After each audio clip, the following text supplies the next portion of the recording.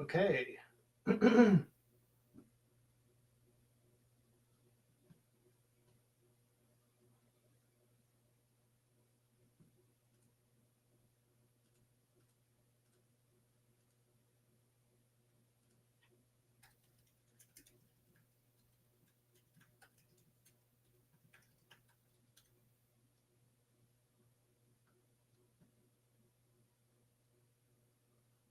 All right, y'all. Just getting things up and running here, and just give us just a second to get some things posted. We will get started. Uh,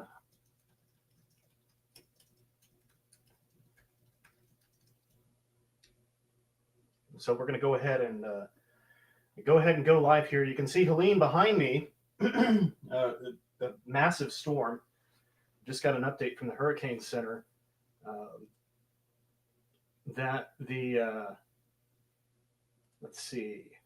I'm going to read this Hurricane Center update here. And position update is 110 miles west of Tampa, 145 miles south of Tallahassee. Max sustained winds 130 miles an hour and is moving north-northeast at now 23 miles per hour. So that motion remains constant.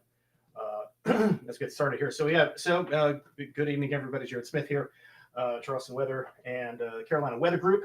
We are here because Hurricane Helene is here. Hurricane Helene has spawned some tornado warnings and a lot of flash flood warnings, and we've had a lot of rain in the Carolinas, and the worst is yet to come, unfortunately, especially for those of you who are in the mountains. So there we go. We have a new tornado warning right now. So there you go. So there's a tornado warning. So let's go right to the radar. Yeah, you can hear everything going off here. So that's my weather radio going off. We have a tornado warning now for Charleston County, and this is let me switch the radar here. Oh man, okay, all right. Thank you, weather radio.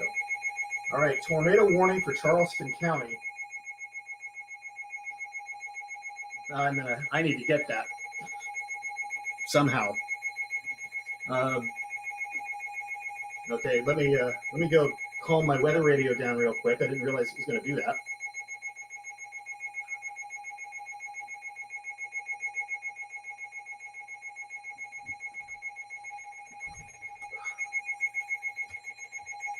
Locations affected include north of Charleston, Somerville, Goose Creek, Hanahan, West Ashley, the Interstate 26, Interstate 526 interchange, downtown Charleston, Johns Island, James Island, and Wellington.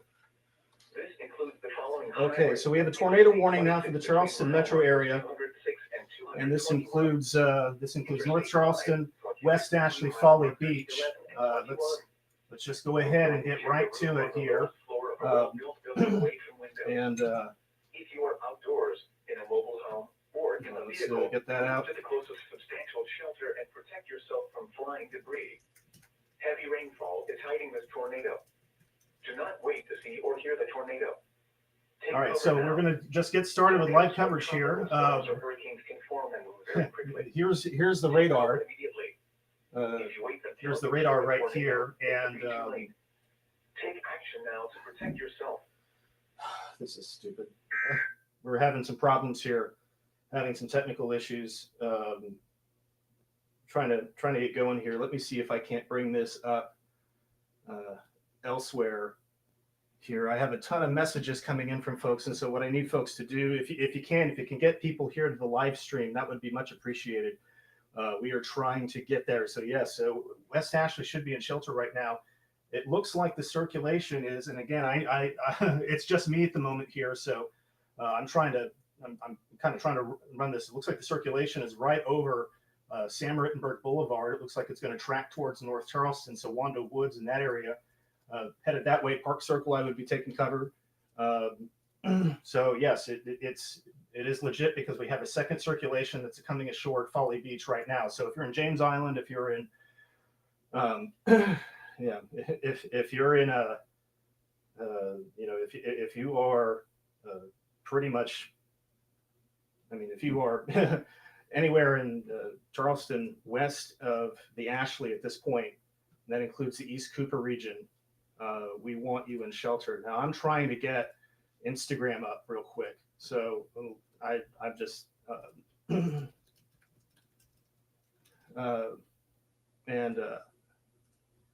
and so again, it's just me. It's just me at the moment. I'm having to run everything here, and we thought, we were kind of hoping that we could get through today get through without some of these issues here, but unfortunately, that is not the case. So we're gonna go live on Instagram here, and we are sending data to it. So. So yeah, so anyway,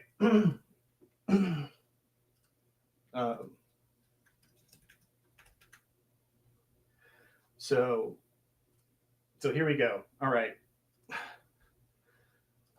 We're up on Instagram here as well, but again, the best place to see this, the best place to watch this is going to be on YouTube, but we're going to cross post there, do our best. So we have two circulations. We have one coming ashore at Folly Beach. We have one coming ashore, one coming ashore at Folly Beach, one moving into North Charleston right now. It's going to be just to the east of Shadow Moss.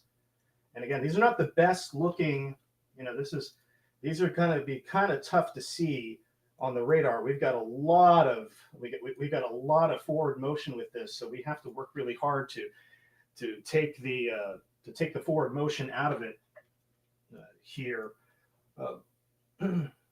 And so again, we're seeing all your messages. I can't respond right now while I'm on the air. So I'm sorry. I just need to make sure that folks know that's the situation that I'm dealing with. So here's one right here.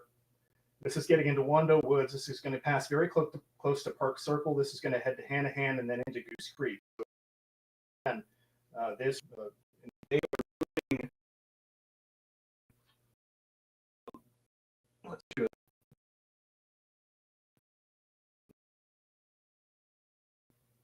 Of course, now, because why wouldn't I be having internet issues right now?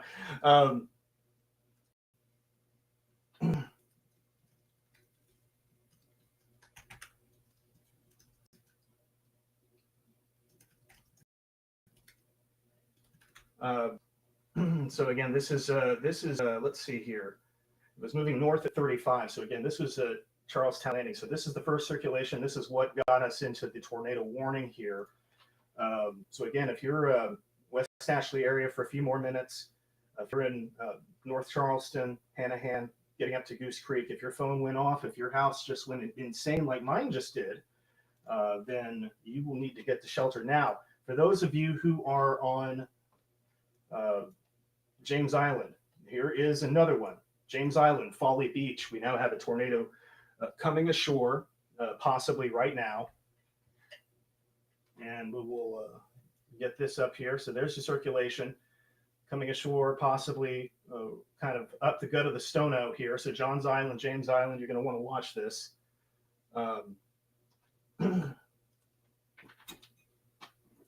And let's see here. Apparently I'm on the wrong mic. I don't know how I'm on the wrong mic. That's not, I don't know.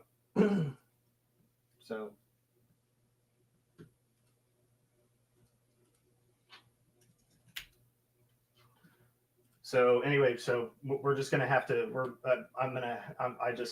we got to get this done here, folks. Yeah, Folly Beach, Charleston, Goose Creek, all the way here. So yeah, here's your tornado warning. The rest of the area is in a tornado watch. And I was hoping to have a little bit more time to talk to you about this. We were working on getting online. And then all of this kind of hit the fan, so to speak. So again, we have several areas of circulation that we're watching. We have another one offshore of Folly Beach here that's going to probably come on in the next 20 minutes. So once again, I'm very concerned that we are now in this the point of the day where we're going to be busy here. We may be here for a while. So hopefully not, but that's just the way this is going to go. So so we're here. We're gonna work with this. We're gonna work with this and do what we can. But yeah, so there's a circulation right there. There's a second circulation, not nearly as well defined as it was, but it's moving into North Charleston. I would take cover. I would take cover there. I would stay in shelter if you are along Highway 61. If you're along Maybank Highway between Johns Island and the Stono in that area, the James Island west of 171. I would stay. Yeah, I would definitely be in shelter still. I would hang out for a little bit. So again, and again, and we will be interested in your severe weather reports today, and we're really it's going to be very, very interesting. So getting a question about debris right now. We don't have any debris signatures on radar, which is very good. We love to say that. These are shallow storms. Sometimes they can spin up and spin down very fast, but we are not dealing with that sort of thing. So let me do a couple things here. I'm not sure. Let me see. Not sure what's going on with this. Can you all hear me now? I think my audio. Hopefully my audio has just gotten better here. Seeing the peaks come up. So again, so no debris signatures. But again, this is going to pass west of Highway 171. So here's Highway 171. Here's the circulation coming up the gut, coming up the gut of the Stono, heading towards the Maybank Bridge there. Circulation is now just due west of Park Circle. So the second circulation, the one that triggered this warning, is now due west of Park Circle, and it continues to move in that general direction. We still see some signs of spin here. Still certainly see some indications that there is rotation. It's not quite as strong as it was. Let me go and let me just a second here. Get the multi-view up so we can. What I want to do is go to the high resolution radar, analyst. What we're doing here, this is a 4-panel view of the storm, and this will help us see exactly what's what. So again, down here is the correlation coefficient. This is the reflectivity that you're used to. Here's the velocity. We'll set that storm motion appropriately. And here is a tool that lets us kind of pick out the that we can kind of pick out what's going on. So you can see here's the circulation.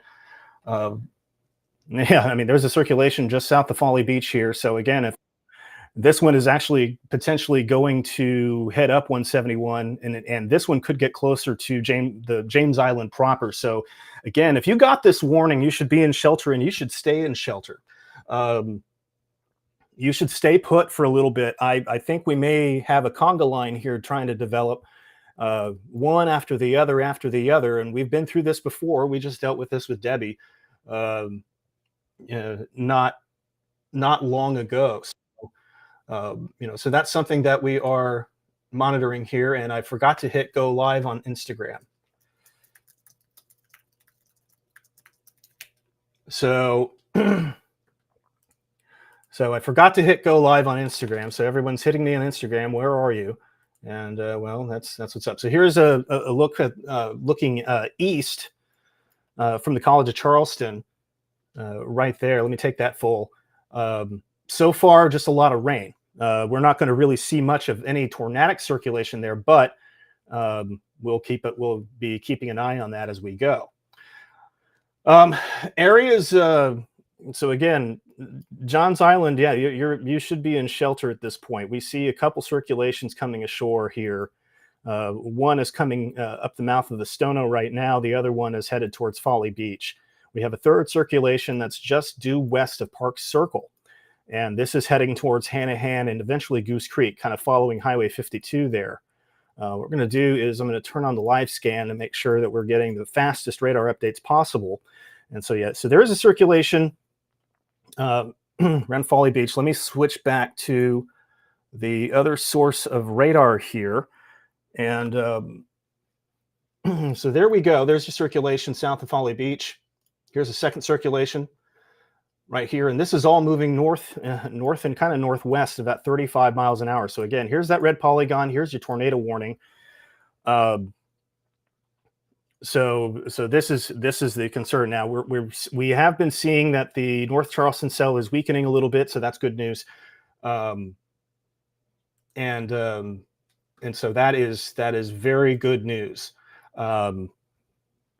We had again, to the Instagram audience, sorry about that. We had an issue trying to get this live, and the quality isn't very good. So again, if I'm going to drop a YouTube link in the chat here, this is better.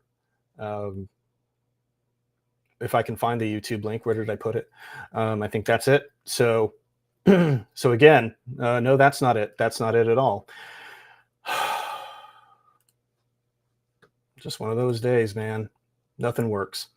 All right. And yeah, so sorry, I'll just a little administrivia here real quick while I get this sorted out. All right, so there it is. Tornado warning is going to continue. So there's at least the the best thing. I'm going to try and get this in the story here in a minute too. But tornado warning will continue until let's see. Yeah, the tornado warning does continue here. I'm not getting a good. I'm not able to get a good look at this, and yeah, so they're continuing the warning for the cell that's near James Island County Park now, and they're continuing the warning that's on the cell that's about to come ashore in Folly Beach. North Charleston, you're looking better. That circulation that we had here is really kind of fallen apart at this point. So that is really good news. I'm happy to see that, and I'm hoping that that's how this continues, because I got to tell you, I just this is one of those. It's one of those things where we've got where these are going to spin up and spin down very quickly. I think that's what we're doing. So it's going to spin up, spin down, and that's that. So again, once again, we are going to, so North Charleston, I'm feeling better about you guys for now, but the warning is still out. So, so stay near your shelter for a little bit longer there. Let's go back to James Island now. We had that circulation show up. It was kind of right around here. That is weakened fairly considerably, but here, just south of Folly Beach, coming ashore on Folly Beach right now. So this is going to head up 171. This is going to head up Folly Road. This is going to, and eventually, potentially, if it holds together, which is not a guarantee, by the way. These are going to spin up and spin down very quickly. That's the kind of day that we've got here. So that's the kind of day that we got here. So again, we've got Folly here. We've got the second circulation that is kind of starting to weaken here. But it's this one that's potentially producing a water spout off of Folly Beach. Well, I would definitely not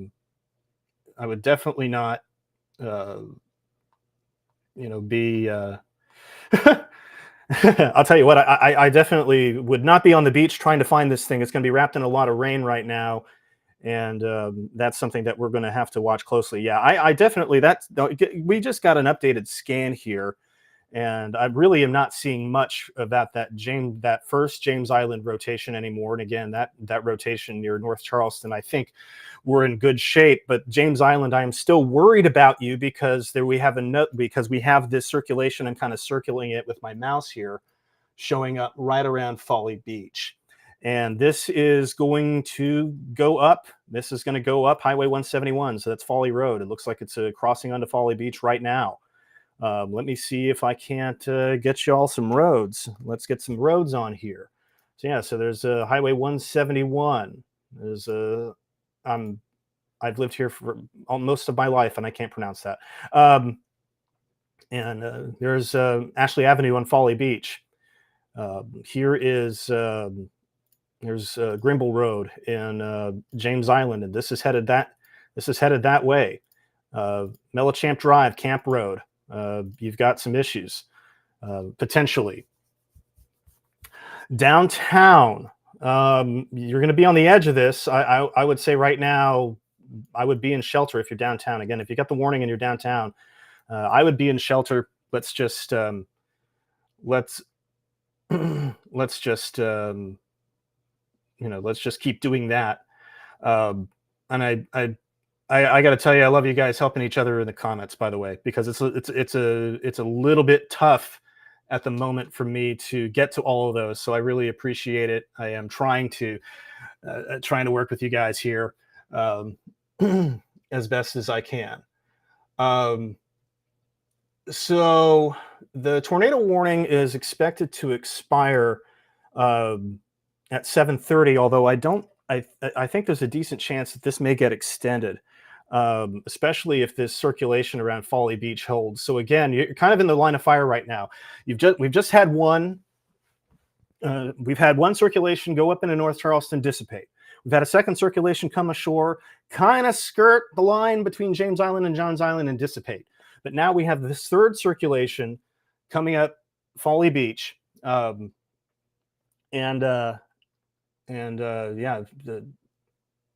it. My sister saw it outside her window in West Ashley. Oh, geez. Well, I would be very interested to hear more about that. And again, this is a really good point here by Mala on YouTube. It's all I hear is just straight rain, and that's true. These are going to be rain wrapped. You're not going to be able to see these tornadoes coming. You're just not going to be able to. So don't go outside looking for them, looking for confirmation that they exist. Trust me, they're there, or they might be there. Just heed the warning, and you'll be fine. But it is worth noting we do have a flood advisory also out for this area because we're having a train of heavy rain. But right now we are obviously much more concerned about the tornado warning.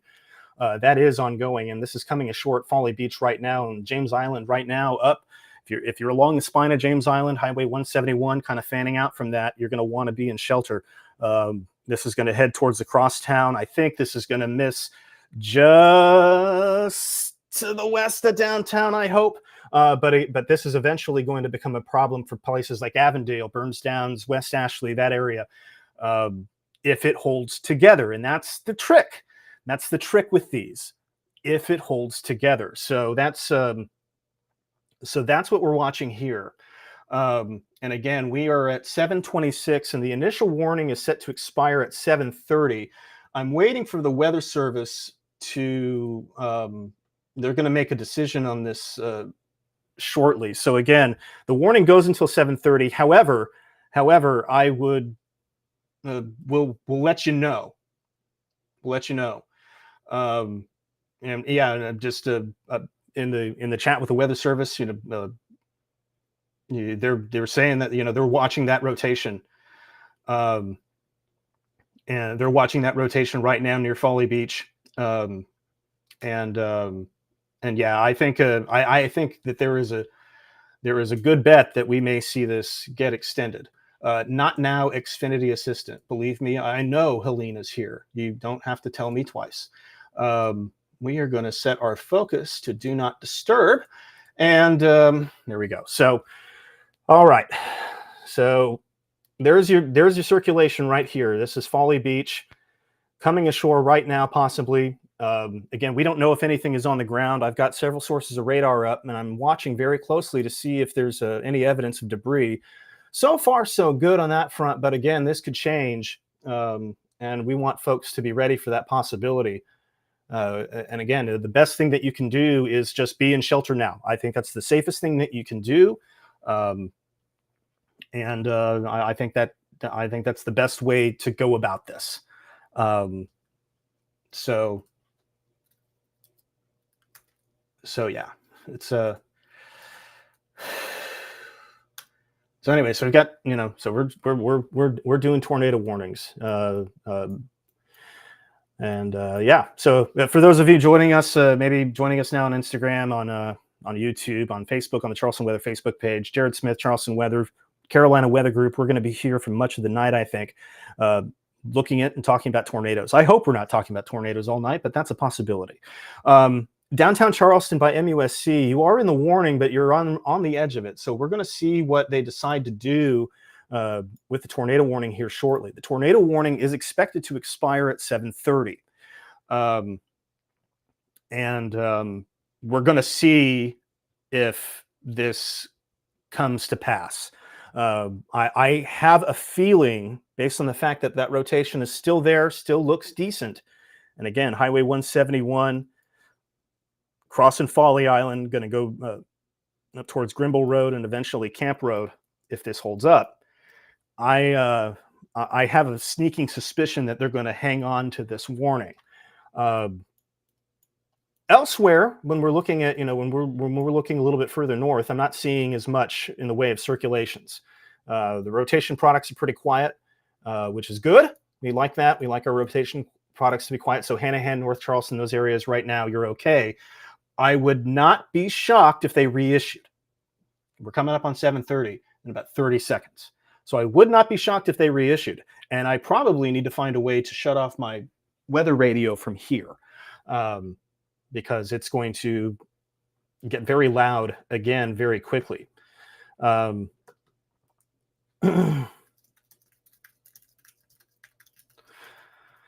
right, so the Weather Service has let the tornado warning, they're expiring this tornado warning. Let's see if they, yep. Okay, so they are expiring this first tornado warning. Let's see if they decide to extend it. So the tornado warning, it's gone.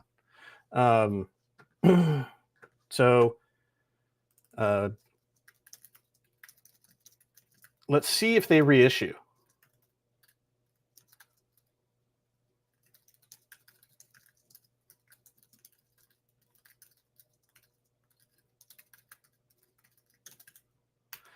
Yeah, so I would say that we're watching that there.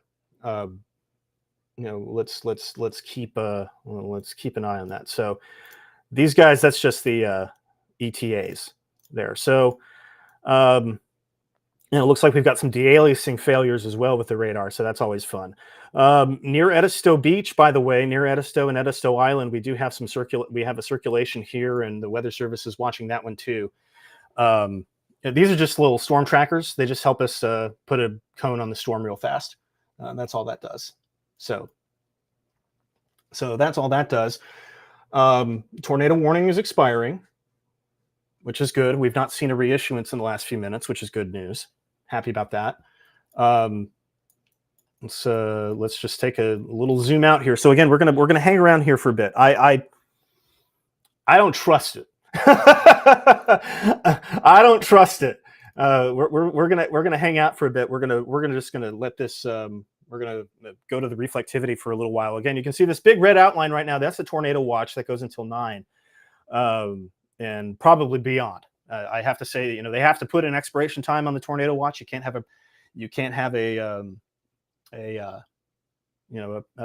persistent tornado watch. That doesn't exist. They have to put an expiration time on it, but I can guarantee you they're going to extend this for a little while longer. Further up into the Carolinas, we're seeing flash flooding begin in the upstate here.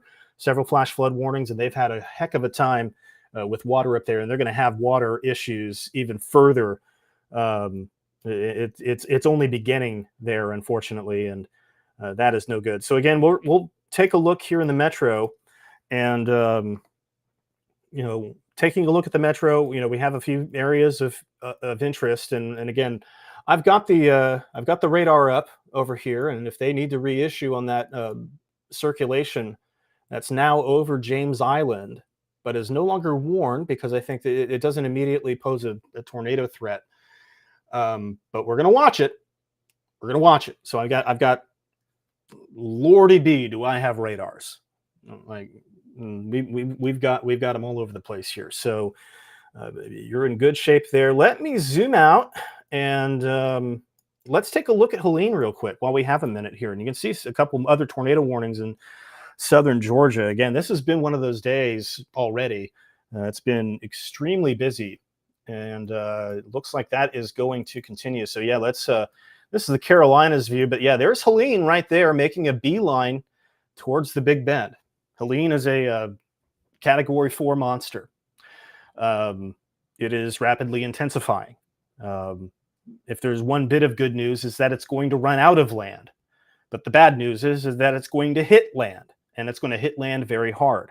And it's also moving very quickly. It's going to spread hurricane force winds well into southern Georgia. That is a major concern. So this is for as rough as, we're going to have a sleepless night here. And there is the potential for, there's the potential here for some damage. I mean, the wind threat is increasing.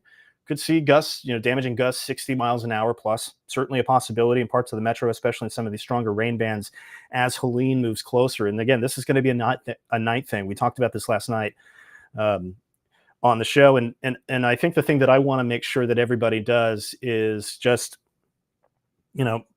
charge your stuff. Charge your entertainment, especially if you got little kids. It's going to be scary. I hope not, but there's a good chance it could be scary. They don't know any better. I sure didn't when I was 5. That's why I got into this. So we want folks to be, have their stuff charged so you can hear those alerts, you can hear those warnings. And I think that, and as long as you know where to go, again, that interior room on the lowest floor, away from windows. If you do that, you're good. You're going to be just fine. But you want to act quickly when that warning is issued. So when that phone goes off, or that weather radio goes off and doesn't stop going off, I actually thought it stopped going off, but apparently it doesn't. You have to acknowledge it, which is really horrible. And I need to probably change that before we get too far into this, because I have a feeling it's going to be a busy night. We are wanting folks to be safe. That's the whole thing here. We want folks to be safe. We want folks to be as comfortable as possible. But again, it's gonna be one of those nights where it's going to be a little dicey, and that's just the way this goes. That's the life we lead here when we are dealing with tropical cyclones. And so let's zoom a little bit. And again, I continue to watch the radar around that the circulation that was there and around James Island, and that is definitely looking a lot better as far as rotation goes. But again, there's some heavy pockets of rain in this, and you want to be careful if you're going to be traveling tonight. I know a lot of people. There's a lot of stuff going on. A lot of things didn't cancel. A lot of things are happening. And so people are out and about tonight. And so what we need you to do is just, keep an ear out and just be ready to go. I think, we need folks to, kind of maybe stay close. That might not be the worst thing tonight, is to stay close. So again, here's your satellite and radar composite. Very nasty. You can see the eye wall really starting to intensify there. You can see over the last few frames, you see that eye begin to clear out on the satellite. This is going to be a very, very, very nasty situation for our friends in Tallahassee, along the Big Bend of Florida here. It's not looking good. That is for sure. And we have a thought and a prayer for them. That is for sure. So let's see. All right, well, we're gonna zoom this out a little bit and zoom this out. You can see this is a pretty sprawling storm too. I think that's the other thing that's kind of intriguing here. Very sprawling. There's Helene, right, and it's just moving all the way up. Feels like all the way up the East Coast, and that is that's it's something. I mean, these are big systems, and we have a front that's stalled out too, and that's been causing a lot of those flooding issues. That in the predecessor rain event was a 1,000-year flood for parts of western North Carolina. That wasn't even the hurricane. folks, if you know folks in Western North Carolina, I hope they are ready. I hope they are prepared. This is a very, very dangerous situation for Western North Carolina from a hydrological aspect. We can't stress that enough. It's going to be a very tough go up in Western North Carolina in the Blue Ridge Escarpment there. So there you go. It's crazy. But let's take the zoom back in here. And again, we don't have any active tornado warnings on land right now. That could change at any moment, depending on how quickly one of these things spins up. Still watching the storm near James, but that seems to be reasonably behaving. There is another area near Edisto Beach, and what we're going to do, let me go back to the just make that really. Let me just expand that out so I can see all of these. And we'll get back to the single site radar here, live scan radar. And you can see there's a little bit of a hook right here heading into Beaufort County. So we're gonna keep an eye on that. There's a possibility that they may need a warning further south here. So we'll see how that goes. Let's go back into the Charleston Metro real quick. Again, not seeing anything terribly suspicious at this point, which is good news. There's some discrete cells coming aboard, coming ashore at Seabrook. Hold the phone. All right, so we don't have a warning yet, but I think if this persists, we're going to have another one. Let me show you what I mean. So let's go to the single site velocity here. Let's go to the storm relative velocity, and starting to see some evidence that maybe this is trying to tighten back up. Go back to the telestrator here. So this is, again, this circulation here is heading right over the Maybank Bridge. Yeah, there's the update here. Let me clear that and recirculate that for you guys. So here, right here, that's starting to look a little bit more robust as it gets into West Ashley. This is approaching Highway 17, and once again, kind of in some of the same places. Some of the same places that we had issues that prompted this broadcast to rush its way online. So we need to watch that closely.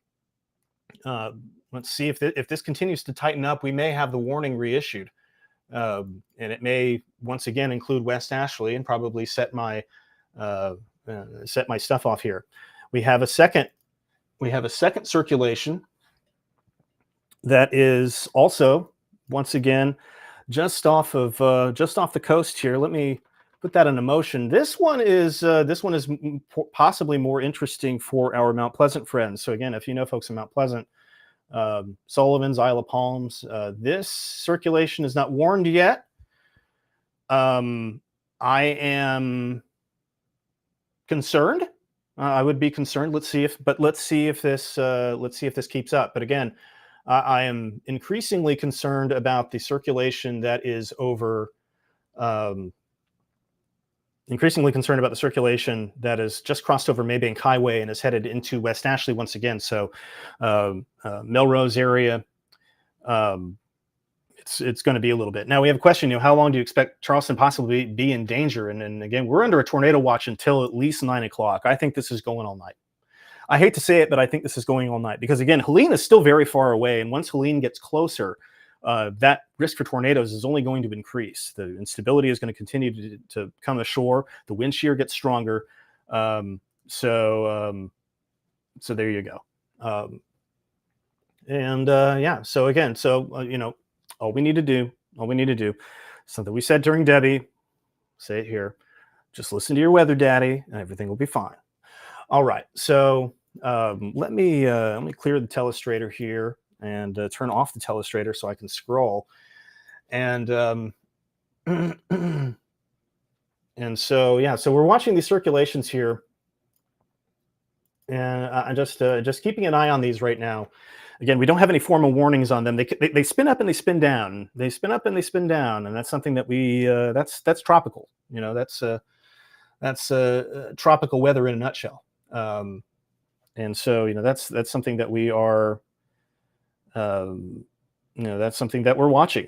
That's the way that this works. And There you go. So we are here for the potential for additional circulations. What I am going to do, hi Gretchen, what I am going to do is I'm going to step away for a second because I need to be able to hear myself think when there's a tornado warning. If you were on the live here when we started, everything was going off, and then my weather radio just kept going until I had to unhook from this. So what I'm going to do is I'm going to set the radar into motion, and I'm going to go change my weather radio settings real quick just to be a little bit more discerning. I'll be right back. Maybe I'll put some music on. There we go. Where's the play button? There it is. All right. We're going to put some music on, and I'll be right back.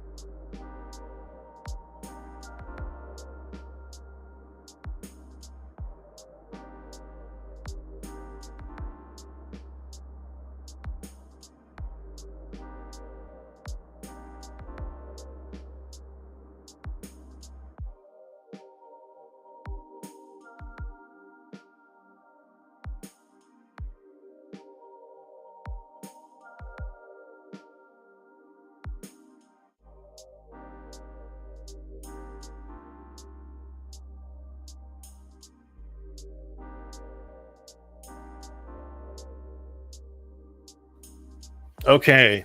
All right.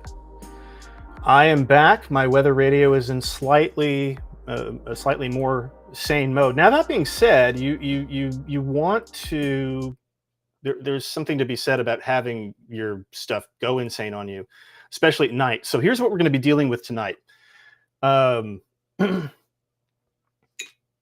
Here's what we're dealing with tonight.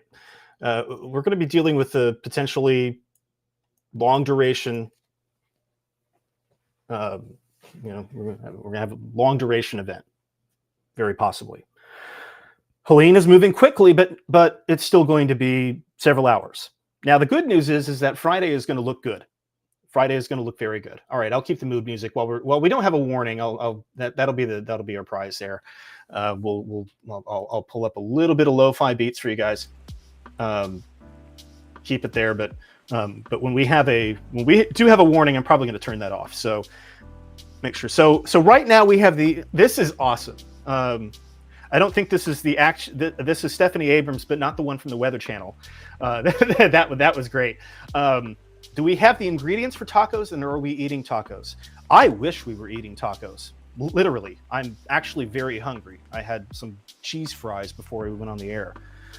Thanks, Zaxby. Super good. Not a sponsor.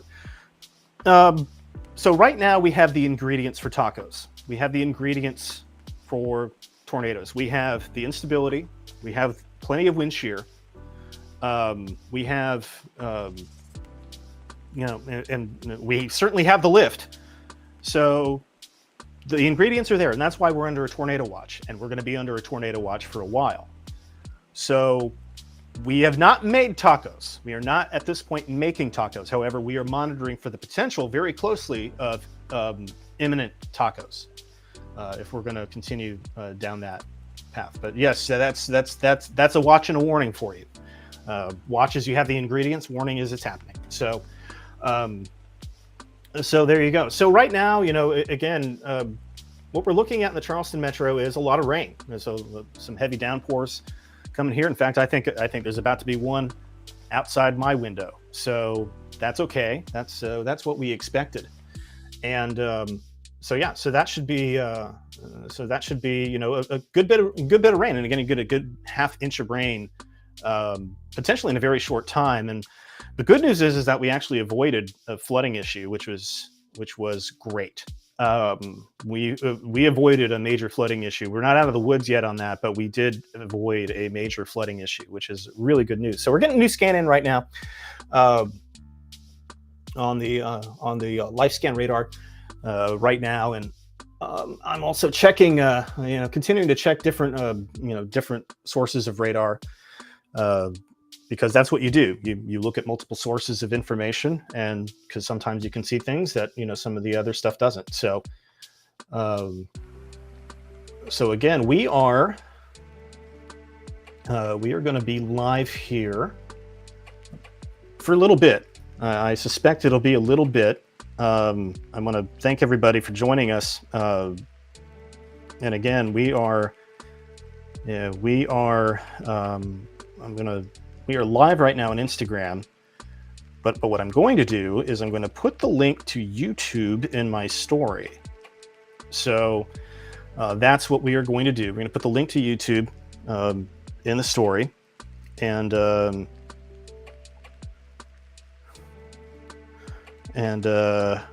there you go. And so we're working on that right now. So again, if you are more of a YouTube person, and again, that's going to be a better way to look at this. It's going to be clearer. The Instagram feed is better for listening more than anything else. Honestly, I've not been too pleased, honestly, with the live stuff that Instagram does. But you guys are there, so let's do what we can do. Let's do what we got to do, right? Where did you go? This interface. Thank you, K-Camp. Thank you for the super chat. We really appreciate that. And thank you so much for watching and supporting. Even Daddy needs support every once in a while, so that's good. Let me get the.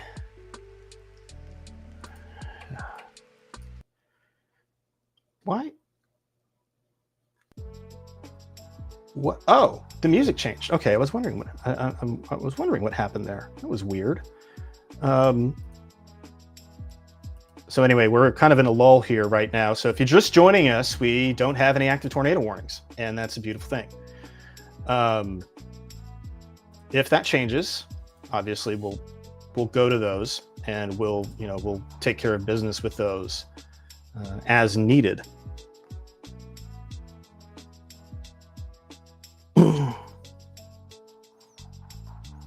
But you still have to use your phone for this stuff.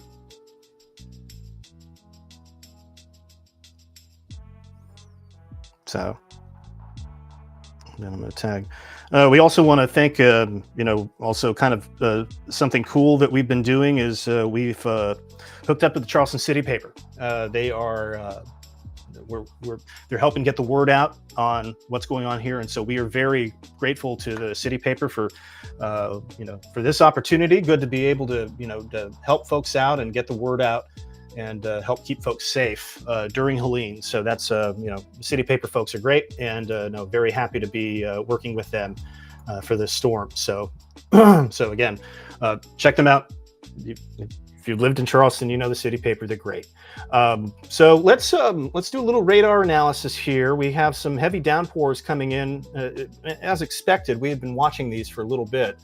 There's some heavy downpours coming in around Charleston, Isle of Palms, getting into Mount Pleasant. Some very heavy rain in these. We have another cell that's looks like it's kind of backed off a little bit, but still has that look. You can really see how sheared the atmosphere is tonight, based off of just like everything is spinning at some point. Everything is spinning, and so we're keeping a close eye on that, and that's going to be something that we're going to be dealing with, pretty much all night. Jordan, thank you for the super chat. That's awesome. So we'll definitely appreciate that, and it's good stuff. So anyway, really Really appreciate you guys. You guys are the best. Thank you for bearing with me as we had a little bit of a rough start. So yeah, let's take it from the top here. We have tornado watch in effect until at least 9 o'clock. This is going to get extended. This is going to be extended all night. We're going to be here for a bit. There is Hurricane Helene is unfortunately doing what we thought it was going to do, which is not great. We were not excited. You know, it was not a good situation there, and as it turns out, you know, it's unfortunately coming to fruition. We have tropical cyclone here coming ashore, moving northeast at 23. This thing is hauling, and it is, and as you can see from the radar presentation there, even at the kind of the lower resolution of the mosaic there, you can definitely see the eye wall really starting to come into focus here, and this is going to be very bad. This is going to be quite bad along the Big Bend, and this is what we were worried about. I mean, that is making a beeline here. We may be having landfall here. I mean, goodness, I'm looking at that. I'm looking at that eye. I mean, we may have landfall here in the next couple hours. This thing is moving. This thing is moving fast, and that's a problem because that's going to spread hurricane force winds well into Georgia. There's hurricane warnings all the way up through Warner Robins, just south of Atlanta. All of South Carolina is under a tropical storm warning. The last time that happened was 2018, Michael. And that's not something that's been able to happen very often because it's only been recently when the Inland Weather Service offices have been able to issue those kinds of issue tropical products. So there you go. And again, here's your circulation, right? There's a big center of circulation with this hurricane, and it is just making a beeline there. And you can see the tornado warnings that are popping up, and that's what we're concerned about. You know, we have the tornado warnings on the eastern side of the circulation, feeder bands coming in off the ocean there, off of the Gulf, and causing some issues well inland for folks in Georgia and in Florida, and eventually Georgia. We've seen plenty of tornado warnings there too. It's been one of those, you know, again, it's been one of those nights, one of those days rather. It's going to be one of those nights. Hopefully not, but we'll see. Heavy rainfall moving northward, and again, the big issue that we're concerned about. You know, this is the area of concern for flooding, and you can see, you know, numerous flash flood warnings in effect already. Some of the considerable tag. And it's only going to get worse, unfortunately, as we go.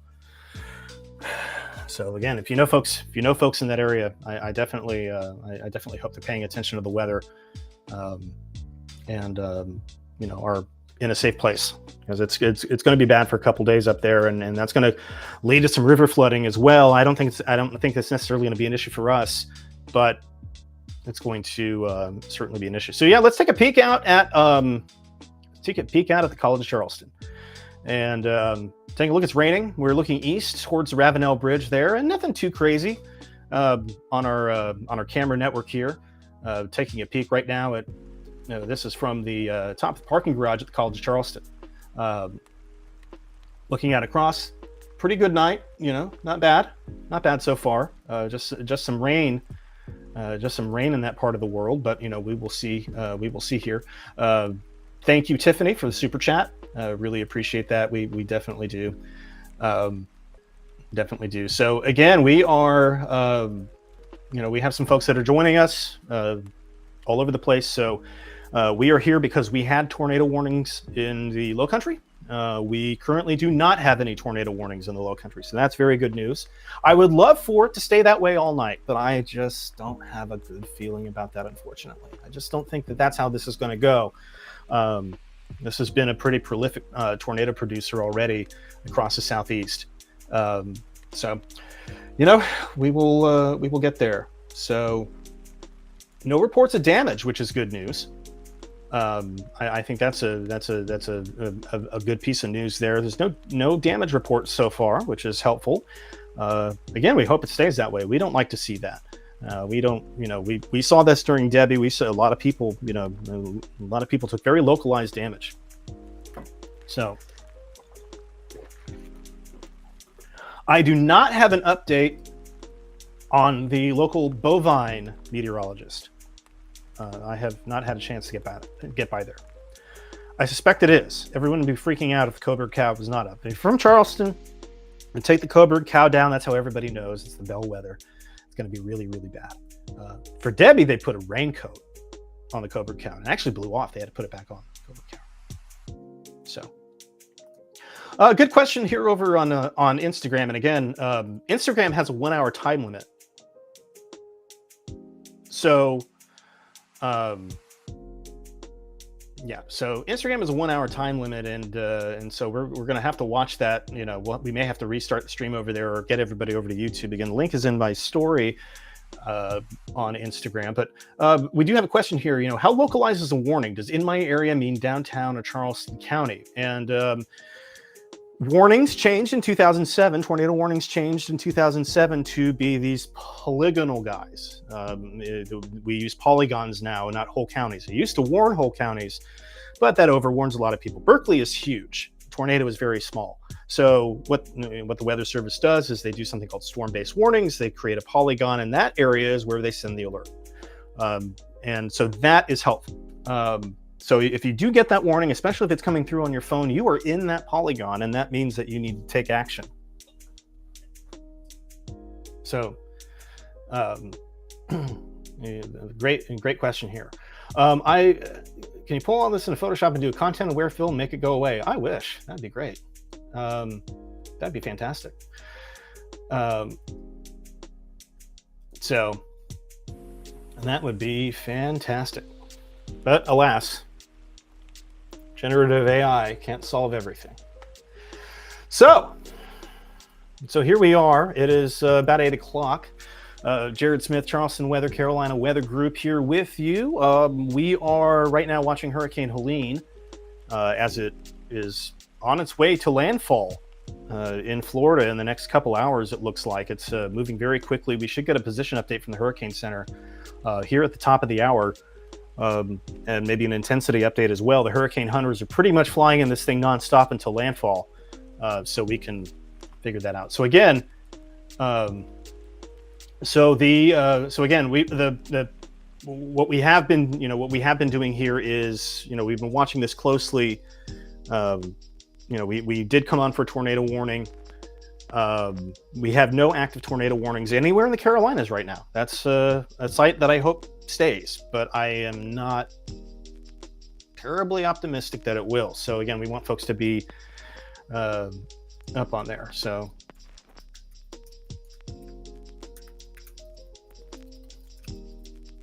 and just typing some things out. If you're interested and you know what to expect and everything like that, you want to send a post around.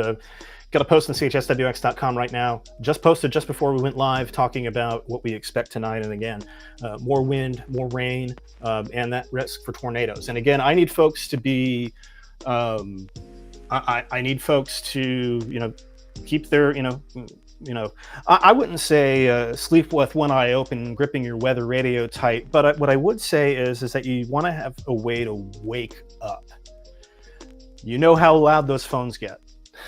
Lord knows, we always preach to have multiple ways to get a warning. Well, I've got one over there.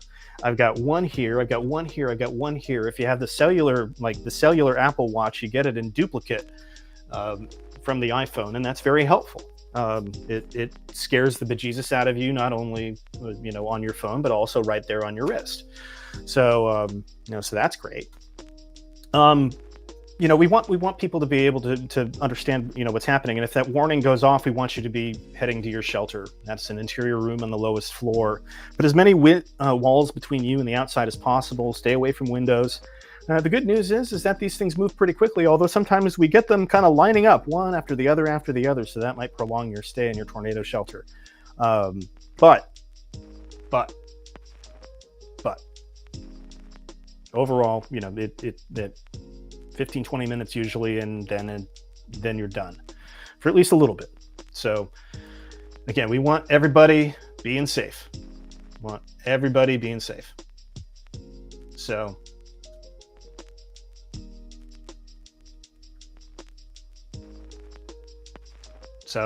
yeah. So what we're going to do here is, again, we're just keeping, we're taking your reports. Right now, Jerry Smith in Goose Creek has a soft rain. It's also my dad, and we have a tornado warning for Colton. All right, so we have a tornado warning for Colton County, just popped up on there. Let's go ahead and get to that Colleton County warning. We had been watching this for a little bit, and we're going to have to get into serious business mode here again, unfortunately.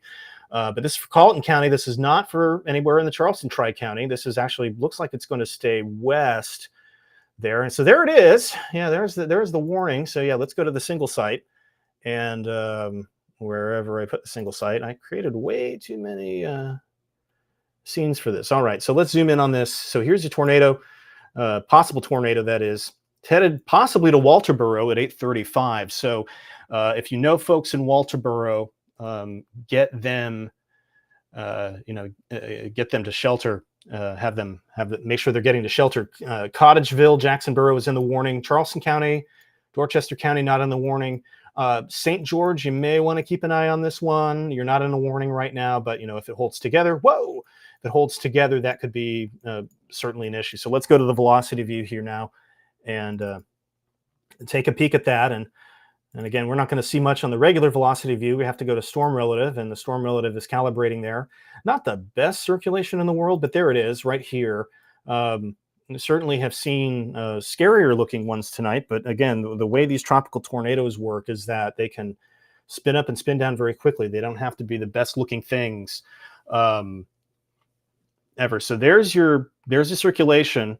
It's about to cross. It's going to cross Highway 17 here, Ace Basin Parkway here in the next few minutes, and then it's going to potentially be on course, maybe for the Walterboro area. So we need folks there keeping an eye on it, and we'll just have to keep an eye on it. So there's the circulation right there. Again, here's Highway 17. There's Walterboro, Cottageville. You're going to want to keep an eye on this one. Let's go grab the manual storm tracker here, and I might have to jolt the screen slightly to do that. I apologize in advance, but sometimes that's what you got to do. So let's do the manual storm track here, and I'll zoom. Let me turn the telestrator off, clear that off. We're going to track it from the circulation. Draw the track right here. Just start a cell track here. It's moving. Wow, that's moving very fast. Wow, I'm going to have to zoom out.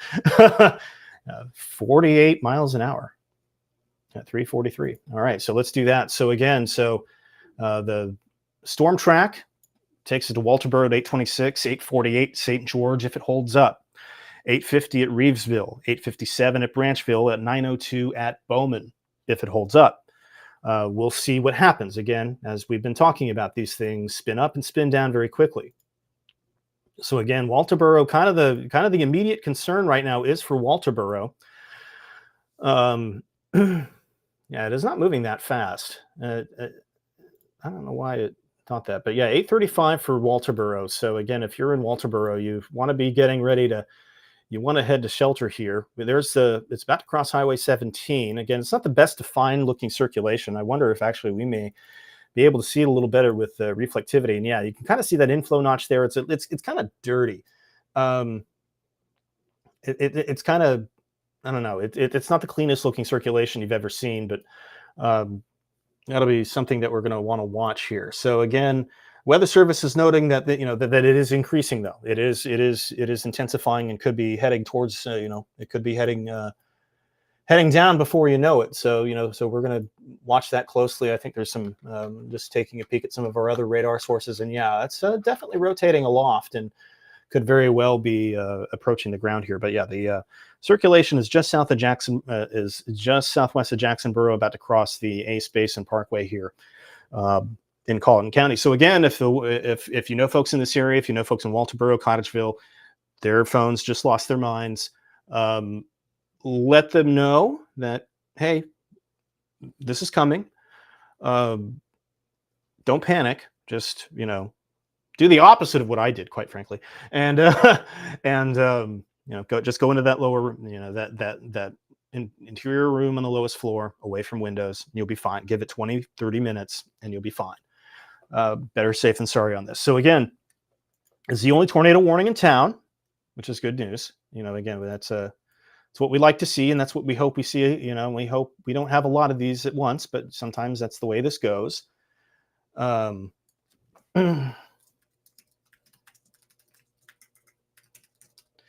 um, so let me just zoom this out a little bit more. So yeah, so there's your circulation, little supercell thunderstorm, and again, we've been seeing a lot of these isolated storms have been the ones that have been kicking up issues. They've been kicking up problems really since we got on here about an hour ago. So we're at 8:08 here. We've been streaming for about an hour now. We've had some quiet. We've had some peace and quiet there for a minute. It's over, and we're back to tornado coverage. Elsewhere in the Carolinas, just real quick, there's we're watching the radar. We have a lot of small cells that are developing and moving ashore, and those are the ones that we're going to want to watch. Those are the ones that we're concerned about that could spin up a brief tornado. So that's the question here. Let me I'm just and again, for those of you watching us on Instagram, we could be coming up on an hour here. So if you want to watch on YouTube, that's probably going to be a little bit more reliable. But right now we are watching a circulation that is increasing, and that is moving towards Walterboro right now. And we do have some heavy downpours in the Charleston metro area, but there's no severe weather right now. That's good news, and we hope it stays that way. There's no severe weather at this point. May have some gusty winds, but no severe weather to speak of at this juncture. This circulation is very near Green Pond and is going to be and is in the process of crossing. It looks like it has crossed now. It looks like it has crossed Highway 17. So we do have a tornado warning for Colleton, and there we go. So we have a question here. Thank you for the super chat, Bill.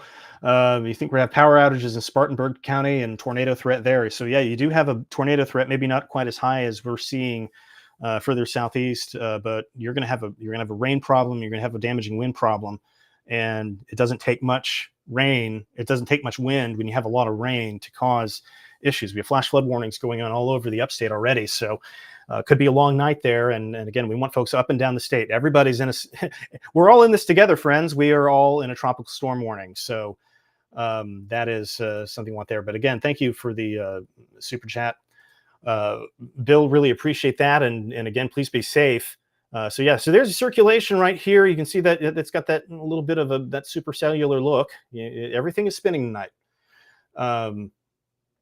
Everything is spinning tonight, and sometimes it reaches the ground and sometimes it doesn't. Sometimes it gets close enough to the ground where the Weather Service is going to want to issue for that. But yeah, so there's your hook echo right here. Circulation is probably right in here, and this is heading towards Walterboro. It is 8:11 now, so again, we probably have another 20 minutes or so, but this is going to Walterboro. You're going to start to see some rain pickup here in short order. Could get a little windy too, and then we're going to want to watch this circulation to see if it holds together. And it looks like it is starting to tighten back up a little bit more. We're seeing some signs of this on the, let me go over to another source of radar here.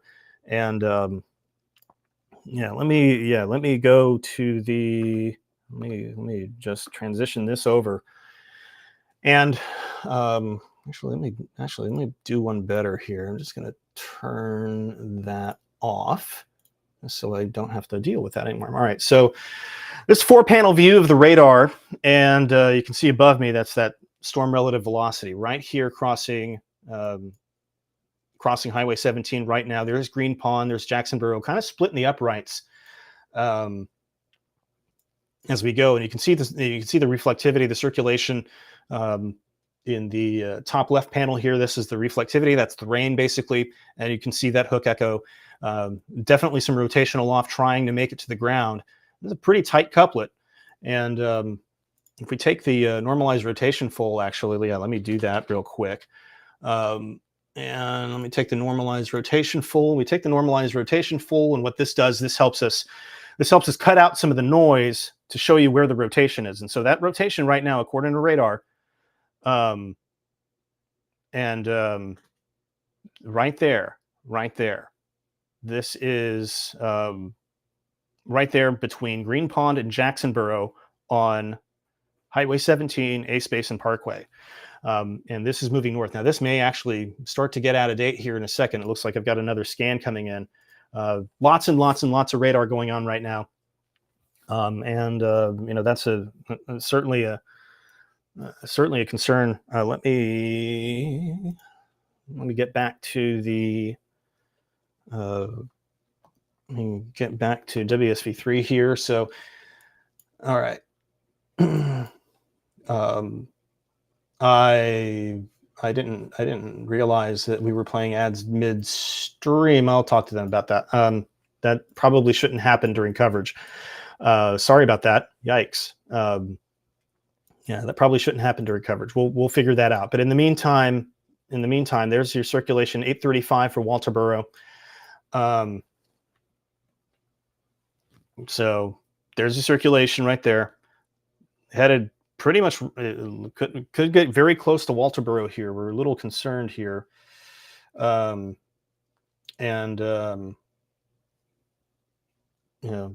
could be getting very, very near here. So, and eventually this, if this holds up, this could get across I-95 too. So that's going to be something that we're going to want to watch. It's good to know that there's ads every few minutes. Let me do something here. All right.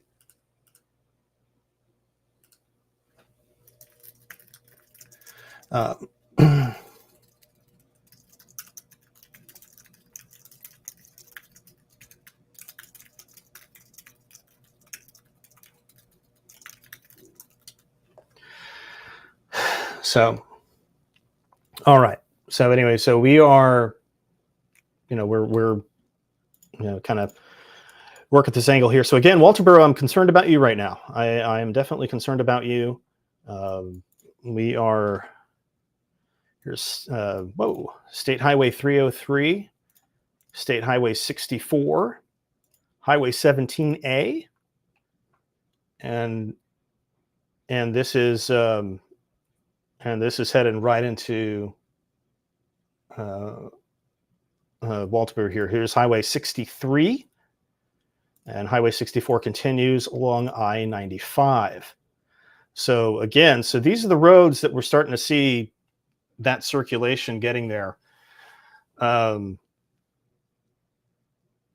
We're seeing this circulation here and kind of splitting the difference between 303 and 64. And again, this looks like this is heading right into Walterboro. Now, when I look at other sources of radar to show, some of the stuff that I'm looking at behind the scenes here, just to, keep the display relatively clear. We don't have any signs of debris with this.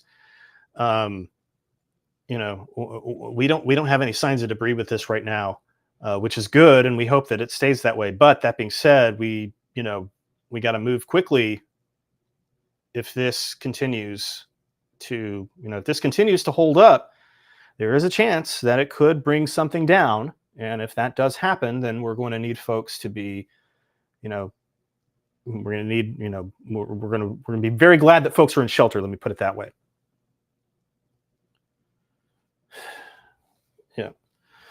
So there's the circulation right there. And it's kind of splitting the uprights between 303 and 64, headed towards Highway 17 and Highway 63, kind of at the conjunction here in Walterboro.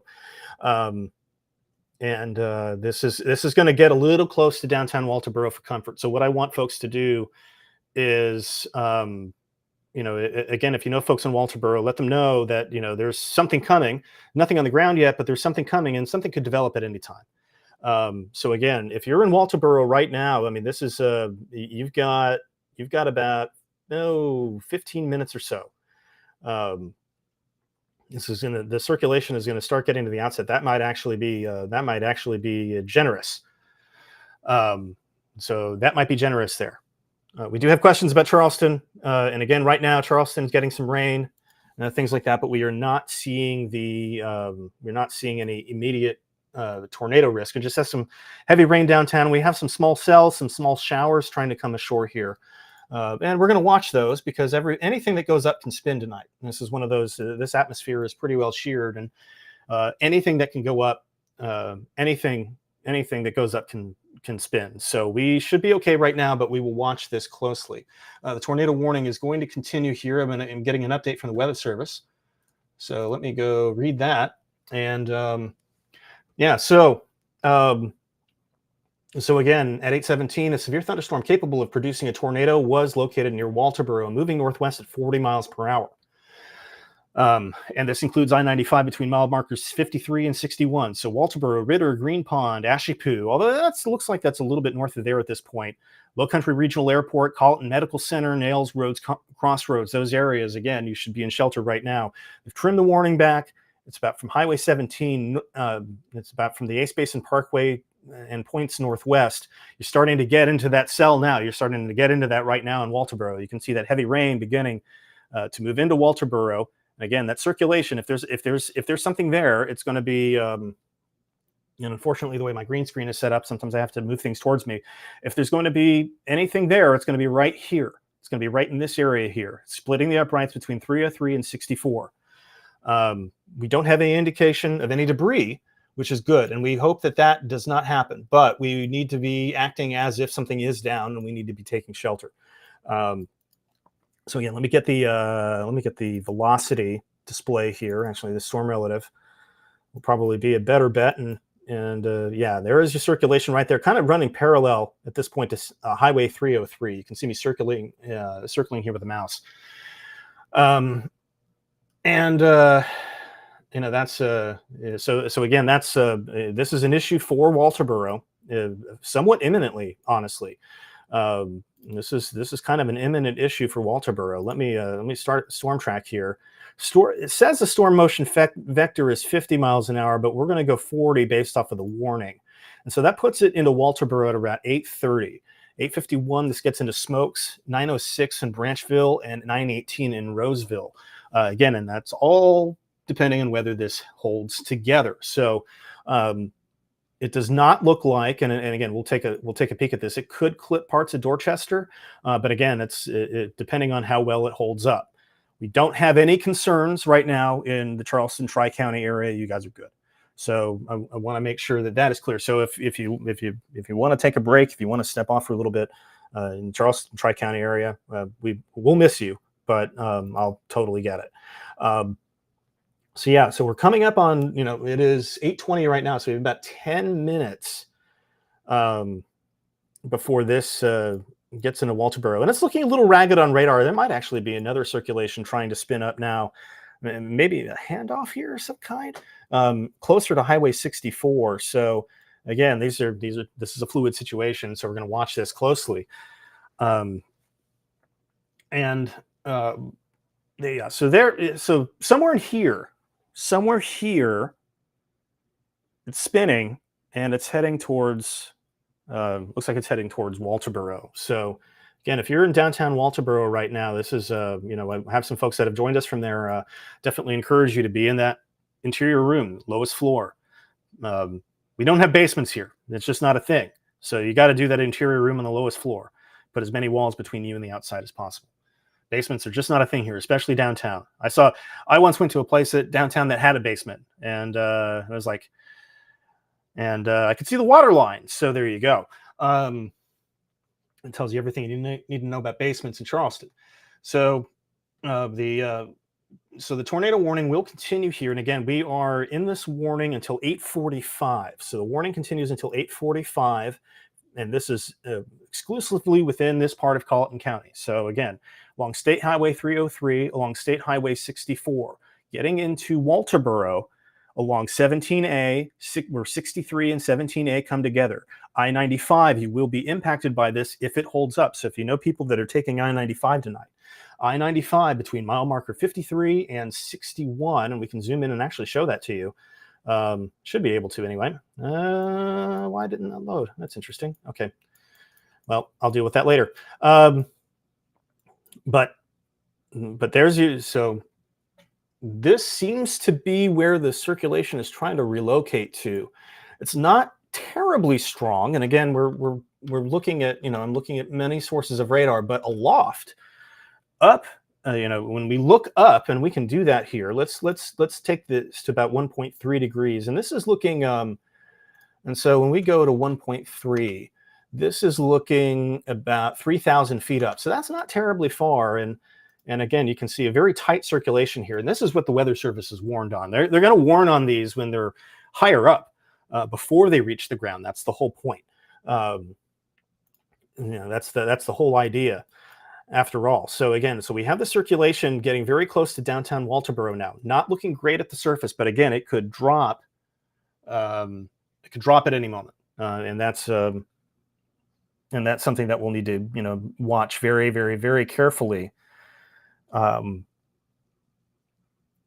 This evening. So, and these are the types of tornadoes. They spin up, they spin right down. We saw this during Debbie. We had the tornado in Monk's Corner that wrecked the Arby's was down for like 2 scans on the radar, if that.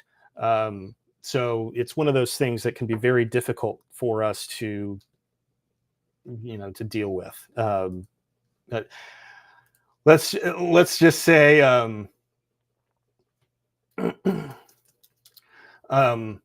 let's just say this. This is just one of those nights where it can just come up and come down, and that's why every warning you want to be moving.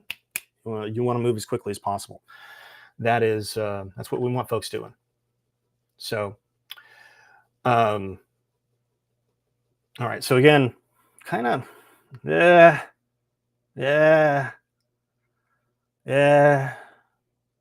not really. I don't know. I will say if I'm going at a low level circulation on radar, that's probably a good thing. I would generally take that as a positive. But there is still shear showing up here. There's still that supercellular look, and the hook echo is actually looking a little bit better defined. We'll go back to the reflectivity product here. You can see that's a good looking hook that is about to come right into Walterboro. Zooming in here, and again, there's 17A, Highway 63. 17A moves up through, kind of bends through Walterboro here. And again, I'm talking about 17A, but this is 17A in Walterboro. You're fine in Somerville. You're just fine in Somerville. This is to your west. In fact, there's no rain right now in Somerville. You may have a few showers, and most of the rain is stretching from the neck area up through Goose Creek and into Monk's Corner. Currently, nothing that we're too concerned about there. We might have something trying to spin up near Hampton, so we'll kind of put that one off to the side and keep an eye on that. But yeah, so there's so there is again evidence of a near surface circulation that is coming into downtown Walterboro right now. We have no indication that it is doing any damage, which is good, and it is not terribly strong near the surface. Some of the tools that we use, some of the rotation tools that we use are not. They're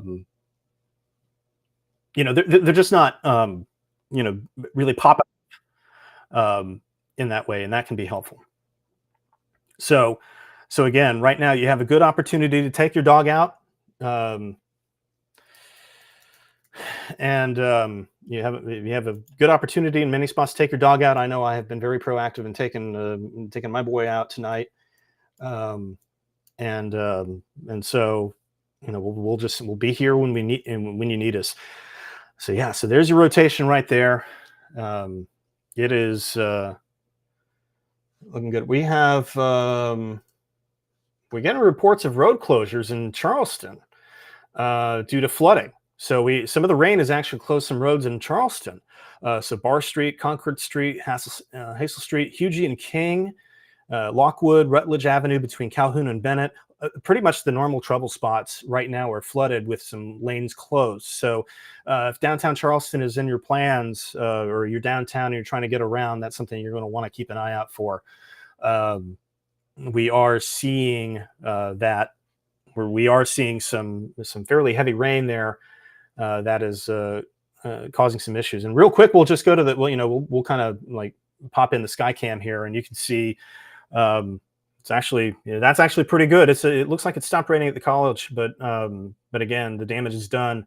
If you're trying to get around, please at night, you should not be going around barricades. Don't try to cross flooded roads. You don't know how deep that is. It's just not possible to tell. But right now, what we're doing is we are watching a circulation that is heading into Walterboro. This is the big reason why we're here right now. We have circulation heading into Walterboro. It is still not showing any signs of any debris being lofted, which is good. And it is not the strongest thing we've ever seen in our lives, but it is something that we need to take seriously. It is something that we need folks to be in their safe place there. The Weather Service is continuing the tornado warning. So the tornado warning does continue. It looks like it's going to be,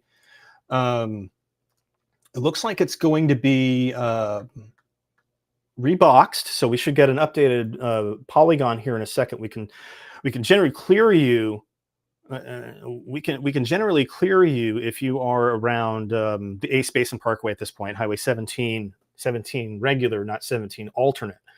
I think we can clear you probably pretty confidently at this point. There's nothing on the horizon for you, and most of the action is up towards Walterboro. So again, this is the thing that we're concerned about right now. It is 8:28, and so we have the circulation near Walterboro, again, still radar indicated. Forward motion slowed down a little bit, now going about 30 miles an hour to the north. So Walterboro, Colleton Medical Center, Low Country Regional Airport, Thayer, Rhodes Crossroads, Strada and Stokes. And again, I-95 between mile markers 53 and 61. That is what we are looking at right now. So we've got James Brierton joining us from Charlotte. And he's got his eye on the mile marker 58.3 to be exact. We've got an eye on that camera here. And there's a lot of traffic on I-95, James. This is not what we want to be seeing. No. Yeah, this is exactly that location you just identified in that Walterboro area. And it's the best visibility that we have to give us ground truth as to what it is that you've been watching on radar, Jared. You can see just how rainy it is. There's water on the roadway and too many motorists on the road right now who may not realize what they're about to drive into. Well, I have a feeling that their phones have probably lost their mind. But but again, like this is it's not ideal. We just don't like to see this. If you're in a if you're driving into a tornado warning, what we want you to do usually is, before you get into that tornado warning, find an exit, find a place to just hang out, go to a gas station, go to find a Dollar General, find something that's open, and just hang out in a sturdy structure. You don't want to be in a car. So again, we've got a good look at this. At 58.3. In fact, so this is James, this is a really good camera, because I think this is right where the circulation is going to pass. I believe this is just north of Highway 64 on your map there. Yeah. So this is about here. I'm gonna fix something here real quick, because I need to. All right, so refresh maybe. I don't know. I don't know why there we go. So there's exit 57 right here at I-95. And I-95. It's very large. It's a very large I-95 here. We'll clear these. Well, you know what? You can read them. So there's 57 and there's 62. So again, these are the exits. These are not the mile markers. These are just the exits. So this is just north of the 64 exit right here. So if there's anything here, and again, there's the circulation. Let me go over to the storm relative. I mean, if there's anything here, although it looks like it's definitely not looking as it's definitely not looking as intense. And we're getting an update now from the Weather Service, possibly. Screens everywhere, folks. It's one of those nights. We're watching this. It definitely is not looking as well defined as it was over Walterboro. But again, if you're in Walterboro right now, I'm really interested to know. I'm interested to know kind of what's what. Right now, not seeing any signs of damage, not seeing any signs of debris, not seeing any signs of any problems necessarily. But I'm just, I'd like folks to, I would love to know what's happening. If you're there, somebody there, and you can find out what's up, you can definitely chime in the chat. It's very lively tonight. We're watching. I'm watching the chat both on Instagram and over here on YouTube. Amazingly, Instagram has lasted past an hour, which is great. Hopefully, we can keep that energy going throughout the night, because Instagram is going to get a workout. That's just the way this is going to work. So here's the updated radar scan of the storm relative velocity, and yeah, there's still something there. It looks like the circulation. Yeah, I mean it's about to cross. This circulation is about to cross Highway 15, U.S. Highway 15. Let me label that road real quick here. So there's Highway 15, Highway 64, and I-95. I-95 is the camera that we're showing you right now on the left pane. And as you can see, there's still a lot of traffic there. So we're watching that closely. And again, I-95, Highway 15, 64, there's still evidence that something is rotating there. Now, what we can do is, Ace Basin Parkway, this area, I think you're in good shape right now. No, the tornado warning has ended further south in Colton County. But yeah, James, we got this. There's that circulation. It's going to get closer. It's getting closer. It looks like it's kind of reforming in this area a little bit. They're definitely a good strong hook right over Walterboro. In fact, I wouldn't be surprised if they were getting some stronger winds in Walterboro right now, ramping around the backside of this. So again, if you're in Walterboro, we'd love to know what you're seeing right now. And this is a good one right here. We're downtown Walterboro in heavy rain, very little ground level wind. I hope it stays that way. That's great. I'm all about it. So thank you.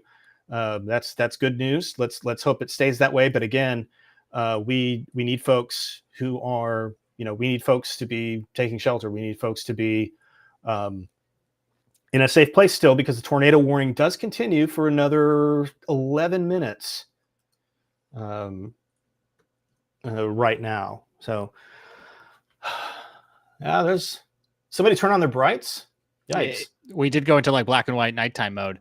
It's been raining a lot here in Charlotte. It's certainly been raining a lot down where you are in South Carolina. We're closely monitoring this evening the tornado warnings, but of course we'll talk more coming up about the flash flood threat, the gusty wind threat, and the all-out 36 hours that are before us. Jared, the other thing we're starting right now on our YouTube channel, we'll have this running up here in just a moment, is as Helene is nearing landfall, we will be simulcasting student-produced coverage of Helene's landfall from FSU weather, student meteorologists there in Tallahassee, providing their own coverage from Florida of the landfall. So for anyone who's interested in that, we'll have that up on our Carolina Weather Group YouTube channel in just a few moments.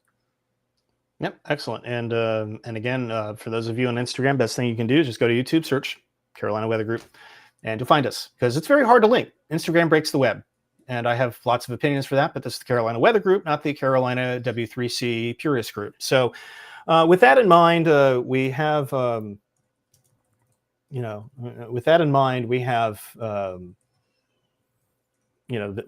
have the circulation here. It is not, it looks worse on reflectivity than it is. There's definitely there's definitely twisting aloft, but it's not right now. Not seeing any signs that it's necessarily doing anything harmful. We've had reports out of Walterboro that it's raining. Okay, yeah, it's raining. That's good. That's what we expect. If it wasn't raining, I'd be really, really second guessing my radar right about now, and that's the last thing I want to be doing. So, so that is good there. We are getting some questions about Charleston again. We are simulcasting this also on the Charleston weather pages of Facebook and Instagram. And right now, Charleston, you're okay. There's no imminent concerns. The showers offshore are fairly weak. We did have a couple tornado warnings earlier, but right now, not looking too bad. We do have some closed roads in downtown Charleston, about 11 closures downtown. So again, if you're going to be traveling downtown, if you have some plans tonight downtown, you want to be careful dealing with that. Don't go around any, don't go around any, flooded roads or barricades or anything like that. You're just not going to be able to see the depth of the water. It's just not going to be a thing for you. So we want folks to be safe. And again, something else that the city has been doing here is, we want, they call it no yahoos. And we don't want people causing a wake. In fact, there is an ordinance. There's an ordinance now in Charleston, a no wake ordinance in Charleston. So again, we have a lot of trucks that try to ford that road, that water, and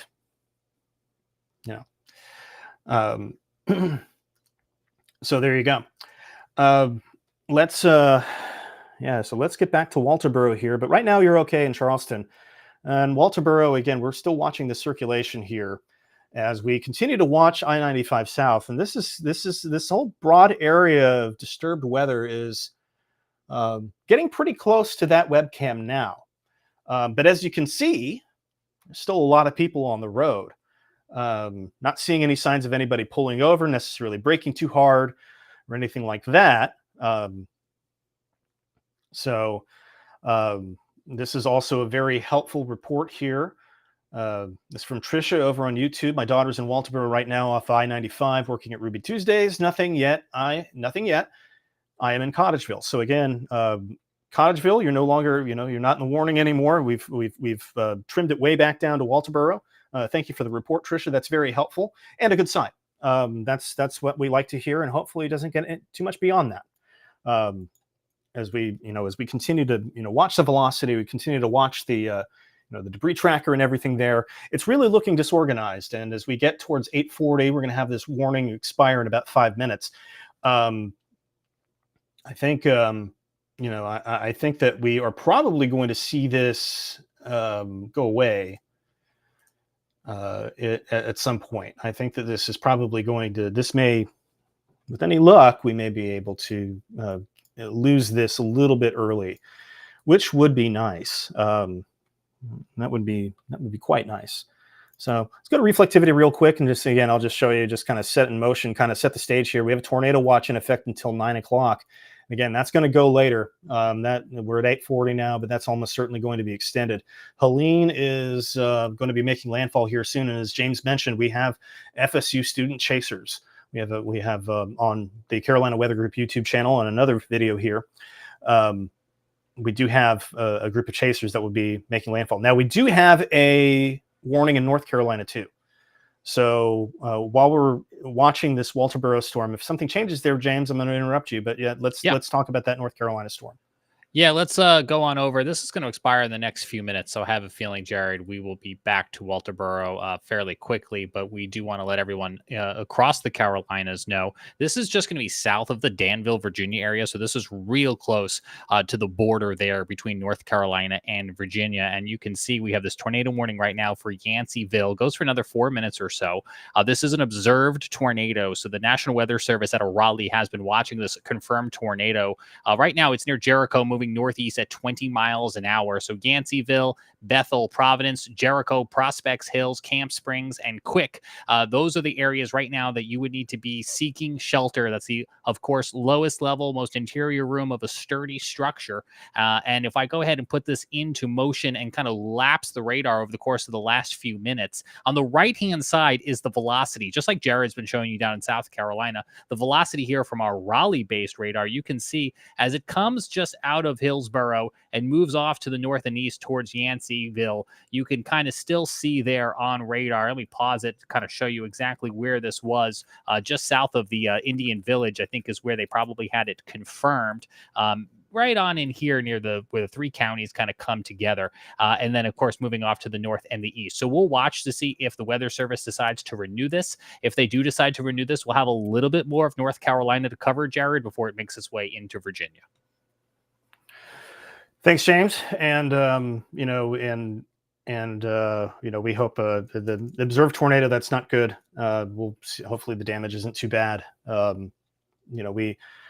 we're not quite enough in fall yet, but something that we've noticed over the years of having dual pole radar is that we have a new tornado warning. We have a tornado warning. All right. So first of all, Walterboro, you're good. The tornado warning has ended there, but we have a new tornado warning now. I'm going to clear these roads off. We have a new tornado warning in the Savannah metro area, and that's going to include, it looks like we have a cell that's coming ashore from Tybee right now. It's headed for Hardyville and Rincon. So Hardyville at 921, Rincon, Georgia at 929. Let me get the watches off of here, and I really need to fix this to where we don't have the watches on here. That's actually kind of annoying. So we have a tornado warning that includes Beaufort and Jasper counties in South Carolina, as well as the Savannah metro area. And again, this is coming ashore now at Tybee Island, and is going to let's see if we can't get, we got a storm track on it. So Hardyville and Rincon are the two, fairly major metros here. A lot of this is, reasonably rural down here. Let me see, but yeah, this is it looks like it's going to miss Defusky to the south this time. Yeah, it's a pretty rural part of Jasper County there. So again, we have a circulation that's coming ashore right now at Tybee. And if it holds together, Hardyville at 921. So we want folks to be watching that there. If you know folks in Hardyville, if you have a family down there in Beaufort County, everything like that. I know we had a warning earlier we had warnings earlier in Beaufort County and in Bluffton. We got some, we'll see what happened there. There was some indication of, there was some indication of some potential damage there. So Weather Service will investigate these things when they have time. But right now, this is kind of an ongoing situation. So again, we can call the all clear for Walterboro for now. Even though the polygon is still here on this display, the warning has been allowed to expire. They're not expecting that to continue to be an issue. There's a second circulation that's going to be more for the Georgia side, but we're going to have to keep an eye on it. And it's close. It's approaching Skidaway Island too. So we got a couple circulations down here in Georgia that that we're going to keep an eye on for potential impacts along the Savannah Highway. Oh my goodness, so Charleston based. Savannah River, that is. So we'll watch that. Jared, the other thing we're watching across the Carolinas this evening is the flash flood threat. The emergency management folks in McDowell County, which is in western North Carolina's mountains and foothills, tell us where flash flooding has been ongoing throughout the evening. The fire department there at Parker Pigot Road in Old Fort. This is down near the Catawba River. It's all closed down. This was the site of the initial water rescues that Scotty Powell was telling you about last night on the Carolina Weather Group, and that area has now been completely shut down because of ongoing flash flooding in the mountains. In a few minutes, we'll do a full reset here, and we'll show you exactly where the most extreme rainfall rates will be over the course of the next 24 to 36 hours as we eventually will move from a tornado to a flooding threat. But right now, the name of the game, Jared, has been these tornadoes that you have been watching. Savannah, of course, outside of the Carolinas, but close enough to our doorstep that we need to keep a close eye on it.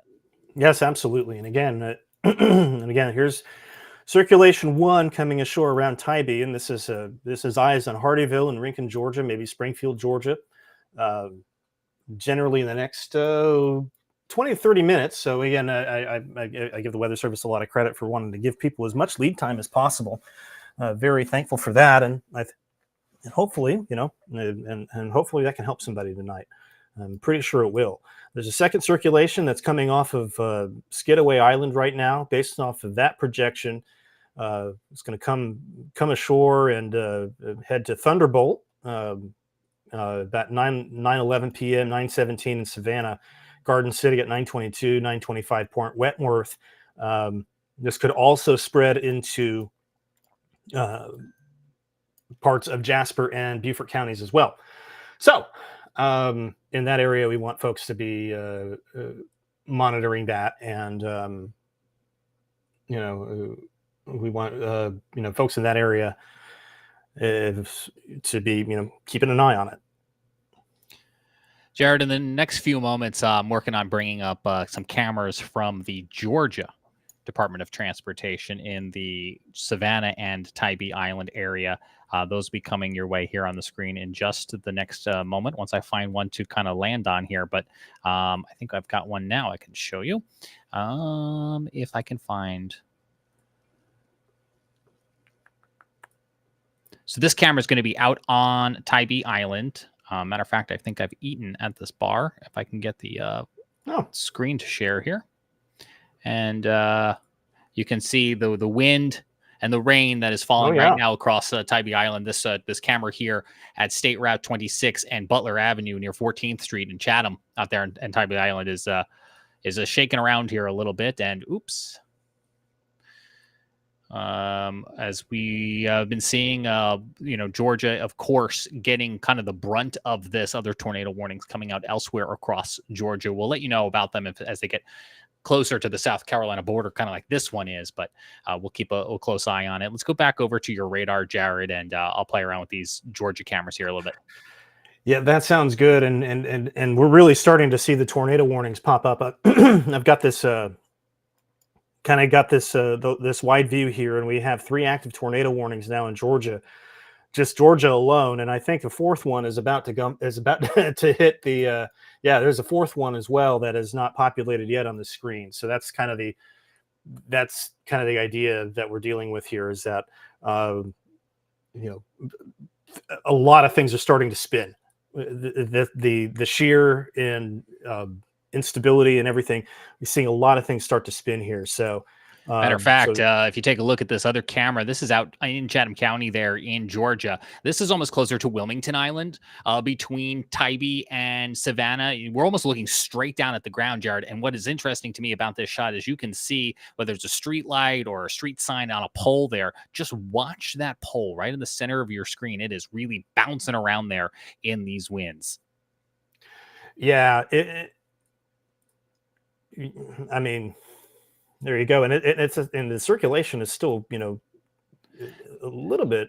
So like almost right there on your cursor, right where you got that arrow inside the polygon, that's almost right where this intersection is. Yeah. So so your circulation is very near there.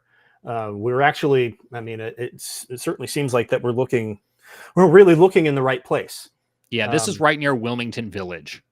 And of course, I want to emphasize Wilmington Village outside Savannah, Georgia, no relation to North Carolina. Right. Yeah, that's important. That's an important designation. And we did have questions about, we did have questions earlier about the risk for tornadoes in, eastern North Carolina, and that will be going up tomorrow. Starting tomorrow morning, probably. They have they've moved the enhanced risk further northeast, which is, not a good sign, because this is verifying right now. Here's the risk factor tonight. If we do a quick reset here, you can see that enhanced risk, as Jared was just mentioning, for the remainder of tonight through the overnight hours. This is a tier 3 out of 5. It's about as high as it gets here in the Carolinas. And that stretches from Jacksonville, Florida, along the I-95 corridor in the coastal areas of Georgia, straight into the I-95 corridor of South Carolina, kind of coming to an end in the greater Wilmington area, stepping down to a tier 2 there in yellow for a slight risk just beyond that, and marginal beyond that. So really, everyone's got some sort of severe weather risk as we go on through the remainder of the overnight hours. That enhanced risk does correlate to a 10% chance of seeing a tornado. A 10% chance. That is very, very high. And as Jared mentioned, that enhanced risk slides north. Our whole bullseye slides north post 8 a.m. tomorrow, right with that bullseye there in the greater Wilmington, North Carolina area, and that slight risk extending across much of North Carolina into portions of Myrtle Beach, just outside of, say, Lancaster or Cheraw in South Carolina as well, too. And Jared, it's probably also worth mentioning that, because you look at this and you go, oh, wow, it doesn't look like it'll be that bad for Western North Carolina or upstate South Carolina. This is just severe weather, such as tornadoes or thunderstorms. Of course, the $1 million story that is happening right now, ongoing up in portions of Western North Carolina mountains, upstate of South Carolina, back down into Georgia, is that high risk, 70% chance or greater of flash flooding And of course, it's already ongoing tonight across the mountains and higher elevations. And here is that outlook for tomorrow. It continues, and you can just see that stripe right down from the Virginia border through the Blue Ridge, through the Appalachian Mountains, down into Georgia. That is where, once we get through the tornadoes, the biggest impacts are going to be felt. And there is a risk for tornadoes up there too. You know, Yeah. What do we say about marginal risks, right? They often can be some of the most busiest days that we have. And, you know, they've had their share. There's been their share of circulations and issues up there. So certainly, you know, certainly something that we're going to need to keep a close eye on in that neck of the woods here. And so, yeah, James, did you want to? It looks like you were trying to bring up your screen here. What you got? Or are you just looking at cameras? Okay, I'm looking at cameras. I'm here to compliment and look at cameras with you, but you widened out just as I was about to widen out. That polygon up there has now been continued until 9:15 p.m. Eastern time. This is for that Yanceyville previously confirmed tornado. As your screen says, Bethel, Providence, Jericho, Blanche. You need to seek shelter. Eventually, this will move into Virginia, and our thoughts for the folks there near Danville, but we're going to continue to watch. At one point, what was a radar-indicated tornado moving there off to the northwest at 24 miles an hour. I'll check in while you talk, see if the National Weather Service in Raleigh, who has jurisdiction on that, has anything further to share. Sounds good. And you know, we'll get back into the low country right now, where we have another active tornado warning. And this is again, we have two circulations, one coming ashore around Skidaway, another that's roughly around Wilmington Island. And this is headed into Jasper County. This is going to head towards Hardeeville. And we've got it. Let's see, it's 8:53 right now. So Hardeeville, you have some time. You're going to have a storm come through, but you have some time to do what you need to do. But yeah, right here, we have a strong indication of circulation showing up on radar. That's a pretty good rotational couplet just near Thunderbolt here. Let me zoom in on this a little bit more, and we'll go to the storm relative view here. I'll take that off. But yeah, you can see right here. There's your circulation. There's your winds going. There's your winds going towards and your winds going away. Let me turn the telestrator back on real quick. We'll show that to you. So yeah, green is winds going towards the radar. Radar is up into the north in Jasper County. And here's your winds going away from the radar. Generally where this meets, that's where the concern is for a circulation, for a tornado. That's how meteorologists identify tornadoes. So yep. This camera, you got Thunderbolt there on your screen. That's off to the left. This camera is near Thunderbolt, so we're a little outside where that rotation is. But again, you can still see how wet the roads are and those traffic lights blowing around. I'll take a closer look to see if I get a camera off to the east of Thunderbolt. Cool. Yeah, and again, you can see how windy it is. You can see how windy it is there, and that's new tornado warning.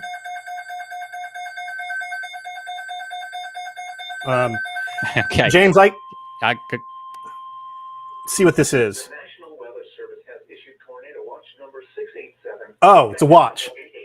Well, I appreciate how proactive your weather radio is. You know, you want to be woken up and alerted at all times to watches, in addition to warnings, and I can appreciate that about you. Yeah. So, heck, I may as well just hand him the thing. You know, the voice. He's doing a great job. He's doing a great job. But AI before there was AI. But that being said, that is the extension of the tornado watch that we were expecting. Yeah. So we were expecting that tornado watch to be issued. That's what that is. Yeah, and we should always remind people that a watch means that severe weather, whether it be tornadoes, flooding, severe thunderstorms, a watch means that it's capable in the hours ahead. A warning means it's happening right now. So that watch that has just gone out for where Jared is in Charleston means that he needs to stay on his toes for the rest of the next few hours in the overnight. He was going to do that anyway, of course, but that makes it official now. So we'll continue to brief you on some of those watches as they come out. We have a plethora of tropical storm warnings, tornado watches, but it's these tornado warnings that Jared's been showing you that we really want to get you focused in on. And Jared, give me a few minutes. I'm also going to read up on some of the flash flood warnings that have been going on. We wanted to brief people on those too. Yeah, we've had a good bit of those, and there's a lot of considerable tagged flash flood watches here. I am so there's the I'm I'm just going to read up on this tornado watch again. So again, the new tornado watch, and this is going to go until 8 a.m. Friday. So this is an all-night affair. So we're just going to put a little toot out there real quick, let everybody know, what's what. And so yeah, we now are under a tornado watch until 8 a.m. So it's going to be a minute here. It's going to be a while. We're going to be dealing with this for a little while. That's the. You essentially can't even see the tornado watch underneath the tropical storm warning, which is red all across the screen there. No, and I'm waiting for the new watch to populate. So watch 684 is replaced by 687. And so the watch has also been extended, James. So we now have the watches now. You have a watch now in Charlotte, Lancaster, Fayetteville, Wilmington. So this is that new tornado watch. Yes, but I don't tone my radios for watches. But thanks for letting me know. I didn't try to tone my radio for the watch. It just kind of happened. I don't know why it did that. So we have tornado watches now in this area. And James, I think we have a flash flood emergency in the Charlotte metro here. Yeah. So this is the Mountain Island Lake area, and this is so prone to flooding, Jared. It's bad. So this area is right along the Catawba River. The top of Jared's screen, where it is red, is where one of the dams is coming out of Lake Norman, and then this flows down. But what you've got there is a squiggly little line right in the middle where the Catawba River does a little hook and it makes Mountain Island Lake. But Jared, what we have seen time and time again is that there is a neighborhood right there on the water. And as the water is making that bend and coming down, it floods, non-ironically, River Road. And a lot of the homes there have been damaged years after year. When we get storms like this, we've seen Governor Cooper come out to survey the area, give some criticism of Duke Energy, who controls the river flow, because what ends up happening is Lake Norman controls those hydro dams for Lake Norman, for Lake Wiley. So typically what happens is ahead of a big rain event like this, they'll start letting water out of those lakes a little bit early to give themselves a little bit extra surplus room. Now, I checked the lake levels the other day, Jared, and they were within normal range, but on the lower side. And so what has probably happened here is whatever the capacity is now becoming very high, because as we talked about last night on the Carolina Weather Group's live show, all of that rain that falls has to flow down these rivers and out to the ocean. So on top of what Charlotte has been getting during this predecessor rain event, we are also then receiving all of the heavy rain that has fallen across the mountains, across the Catawba River Basin, and that flows down through Hickory, out of Lake James, down through Hickory, and that's what we're starting to see. What we're seeing here in Charlotte is not the only area that is going to see properties flooded. We do have, I think, evacuations of those neighborhoods ongoing. Yeah, that's it's only going to get worse in a lot of spots, and this is going to be not a great event. This is I think I saw it in the Instagram chat. This is going to be very much our Debbie up in the mountains. Yeah, and it's not. I do also want to let people know it's 9 o'clock right now as you're watching live coverage tracking Helene here on the Carolina Weather Group. As of the 9 o'clock update from the National Hurricane Center, Helene, as it's approaching landfall there in the Big Bend of Florida, now 140 mile per hour winds associated with this Category 4 hurricane. I'm getting goosebumps and flashbacks back to Michael, and that is what Florida is going to be dealing with here tonight as they are bracing for the landfall of Helene, which is going to be happening in the next few hours. But 140 mile per hour winds, Jared, that is absolutely insane. James, I want to call something out here. I don't have it, but the Weather Service has issued the thing that they never want to issue. And this is down in Florida, to be clear. And we're going to get back to the tornadoes, the tornado situation in, it looks like the circulation has just jumped the Savannah River into Jasper County. So we're going to watch, we're still watching that, no signs of any damage, but this is what they call an extreme wind warning. This is the one they never want to issue. This is essentially tornado-like conditions, because you see that eye wall is getting very close now. Very, very close. And that's going to be, they issue this for hurricane force winds. They ask you to treat it like a tornado. They are the extreme winds. They didn't say how fast the extreme winds were, but I have to imagine that's because it's going to be 140 miles an hour, possibly. But yeah, this isn't good. Yeah, it's not good at all. And a reminder that as Jared and I are keeping a close eye on what's happening here in the Carolinas and, of course, the landfall, students at FSU right now are doing their own landfall coverage of this storm that is right in their backyard. So you can watch a simulcast of the student-produced coverage of Helene's landfall from the FSU weather program students there. That is also streaming on our Carolina Weather Group YouTube channel. You can see that simulcast here on your screen right now. Yep, and this is going to be... this is going to be quite a night for them, the budding meteorologists. And I have a feeling some of them are going to, so it's going to go one of two ways, right? They're going to want to do this for their career, or they're going to tap out. It's going to make them want to do this more, or it's going to make them want them tap out. You cannot underestimate the emotional impact. At the end of the day, we're all people. And you cannot underestimate the emotional impact of these kinds of situations on the people that you see on TV. They put on a brave face in many ways, and God love them. So we have we can get back to these circulations here. So we have a circulation that is approaching 17A in Jasper County, and again, Hardeeville. We want you to be watching this closely because this is headed your way in about little more than 15 minutes at this point. So again, circulation here, there's Hardeeville. It's headed right in that direction. No sign of any damage at this point. And once again, no sign of anything radar indicated that could be causing damage, which is good. Now there's a second circulation that's stronger, that's on the heels of it. This is the one that we were talking about around Skidaway. And this is just to the east of Montgomery. And this is also going to trend up. This is going to approach, get very close to the Savannah Metro, kind of running in that same general scene here at this point. We are really starting to see the tornado warnings pop off. In fact, you can see multiple tornado warnings now in effect in Georgia. And, if this is a harbinger of what's to come, we got a busy night ahead of us in the Carolinas.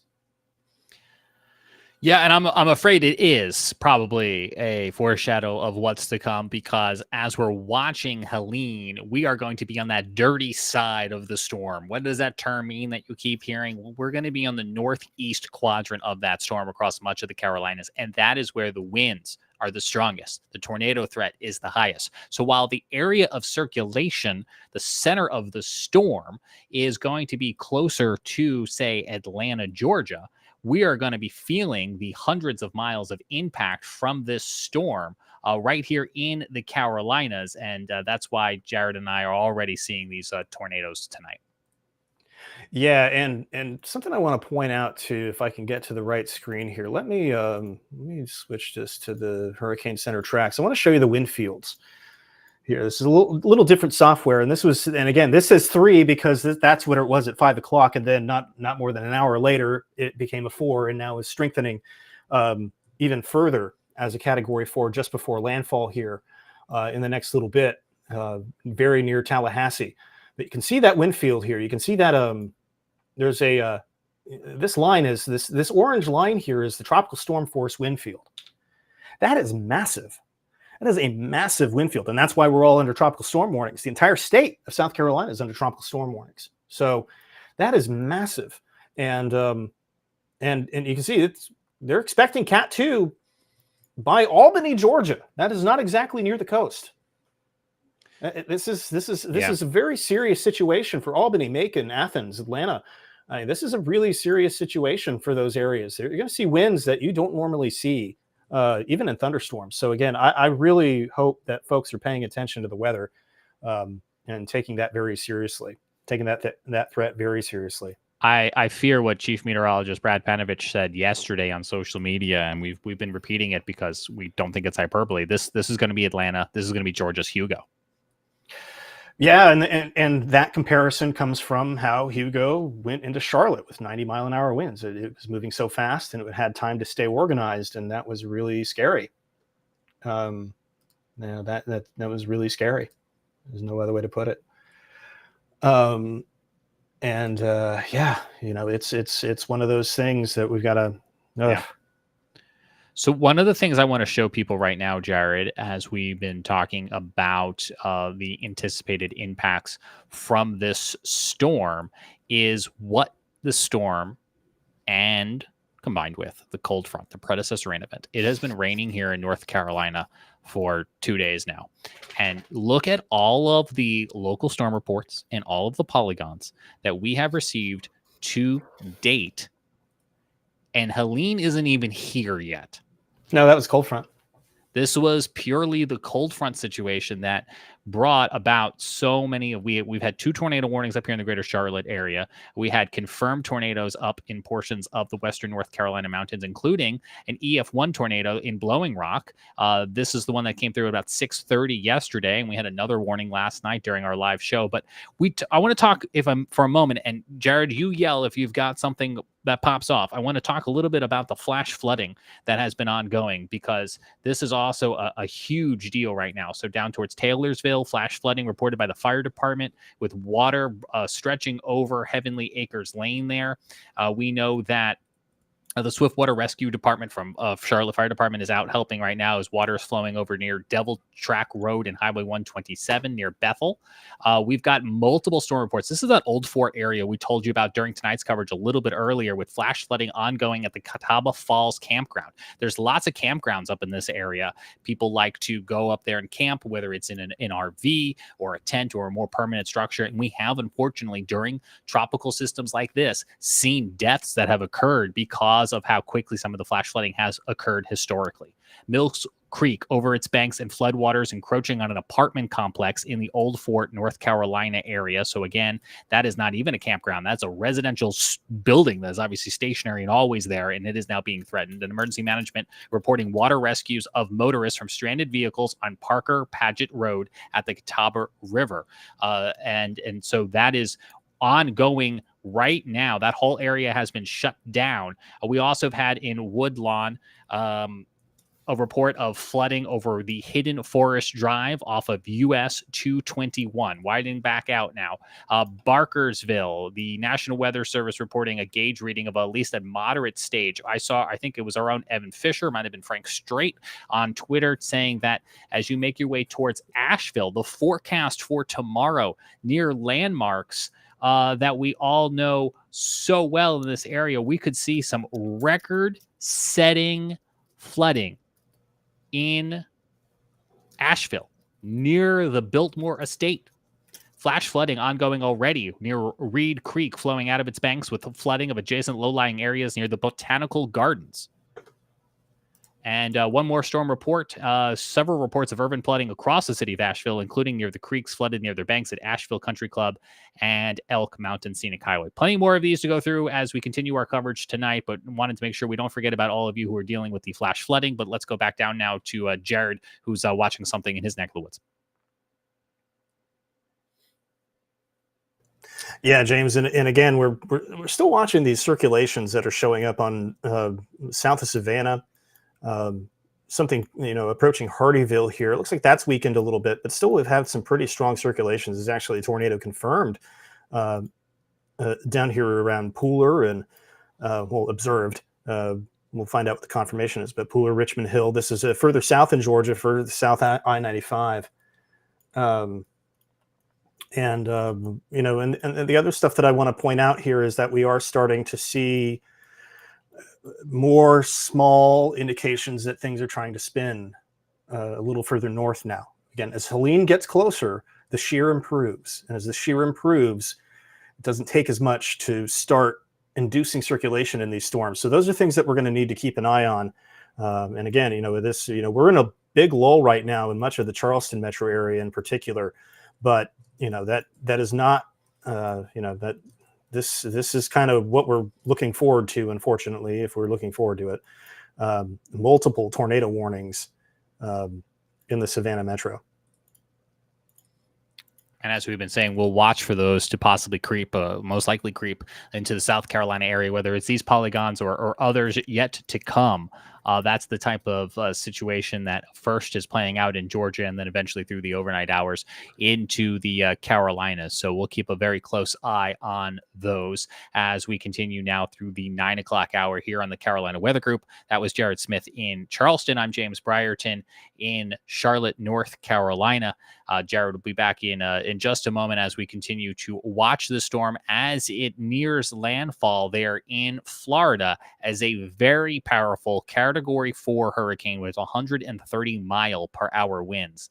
The impacts from this storm already being felt across both North Carolina and South Carolina, combined with the ongoing rain that we've had falling for what feels like days now, picking back up with some of the storm reports as we make our way further into the western North Carolina mountains. Matter of fact, we go to the north side of the Great Smoky Mountains here, and we actually make our way into Tennessee. But, many of you probably visited Pigeon Forge. Just look at all of the flash flooding that has already been reported in this area. And again, as Jared was just showing you on the National Hurricane Center forecast track, the center of this storm, the bulk of this storm, has not even reached Georgia, the Carolinas, or Tennessee yet. So all of this area has been completely saturated ahead of the storm with ongoing life-threatening flooding right now. And then when the storm comes and dumps in additional rainfall, that will bring even greater threat to these already saturated areas. What's most interesting, we keep talking about the dirty side of the storm, even with the storm projected to kind of go right up I-75 in Georgia, we are still going to be feeling the intense wind field, the intense excessive moisture that is associated with this storm. Give me a moment here, and I'm going to pull up on the screen for you the amount of rain that we can anticipate seeing over North Carolina and South Carolina in the days ahead. We can get some statewide numbers just to kind of show you what the impacts from the precipitation alone will be.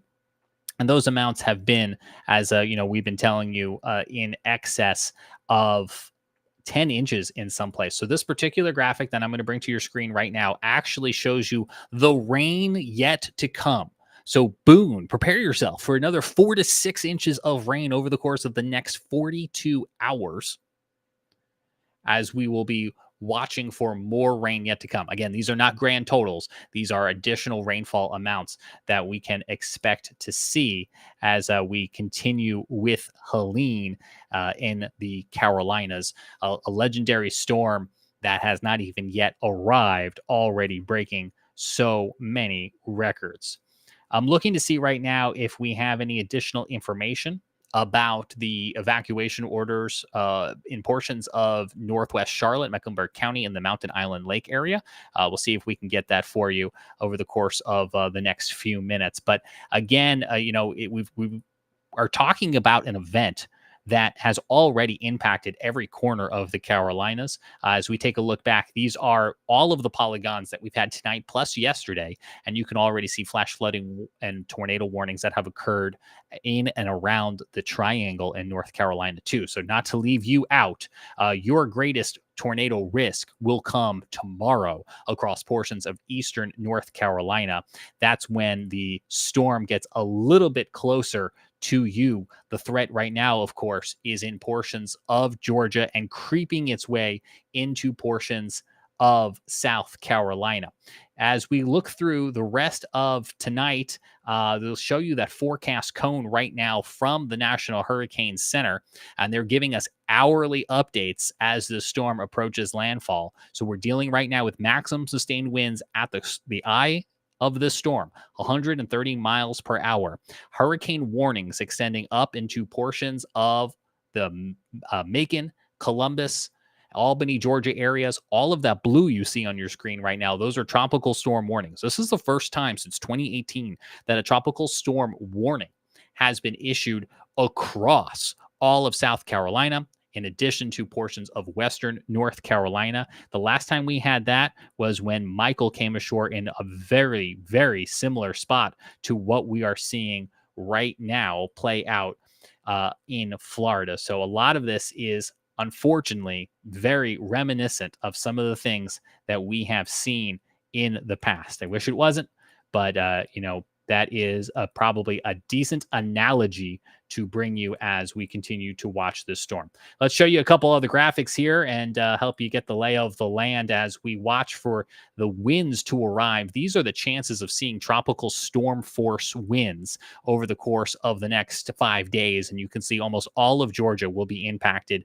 And we still have upwards of a 50% chance of seeing tropical storm force winds. These would be sustained winds. So we will still be seeing gusts that will be greater than this. But especially if you're along that South Carolina border closest to Georgia, you can expect to see those tropical storm force winds 39 miles per hour or greater. All of us will be seeing gusts that are even greater than that. Where I am in the Charlotte area, I'm already kind of preparing for the idea that we might get 50 mile per hour wind gusts at times. The wind arrival, that is already ongoing as the winds have been creeping up as the center of circulation nears landfall. But again, a lot of that rain, a lot of that flooding, this is really, I think, the part that is most impressive to me. We are watching tornadoes tonight, but it is the flash flooding that I think most of us are going to really remember in the years to come from what Helene did.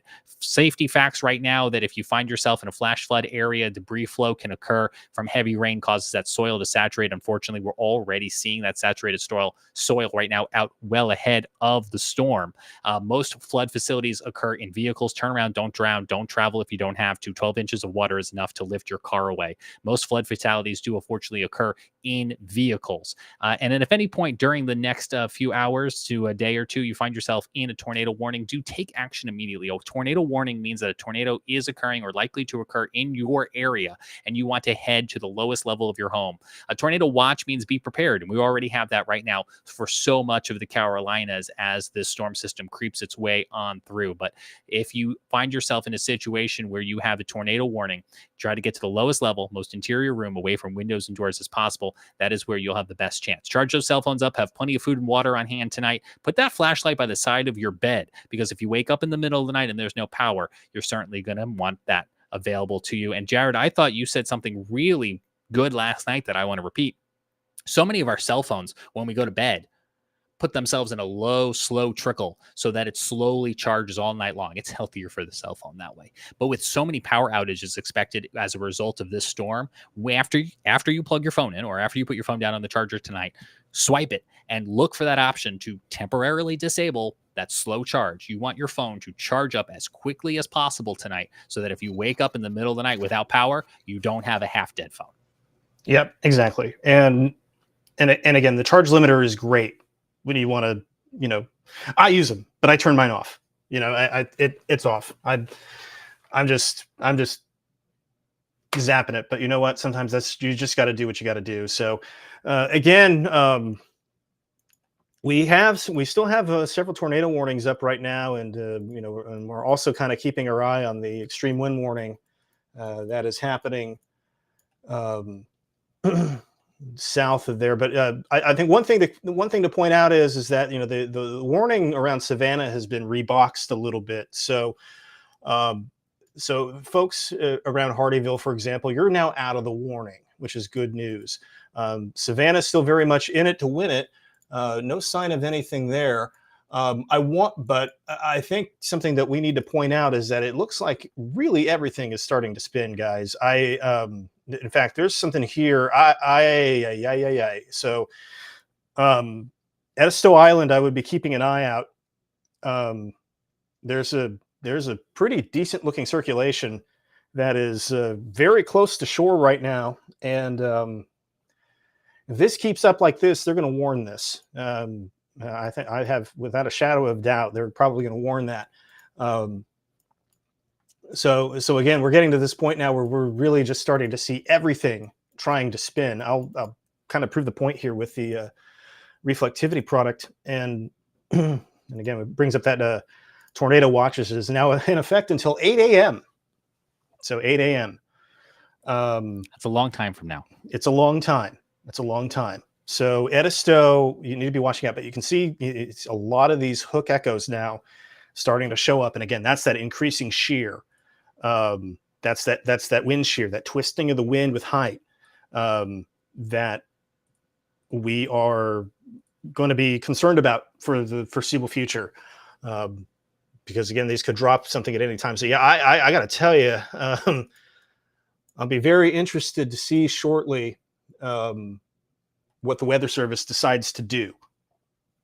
I think that there is a more than decent possibility that we could see some warnings pop out once again for parts of Charleston County. But nothing has happened yet. But but if you're around, Seabrook, if you're around Edisto, in those areas, I think we're starting to see that spin begin to spin back up. So we'll have to keep an eye on that. Again, we have a lot of these individual cells that are out there. And again, Georgia is probably a good indication of what's yet to come. We have a lot of tornado watches now. We have a lot of tornado watches stretching from, basically Fayetteville to Charlotte, down to Columbia, Warner Robins, Albany, and Tallahassee, of course. So, yeah, it's going to be, y'all. We're getting started. That's I think that's the long and short of it. But yeah, I'm going to keep a close eye on this, James, and because I am not too thrilled about that radar presentation at the moment, and the radar presentation of several other cells behind it. Yeah, kind of a conga line that we're going to watch, and those are those tropical bands coming ashore from the fairly untapped waters of the Atlantic Ocean. Although I was just thinking, Jared, do you remember last week when we thought we were going to have Helene, and it was potential tropical cyclone off the coast of the Carolinas that never officially formed? Sure, we got rain, we got impacts, but here we are, Helene again. And it is certainly living up to the name this time around. Yeah. Not to say that wasn't necessarily a wallop. I mean, that packed a pretty good wallop too. So, yeah. I also want to let folks know that, Jared and I will be here as long as we can. We will have our Carolina Weather Net streaming throughout the night. So that provides real-time radar and warnings. So you can watch it anywhere you watch YouTube. So even when Jared and I are not sitting here, we'll have those real-time warnings from the National Weather Service. So you can watch it, of course, on your phone, your TV, anywhere that the YouTube app is functional. We'll do that so long as we've got power here at Carolina Weather Group HQ in Charlotte.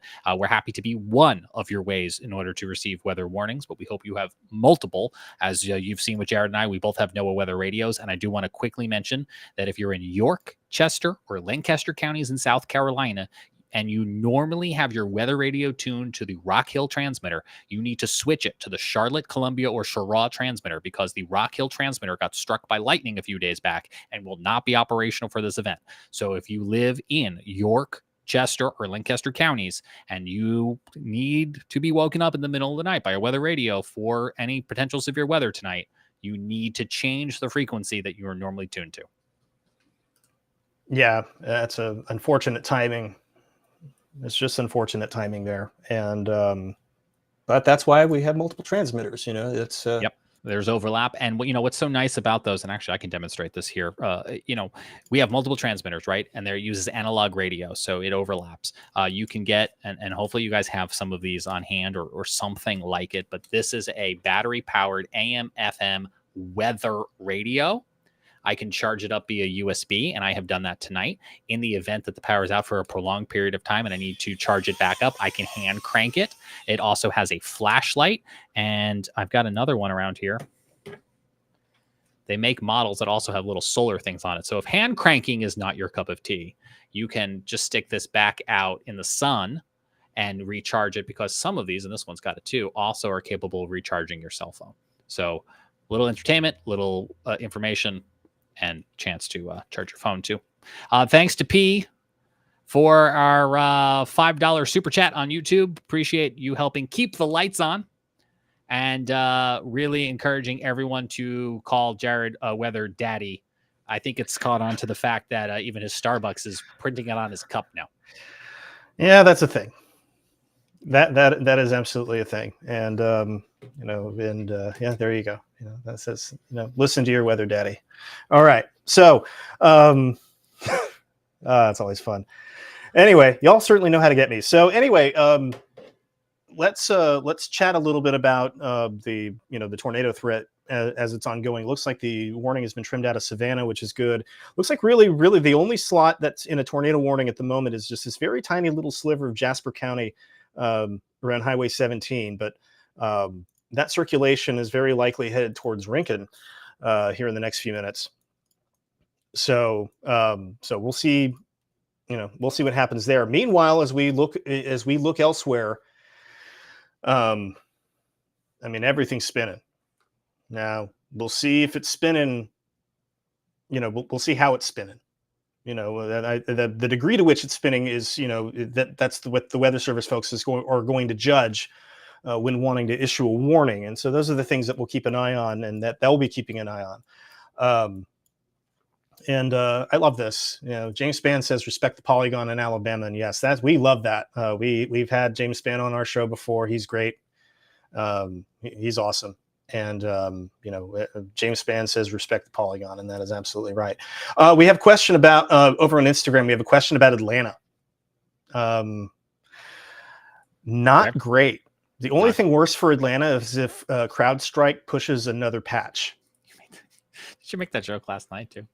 I should have. Yeah, I think I did. But yeah, the Atlanta's going to get it. Atlanta's already got a flash flood warning. They could be talking. That's a huge flash flood warning. It's a big flash flood warning. I mean, Peachtree City's not messing around. No. And I think the other thing to call out,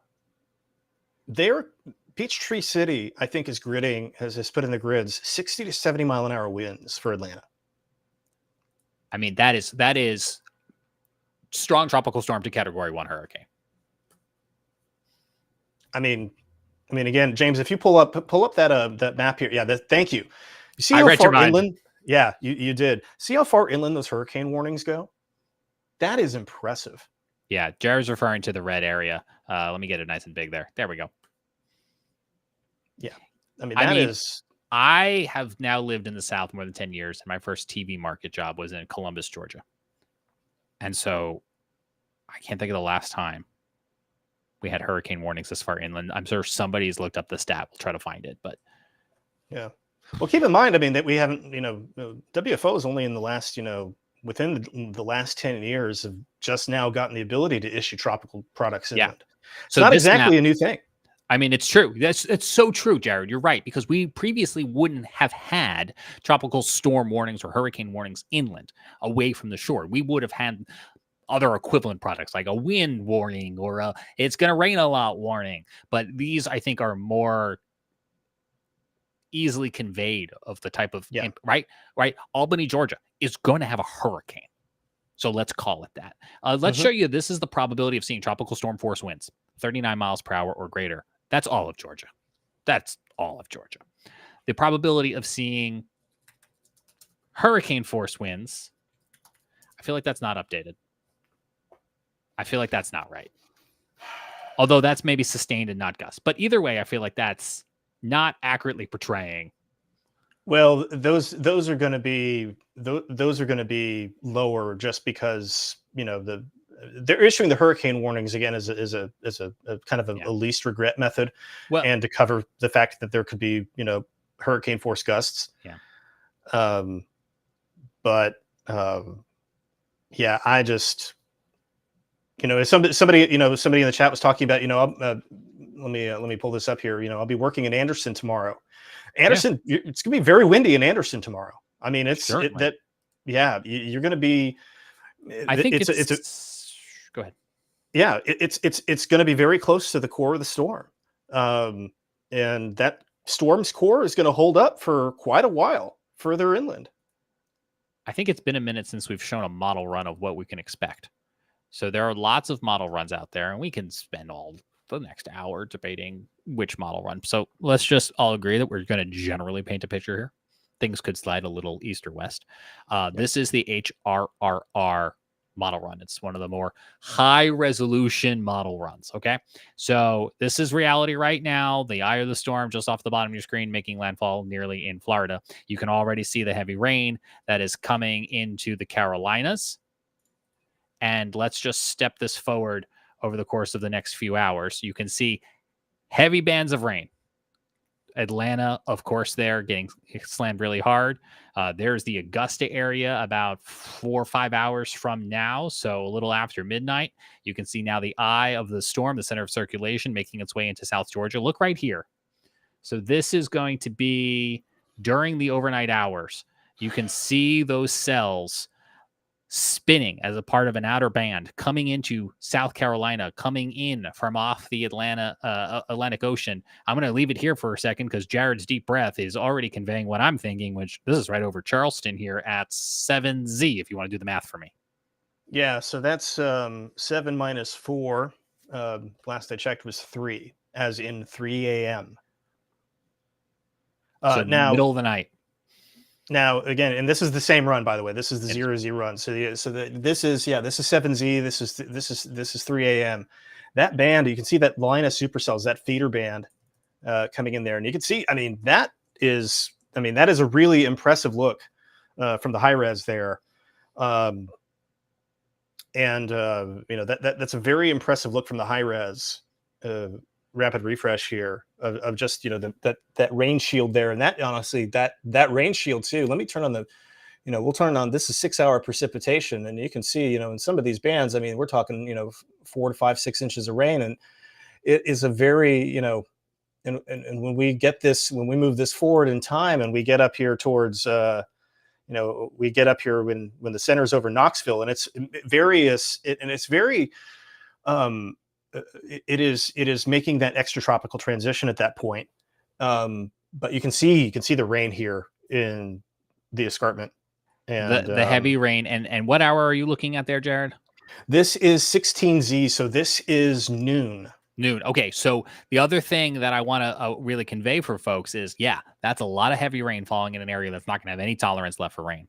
But if we do get any sort of, and this is a perfect view, if you can leave that right up there for me, and I'll talk over your picture, you can see the gaps between those tropical fueled cells. That allows any sort of sunshine to break on through. That's going to help to energize all of that tropical moisture and instability that's in the atmosphere. And so that's why we're watching for that enhanced risk of severe weather to climb up into the greater Wilmington area and up the I-95 corridor from where it is tonight in South Carolina into North Carolina. But we do have, in addition to that flooding, the chance that we could see more tornadoes across North Carolina tomorrow as we go on through the day. So it's a lot of South Carolina tonight. It creeps into the border areas of North Carolina by daybreak, like by Charlotte, by 6, 7 a.m. And then, if we get any sort of break in the action during the day, there's one last band that kind of comes through the end of the day, could really wallop us and kind of kick us in the butt on its way out the door. Yeah, and again, this is noon. So we have folks that are in eastern North Carolina, Wilmington, up to Raleigh. I know it cuts off my hand, but this is still very strong wind in that feeder band punching in. Now, if you'll notice down here in Charleston, this drier air, that's a drier air beginning to punch in. Friday could turn out to be kind of decent, honestly, which is bizarre to think about right now. I think we have a lot of we have a lot of schools that are hoping to get in Friday night football, and their biggest concern is going to be whatever impacts are left over. It's going to be all that flooding, all those downed trees and power lines that will determine whether or not they can play. So many schools have already canceled classes or gone virtual for tomorrow. We're virtual here in Charlotte, for example. But I think you're right. By the time we get to later Friday, it's going to be just like Twilight Zone. What just happened? Yeah, absolutely. So there we, that's the deal with this. And that's covering a lot of ground, by the way. That's a very fast-moving storm beginning, and it's getting captured by the, while we're here, we don't have any, I don't think we have anything active that we got to really worry about right now, James. So let's do a little forecasting and pull up the 500. No, I want the heights. And you can see there's this upper low is going to capture Helene. And then get into, and kind of slingshot it into Kentucky. So, again, this is the long run of the model. And you can see that is, that's really, that's going to get in the mid-Atlantic. We're going to spread this risk northward. And while we're thinking, honestly, while we're thinking about that, let's, let me switch on over to the old day 2 outlook here. And you can see tomorrow, the slight risk in, this is for the departing stuff in the morning, but Wilmington, Fayetteville, you all are going to be in the line of fire. You're gonna be in the line of fire, and then the risk kind of decreases as you get further north, just because the shear begins to lessen a little bit. But it's here where the main concern is. That's where your best mix of shear and instability is, and this is the kind of risk. This is the level 3 out of 5 risk that we have today in the Low Country and in Georgia. I just wanted to point out P's comments. He's been very generous with his YouTube super chat bucks. You deserve a nap, guys. Take it while you can. We'll see you again in 2 hours. It's not the worst. Not the worst idea. I'll be blunt. I won't be able to be here in the middle of the night because I'm going to catch a little Z's in the middle of the night, because then I've got to go to the day job at the TV station at 5 a.m. in the morning. But I think Jared's going to try to keep going as long as he can. But again, we're glad we could be here with you this evening. In addition to being with you last night for our weekly Wednesday night podcast show. And we're here as often as we can be for severe outbreaks like this. It's what we want to be doing. And we appreciate you tuning in with us tonight. The reality is, I'm sure Jared's got a day job he's going to try to get back to tomorrow, but you can always find him over on social too. So we're glad we're here with you now, and we'll find a way to keep in touch. I guess I should also mention that, if all else fails, our Twitter account always has warnings, flash flood warnings, tornado warnings, severe thunderstorm warnings that auto-populate. So those are always going to be there available to you. Yep. Folks, at the end of the day, it may be a different medium. It may be different, through text or through social, through automated alerts. But, Weather Daddy is here in so many different ways. So again, just right now, right now in the Carolinas, we're going to savor this moment here because we have no tornado warnings. And I would love for that to stay this way tonight. We'll see. We'll see. Again, we're working on getting some clips about power outages and stuff for you guys to show you. But one other thing we are here on the Carolina Weather Group is superstitious, because as soon as we sign off, they're going to issue a warning. That's the way this always works. Yeah. And then we're up for another 2 hours. So, and if you're looking for merch, scan the QR code. So things like this, that's the kind of stuff we'll have to, we're just going to have to keep an eye on it. Everything is going to be spinning tonight in some form or fashion. Whether that spin makes it towards the ground, that's the open question. I didn't mean to put the QR code on your face. I'm sorry. It happens. It's not the worst thing that's happened to my face. So anyway, so if you want Carolina stuff, yeah, exactly. So this is exactly it. Last time we signed off, we had a tornado over Somerville during Debbie. Yeah, I know. That's why I don't sign off. That's why I can't leave. You're stuck with me. Weather radio going off. Tornado warning for Charleston and Colleton. All right. So our break is over, James. We are now back in tornado warning coverage here. We have a tornado warning for western Charleston and Colleton County, and this includes Walterboro once again. This is going to be an issue for Jacksonboro. This is going to be a problem for Jacksonboro here.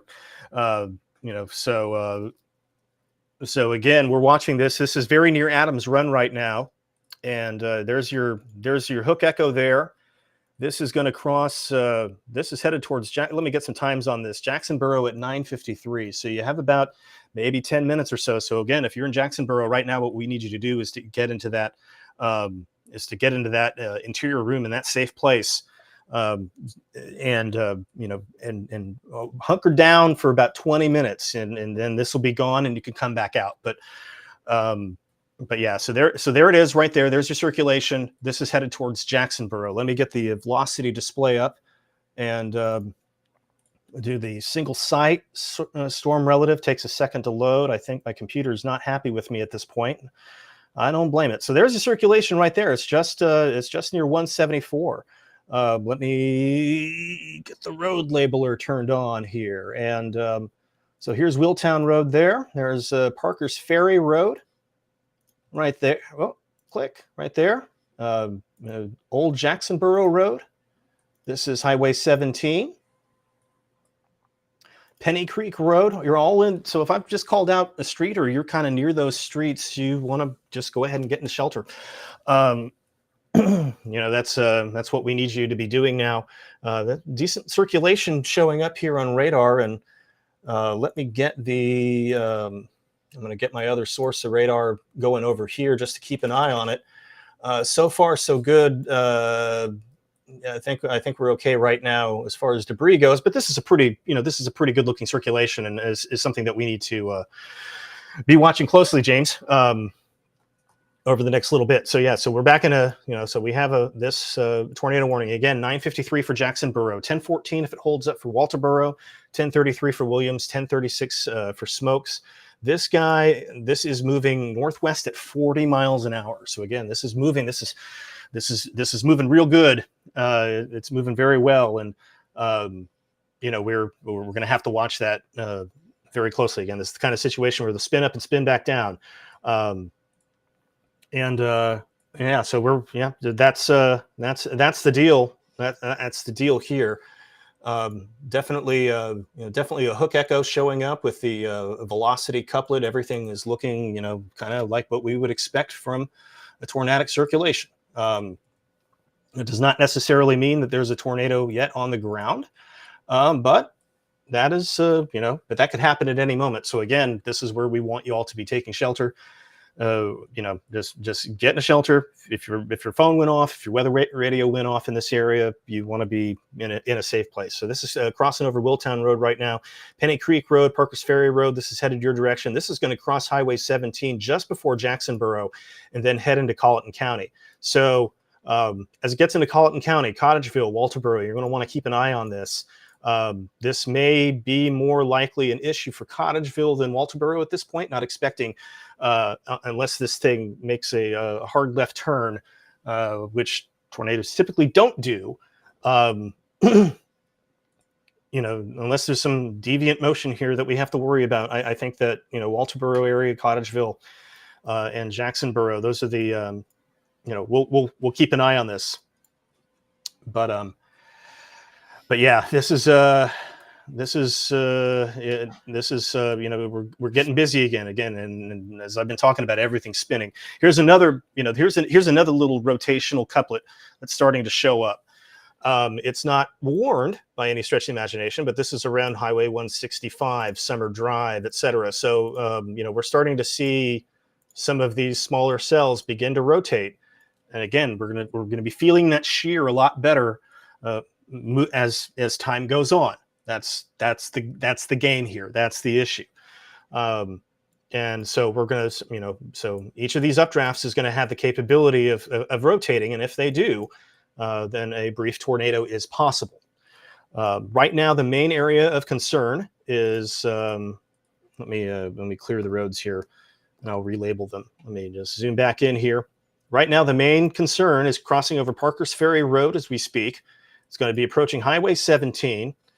It's going to be, let me see if I can get any more roads here. Some of these roads are marked and some of them are not. Some of them are private roads that don't show up in this database, but Dream Drive, Minnow Drive, Pom Pom Drive, those area, again, up Parker's Ferry Road. Let's see if I can't get another one here. Yeah, Weeks Road, eventually.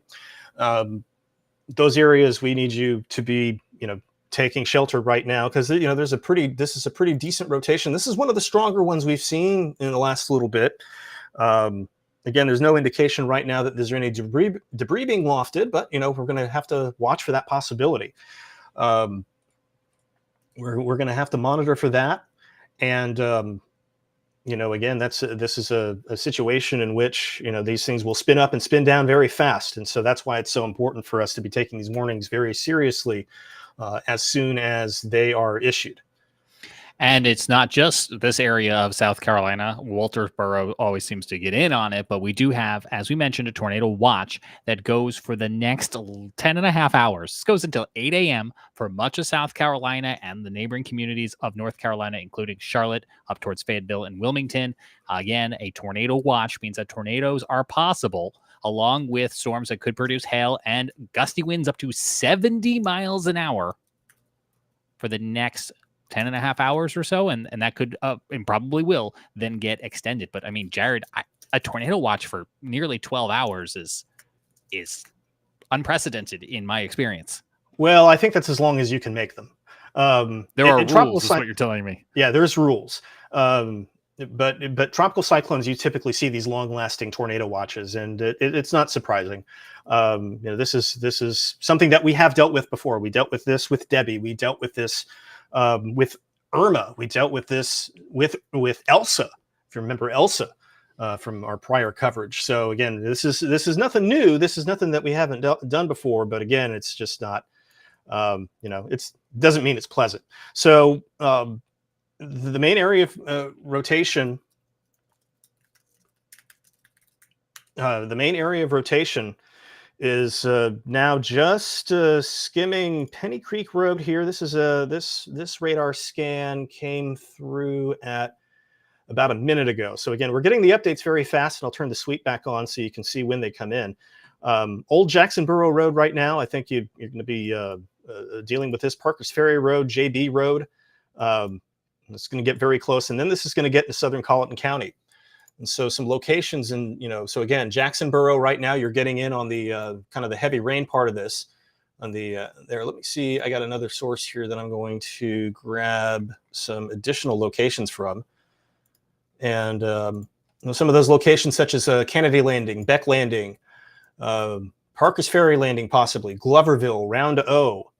Those locations, as we get into more rural locations in Colleton County. So again, again, this is a situation where we want folks to be acting quickly to protect themselves, and help themselves out here. We don't want to, we don't want folks getting hurt. And yeah, I mean, that's the long and short of it, guys. That's that.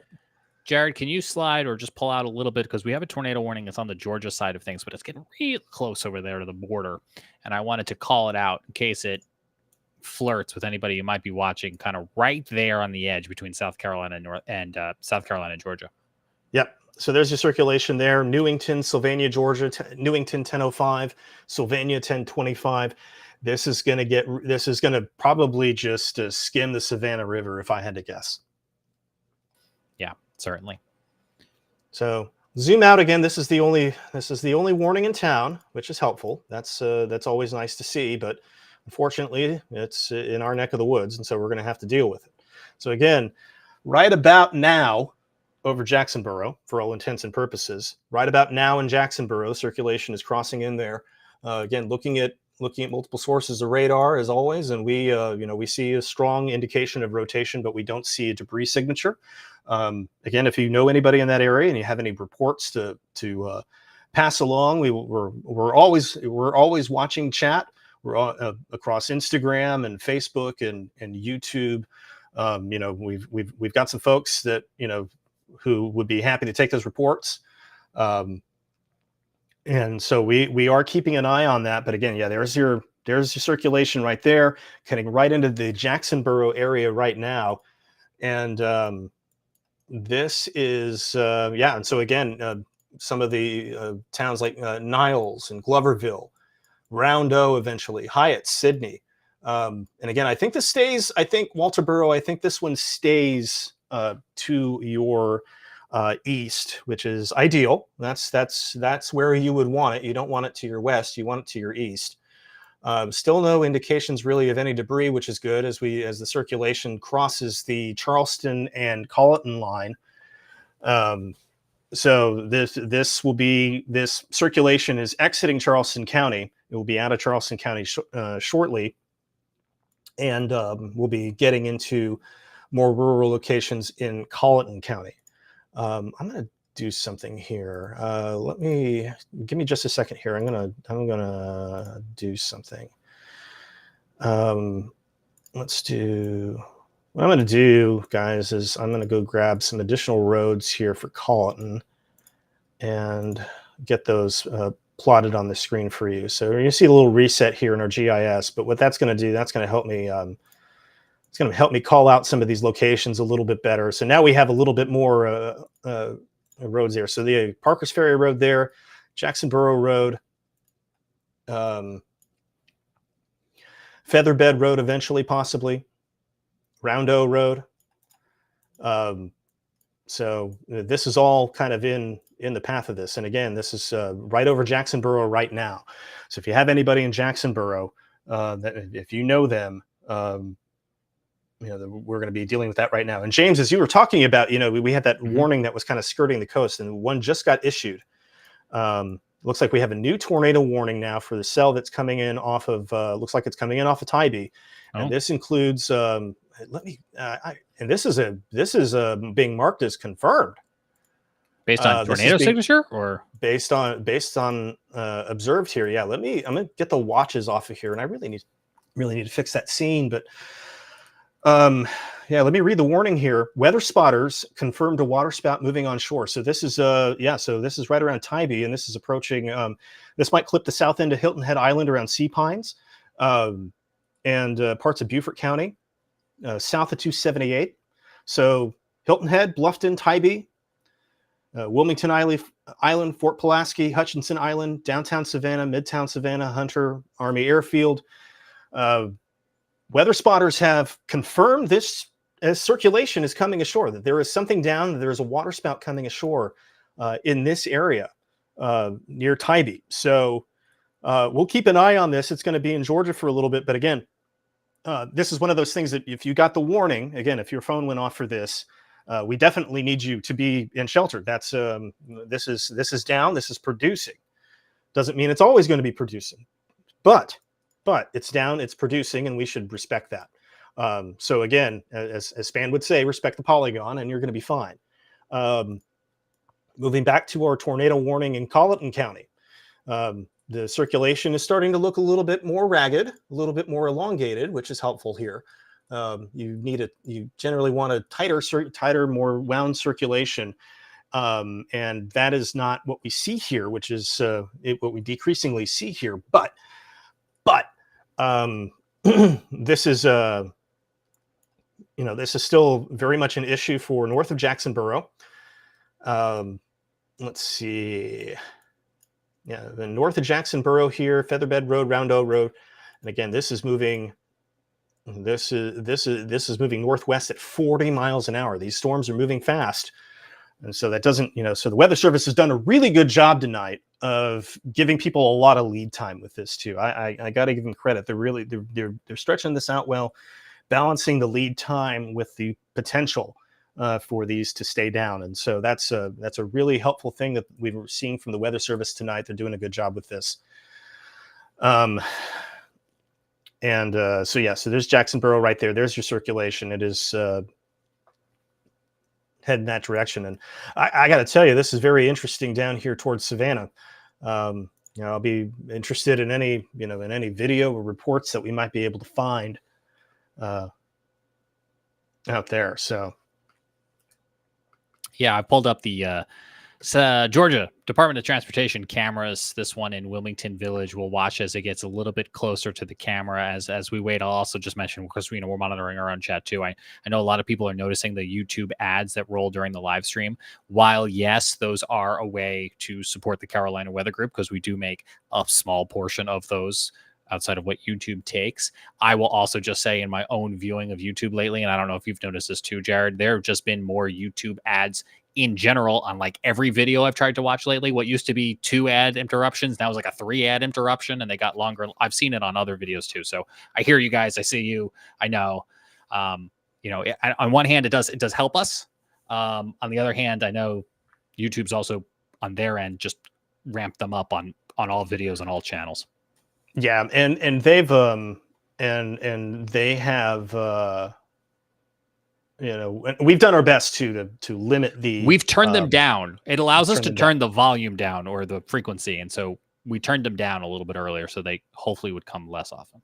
Yep.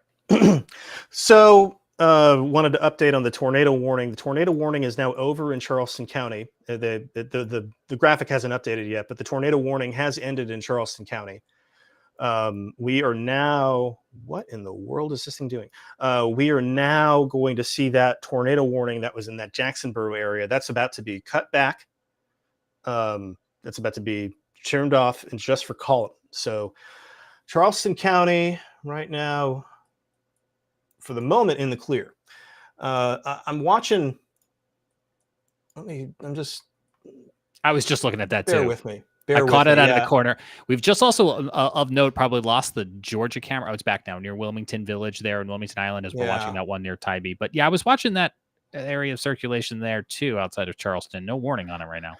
No warning on it yet. For what it's worth on some of our rotation products, it's not really registering, although that could be a data issue. But yeah, there seems to be circulation developing around the Cooper River here, approaching Juneau Avenue.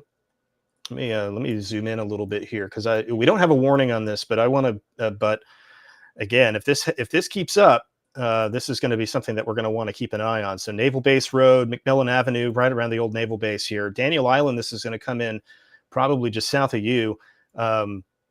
Keep a close eye on that. But yeah, looks like that's starting to organize. Actually somewhat well. There's let me tilt up with the radar here, and yeah, there's some decent vertical correlation to this as well. We look for that to see how tight that circulation is, and so again, looking at some different sources. So again, this is not warned just yet. The Weather Service is going to keep an eye on this. I know they are. They're going to keep an eye on this, but right now, right now we got to watch this closely. So Anna on YouTube, on Daniel Island, rain and wind just picked up in the last minute or two, and yeah, that's because of that shower that is that is now firing up and moving your direction there. So it's going to kind of skirt the island there a little bit. So yeah, we are. It's looking a little less organized now. Again, these things they come up and come down just seemingly very quickly. But anyway, so that's something that we're going to want to watch closely. All right, so back to Colleton County. And again, you can see that the tornado warning for Charleston has been cut off. We're going to keep an eye on this guy over here approaching Park Circle, approaching North Charleston. No warning on it yet, but it could be a pretty good downpour and a good, decent gust of wind. Again, we're going to watch that. And so we've got, whoa, didn't want to do that. Let me clear that, turn that off. No, clear. All right, cool. All right. So there's a circulation there. Still kind of hanging on north of Jacksonboro. And again, we're going to put up the ETAs here. So Jacksonboro, you're good. You're done just about. 1014 for Walterboro, 1033 for Williams, and 1036 for Smokes. We're still seeing some, looking at other sources of radar as we always do, and looking at different, products to help us interpret this. We don't see any indication of anything down, but that is a possibility. So this is a helpful report. Big gusts and a downpour right now in Park Circle. So that's something that we're going to want to, that's something that I'm keeping an eye on there. It's going to get windy there in Park Circle very shortly. I'll move this, I'll kind of recenter the radar here, and whoa, that's maybe a little bit too much zoomed in, but you can see here, there's your circulation, there's kind of a broad circulation here. Again, not warned just yet. We'll see if it persists. And if it does persist, I wouldn't be surprised. So it's yeah, it's we'll see what happens. James, we have a question from Bill here for the wonderful super chat here. Is the flooding going to be worse than Hurricane Michael in upstate South Carolina? And if I have to break in, I'll interrupt you. Yes, please do. Bill, I think it's going to rival it. And we look at what the Weather Prediction Center is saying. This is for tonight, and then I'll show you tomorrow in a moment. But that high risk, at least 70% chance of seeing excessive rainfall leading to rapid onset flooding, which we've already seen, that goes across western North Carolina, but does come into upstate South Carolina, Greenville, Anderson, Spartanburg, those areas, Clemson being amongst them, that would be seeing flooding continuing from tonight. And now here's tomorrow. You can see that continues for the most part across western North Carolina and upstate South Carolina. So that is flooding that is already happening and ongoing. We've got a Carolina Weather Group storm chaser, Dan Whitaker, who's up just north of you, Bill. He is up in the western North Carolina mountains, where you can see just how high the rivers have already come there. You can see the water here inundating some low-lying structures nearest the riverbed. Look at this structure here that is being threatened by the river that is cresting. Again, these pictures north of you, Bill, these are in western North Carolina near the Asheville area. And you can also see, as Dan was making his way towards the Asheville area on I-26, golf courses, low-lying areas like that flooded, the interstate being flooded. Dan has rented an Airbnb along the river outside of Asheville. He'll be streaming on our Carolina Weather Group YouTube channel and posting updates as he sees things. So Jared will keep a close eye on it. And yes, Bill, do prepare for flooding. Thanks for the super chat. Yeah, absolutely. It's water is no good. So we have two tornado warnings on the board right now in South Carolina. Coming back down here to this one near Tybee, you can see a little bit of range folding on it even. That's probably pretty good circulation. And again, this is the one that weather spotters observed coming ashore around Tybee. And so no indication that it's still on the ground as far as I can tell, but certainly something that we're going to want to keep an eye on there for as it is about to cross the Savannah River into southern Jasper County near Defusky. So we'll need to keep a close eye on that. In the meantime, we also have a tornado warning that's ongoing that is approaching Cottageville. It's going to kind of split. Looks like it's going to split the difference between Walterboro and Cottageville. So that's good. You're still in the warning there because again, other things can spin up very quickly. We've seen a lot of that happen tonight. So again, if you're in the warning, just hang out in your safe place. We'll get you through it and we'll let you know what's what. But as we, again, it's a busy night, as you can imagine. We also have a big downpour that is exhibiting some evidence of rotation right over Park Circle right now. So here's circulation that's very near Park Circle. It's broad, but it could be trying to get a little stronger. So again, if you're in the Park Circle area right now, there's no warning on it at the moment, but I would recommend being close to that tornado shelter for a few minutes. I got that itch, and it's going to be interesting to see if this holds on. So we're going to want to watch this closely, as we've watched everything closely tonight. It feels like, but we'll continue to do that.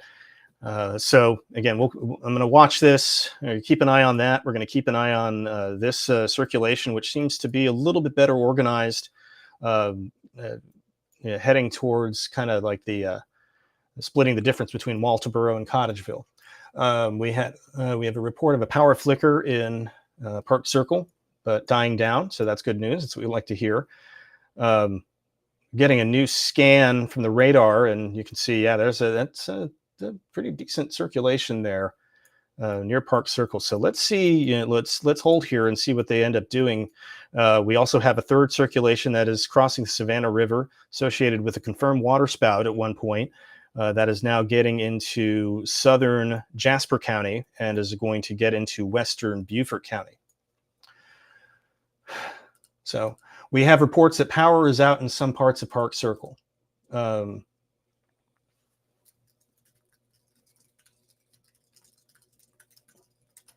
the left side of the screen, we've got the Don Halt assuming that this circulation might head Yes. that way next. And then we also have the College of Charleston camera, but that would be back behind this thing. So Yeah, this is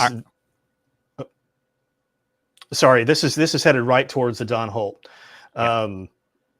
whatever this is. And I just put a note in chat to let the Weather Service know what we're seeing from our viewers here, and we really appreciate your reports here. This is very helpful to us, and it's going to be helpful to the warning forecasters there. But yeah, there's this broad circulation here around Park Circle right now. It should be crossing to Don Holt pretty much.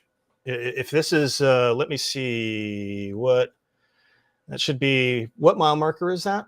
So this is the mile marker 21. at 21.9. Okay, so yeah, that's another good view here. Yeah, that's another good view of this. It's going over that pretty much right now. Don't see any signs of any trouble, but you can see that wind is buffeting that traffic camera pretty good. It's that traffic camera is going for a little bit of a ride right now. Yeah, you can see the bumps there. Yeah, that's and traffic's still flowing in both directions. If I saw traffic stop in any one direction, then we might be able to discern that maybe something happened behind this vantage point or thus. But we'll just keep it here. This was a nice wide, well lit shot where I thought we might be able to see what's going on. Yeah, that's a good shot, and that's yeah, we'll just keep an eye on that. Again, Weather Service hasn't warned on it, and it's one of those transient broadening things. And I think honestly, this traffic camera is probably helping them make that decision not to warn. It's the very clear that it's not getting any worse. If there was something there, we would have, with this view, we would have seen it. Traffic is still flowing. Yes. I'd be curious to see if traffic coming at us stopped climbing the bridge, for instance. No, I mean it's not, well, they don't call it the Don Holt for nothing. But I mean, if you guys are curious, I can browse a couple different angles. Yeah, let's take a peek at that, James, if you don't mind. And I know that you're trying to, you've got an early start tomorrow, and so once this is through, we'll get you to bed. But there we go. So there's the bridge. Yeah. So this is the Don Holt Bridge right now. Looks like traffic is flowing normally. Don't see any signs that anything is wrong necessarily, which is good. So that is helpful. And again, there is some broad, somewhat disorganized rotation moving over the Don Holt. This is heading into Berkeley County. This is going to head towards the naval base and Hanahan. But again, there's no warning on it right now. There's no warning here.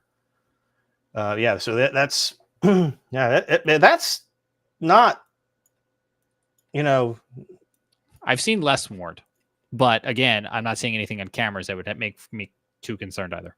Right, and that's the beauty of the cameras, is that that's the ground truth that we need. So we'll keep an eye on that. If that turns into something more real, we'll let you know.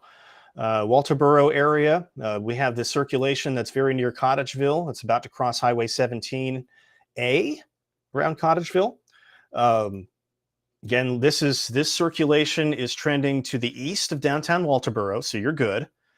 You're going to be okay in Walterboro. It looks like we'll see what they do with the tornado warning here. They're probably going to go through. Weather Service every so often goes through and looks at the tornado warnings, just make sure that everything is still looking the way they need to go. And, when we go from there. So there you go. Let's do, I'm just doing a little administrative here, getting James here real quick, and try and connect here. That's yeah, while you're working on that, I just want to mention here, now that we're past the 10 o'clock hour, the eye wall of this extremely dangerous Hurricane Helene Category 4 storm beginning to move ashore across Florida coast in the Big Bend. And as of the 10 p.m. update from the National Hurricane Center, they said that it is producing catastrophic winds that will be spreading onshore across the Big Bend of Florida, an extremely dangerous and life-threatening situation there in Florida. Persons should not leave their shelters and should remain in place. Those are folks who have not evacuated. They should be hunkering down. And when the eye comes ashore, people are reminded to not venture out into the relative calm, as hazardous winds will quickly increase again. A University of Florida Coastal Monitor Program tower located on Cedar Key recently reported a sustained wind of 59 miles per hour and a gust of 78 miles per hour. Right now, 140 mile per hour maximum sustained winds associated with the eye wall of Hurricane Helene, a dangerous Category 4, only 65 miles off the coast of Cedar Key. Yeah, it's we're going to be getting to landfall here very soon, very, very soon. Again, we have a couple extreme wind warnings out. This is the one they never want to do.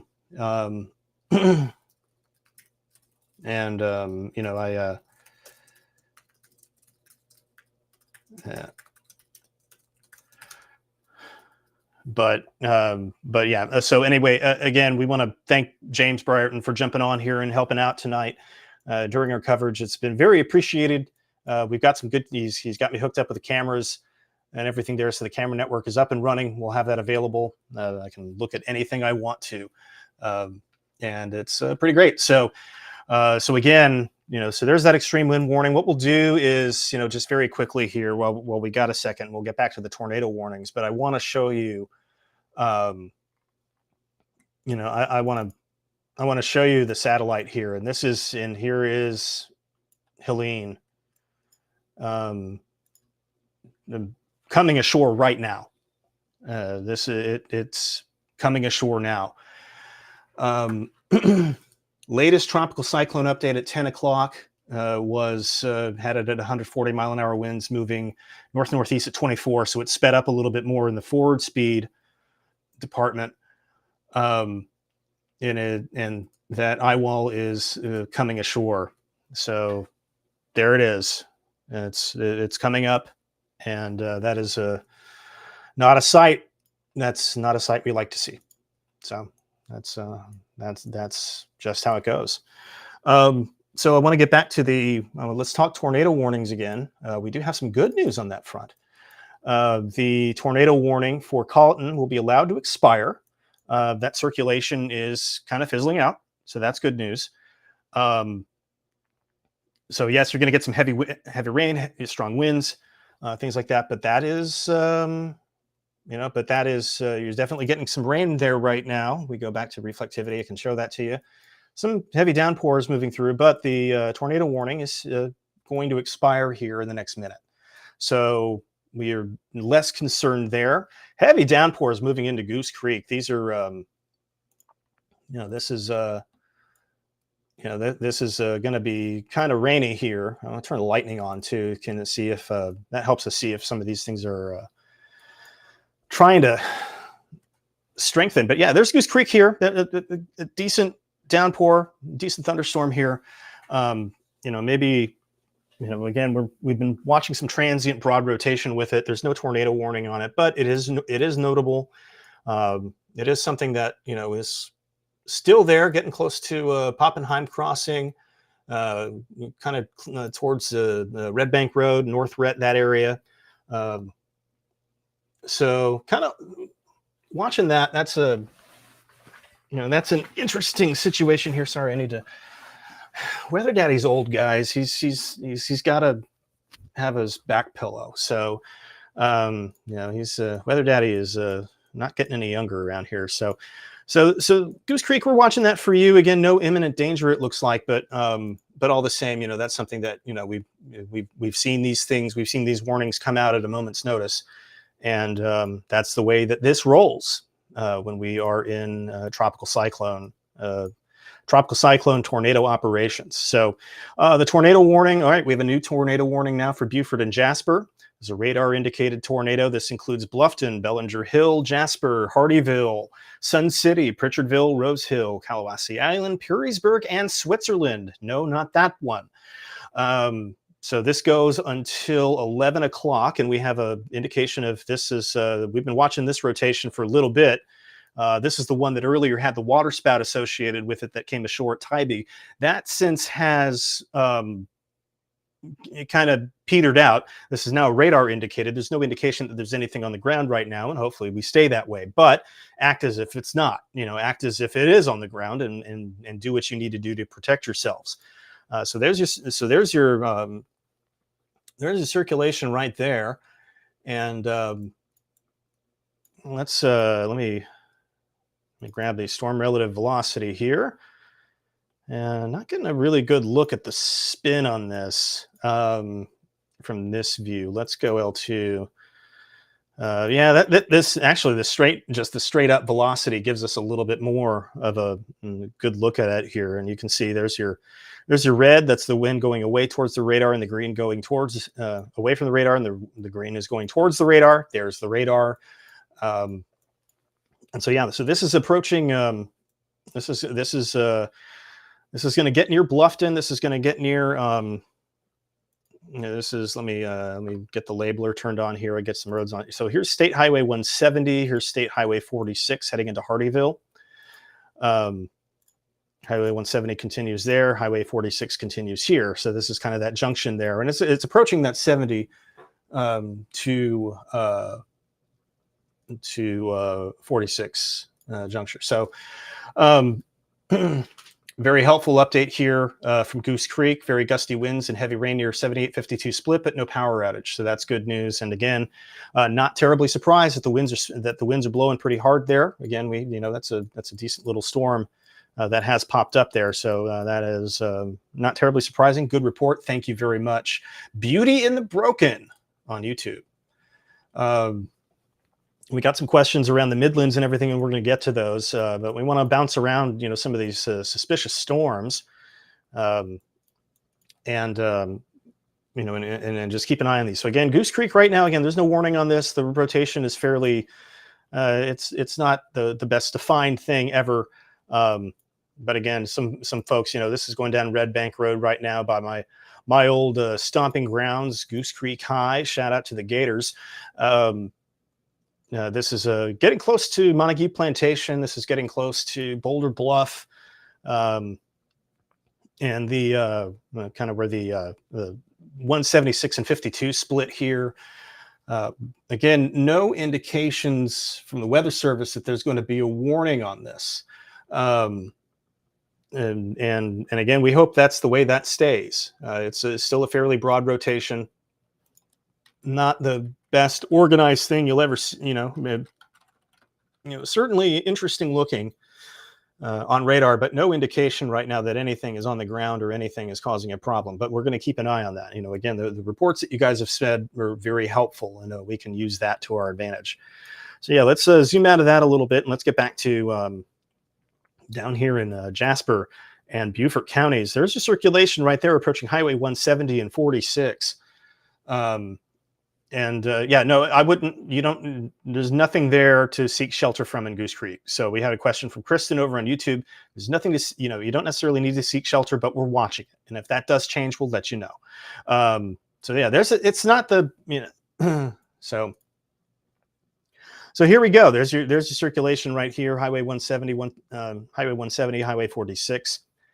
And that is moving northward towards Furman, Scotia, and Estill. 1105 at Furman, 1106 at Scotia, and 1112 at Estill. So you got some time in these locations to do what you need to do. This is going to pass very near Hardeeville. So again, Hardeeville, you're in the warning, and you probably should be you should be in shelter in Hardeeville right now. And so yeah, so there's so there's 278. Highway 17 and 95. This is where 17 and 95 kind of share a road for a little bit. That's going to approach that neck of the woods there, and we'll try and get a look at that over on the cams as we can. Kind of figure all that out. So getting some requests for some spots, and a couple things to call out. Walterboro, it's raining hard, but there are currently no indications of any rotation. In fact, some of Walterboro, you actually might be getting a little bit of a break, which is not the worst thing when it comes to a tropical cyclone. We're still watching this. We're still watching that that area near Goose Creek, and again, right now, it doesn't look like the Weather Service is not. They're not sounding the horn on it. I want to keep an eye on it because it has looked at times like something that they would sound the horn on. So that's why we're keeping an eye on that. And that's why we're watching that. And I know that there's a lot of, there's a lot of folks in Goose Creek who are interested in this. And Driggerstown, Mount Holly, Carnes Crossroad, heading into Strawberry, and then eventually Cane Bay, going to want to watch this closely. This is just past the Setchfield School Complex, Goose Creek High, in that area, that neck of the woods there. So keeping an eye on that.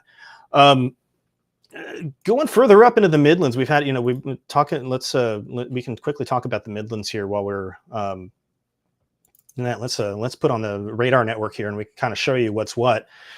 Right now, just some light showers. There is a tornado watch in effect in the Midlands. We'll put the severe watches up, and so we can show you what the tornado watch is. You have a tornado watch until 8 a.m. in the Midlands. So that's it's going to be a while. This is going to be an all-night affair as Helene continues to push northward, push into the area, up through Atlanta, where there are numerous flash flood warnings. And we get questions about around Union, and Union. You're just outside of the flash flood warning here, but there's Union. And there's additional rain moving through, and flash flood warnings up in Greenville and Greenwood, Anderson, and that area. So generally around Silver Street West, you're going to be, flooding is an issue, and some of that flooding is considerable in places like Lawrence and Greenwood. So again, if you can try not travel tonight in that area, that's a good idea. Peaking at, zoom out a little bit more and talk through, again, this is over the last 3 hours here. So you can see the numerous tornado warnings that we've had associated with Helene. And this feeder band with Helene is the kind of the next one to watch. This is the next thing I'm keeping an eye on for Helene. Let me get back there. So getting reports to College Park area, just getting a downpour and wind right now, a little windy, very, very helpful. We have some questions here coming from the Instagram chat that I want to make sure that we acknowledge as well. Again, a question about Berkeley County. Well, you have tornadoes. Well, you're under tornado watch. I can't say for sure, but there's a decent chance that that you need to be ready. We need to be ready in case there is one. So that's something that we'll have to watch. And again, are we expecting tornado warnings overnight here in the North Charleston Somerville line? I think the thing that the generic answer to that question is like, what do we expect? You are under a tornado watch, and you will be for quite some time. So that's those are the things that we're going to have to keep an eye on. It's a busy night. So you can see while we're here, while we're on the radar network here, there is the eye wall of Helene. So there it is. Oh boy, yeah, this is there's the eye wall right there. There's that eye wall coming ashore near Perry. This is a very serious situation for there. You can see that the very strong showers and thunderstorms there. That is quite a sight that we don't like to see here. But the eye of Helene is making landfall as we speak. So here it is. Here's Helene. This is there it is on radar, making landfall as we speak. So some somewhat frankly chilling images from here on the radar network. Let's we can go to the satellite and radar composite. You can see that zooms to the Carolinas, but there it is on satellite there. You can see the eye. There's the eye of Helene. Not the best looking eye I've ever seen. Not the clearest looking eye you've ever seen, but there it is coming ashore right now. in Florida near Perry. See if I can't get a better location here. Yeah, so Route 98, 22119. Yeah, that's it's a sad situation, and it's going to be a very rough night there for that area. So again, we're getting to 10:30, better known as bedtime for many folks. In fact, I think my phone has gone into sleep mode at this point. It says, hey, you should be asleep, and I'm defying it. Yeah. You need to wind down. No, you don't understand. You don't understand, phone. You must be new here. All right. So let's set that to, we're going to try midnight and see what happens. So we are getting to bed. We are getting to bedtime. And so the thing that, the things that I want folks to remember, we are under a tornado watch. We're going to be under a tornado watch all night. So there's the acceptance part, right? We're going to be under a tornado watch all night. And what that's going to mean is that you want to be able to be woken. You want to have a weather radio. You want to have your phone nearby. Keep it charged. Keep that phone charged. You want to have that nearby. We want to, we just want folks to be safe at the end of the day. And the best way to stay safe is just, not necessarily, to quote Metallica, to paraphrase Metallica, sleep with one eye open, gripping your weather radio tight. But at the same time, what we want is, folks to, to have that tone device nearby, to have something there. Your phone, some of you have already heard it tonight. You get it. If you remember at the beginning, if some of you were here at the beginning of the stream, God love you. That's a lot of streaming. That's a lot of me you're watching, and I'm sorry. That's a case where, you heard my weather radio go, you heard my phones go off, you heard all that. And so that's the point. It needs to be distracting. It needs to wake you. So to take shelter. And what is shelter? Interior room, lowest floor. Get away from windows, put as many walls between you and the outside as possible. Give it 20, 25 minutes, and you'll be fine. So as we have Helene making landfall right now, we do have an active tornado warning still in South Carolina. Let's go to the single site. We'll go to the reflectivity view. That's a good idea. And we'll take the watches off again. And there's your storm right now getting into Hardeeville.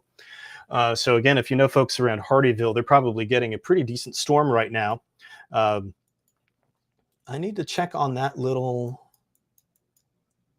Give me just a second here. I'm going to check on something there with that Hardeeville storm. No, we're fine. Okay, cool. A little bit of reflectivity there. Just want to make sure that wasn't anything too sinister, but it is not. It's all meteorological, which is good. Circulation is north of Hardeeville at this point. Looks like it's just crossed north of I-95 and Highway 17. Again, they share a road in that part of the world.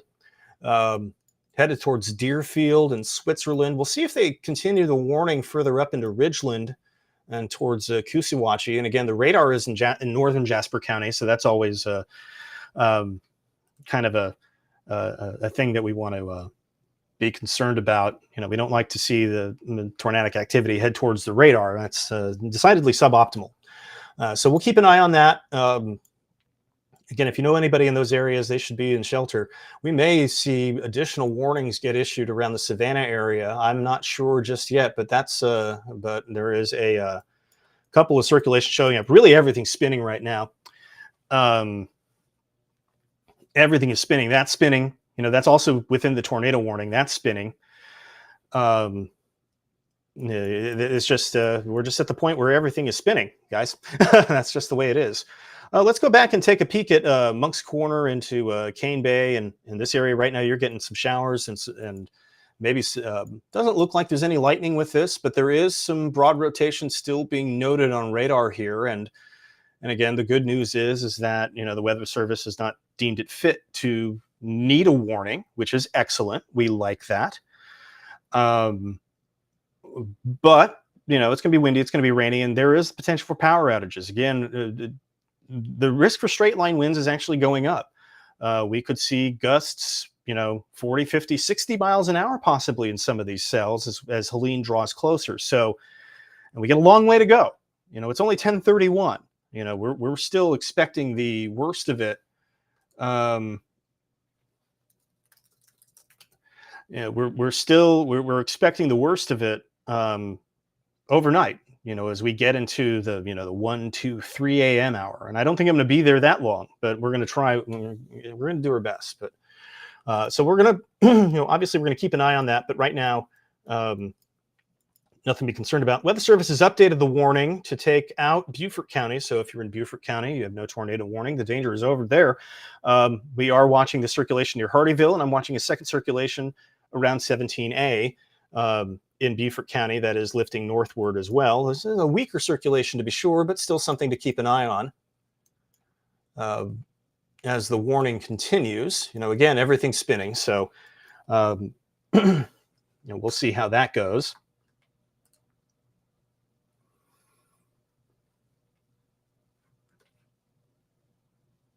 All right, so let's see here. Just going to quickly just read up for the Jasper warning. So again, so Hardyville, we've talked about this. Coastal Carolina Hospital, Morgan, Perrysburg, Limehouse, Levy, and Deerfield. I-95 between mile markers 4 and 16. Again, radar indicated tornado. That's this guy here. It looks like it's already crossed I-95. And we'll see if they extend the warning again. We'll see if they extend the warning further northward, maybe to take in Ridgeland and those areas there. So, so again, kind of taking the long view here. Let's take the big view and get the satellite radar composite here. There's the radar network, and here's the satellite. You can see the outflow, and you can really see the shear. Honestly, I think you can see the shear here. So there's, you have these outflow clouds moving this way. You have the low level stuff moving that way. And so that's why we've got a lot of that wind shear. And that's why we are in concerns around tornado warnings. We do have a question about how long the stream is going to go. And I think what we're going to do here is we're approaching 10:30. I'm going to keep an eye on that cell around Goose Creek. And I think what we're going to do is we're going to take a break. If that doesn't try to materialize into anything, I think we'll take a break around 10:45. So that'll stop the stream on. We'll stop the stream on Instagram. We'll get you over to the net over here. So we'll keep an eye on that. A question about flights being at risk tomorrow. I don't think so, actually, because again, this is getting out of here. This is gonna move pretty quickly. Let's actually let me pull a couple things over on the other computer. And we can talk about the future. Let's talk about the future for a minute. So getting updated runs of the high-res rapid refresh here, and I'll take some of the parameters off just so we can talk about this a little bit more sanely. Leave the MSLP on because who doesn't love a good isobar? Yeah, so here's your model guidance. Here's your here's your model guidance here, and this is we'll start basically now. This is the eye wall coming ashore near Tallahassee. Start to see that southwest side begin to dry out. That's what typically happens with these, is it draws in air, drier air from over land. That's pretty typical. That's a typical way, and it's going to plow into Georgia still with very strong winds. And the concern here is for these guys right here around 3 a.m. The band of supercells that may develop, and that main feeder band will move through. Looking at the radar, looking at the satellite radar composite here, we can start to see kind of what that feeder band might look like. It's this guy, kind of circling it with my mouse here. I'll move that a little bit. So, we have a question about flights from Charlotte. That is a little more tricky. The weather is actually going to be worse in Charlotte than it's going to be in Charleston for a good bit of Friday. And so we want folks to be, check with your airline. I definitely know nothing about running an airport But you definitely want to check with your airline. So this feeder band, this main feeder band here, is what we're going to be watching over the next couple hours to see, what what kind of issues could we have. Here's one. Here's another one too that's moving through Central Florida right now. That one did have a lot more tornado warnings with it at one point. That has kind of calmed down a little bit, which is nice to see. Hopefully a sign of things to come, relatively speaking. But you can see that eye wall of Helene crashing ashore now near Perry, Florida. So there you go. There's that eye, and it's getting ashore here. We'll get a position update from the Hurricane Center once that happens. And we'll go from there. So we have a new tornado warning as well. And as I expected, they are extending this warning, the warning for Jasper. They are extending it a little further north, and this goes into Hampton County, Jasper County, and parts of Effingham and Georgia. So here's the warning right here. And again, radar indicated rotation. Headed to Scotia at 11:05, but Furman, Clio, Tarboro, Robertsville, Garnett, Pineland, Tillman, Ebenezer, and Tuckasee King. So if you're in those areas, if your phone went off, if you heard your weather radio go off, it's time to seek shelter. That's the most important thing that you can do there. Time to seek shelter. Here in the Charleston metro, again, I'm in Charleston, obviously. Aside from the one cell that we've been keeping an eye on in Goose Creek, things are generally not too bad at the moment. We'll take the single site reflectivity again, and let me clear those roads off. I've had some roads tied up here, and at some point it'll load. So yeah, the one area that we're still interested in the Tri-County is Monk's Corner. Right over Cane Bay, there's still elevated circulation showing up there. No warning on it. They haven't warned on this. If we go over to the radar analyst, I've got it up in the 4-panel. And, there's a little something there that, we've been kind of keeping an eye on for a while now. No indication that it's to the ground or anything like that. It's not the most organized thing in the world, but some wind, some rain. That's what we've been hearing from folks who have been in the path of this.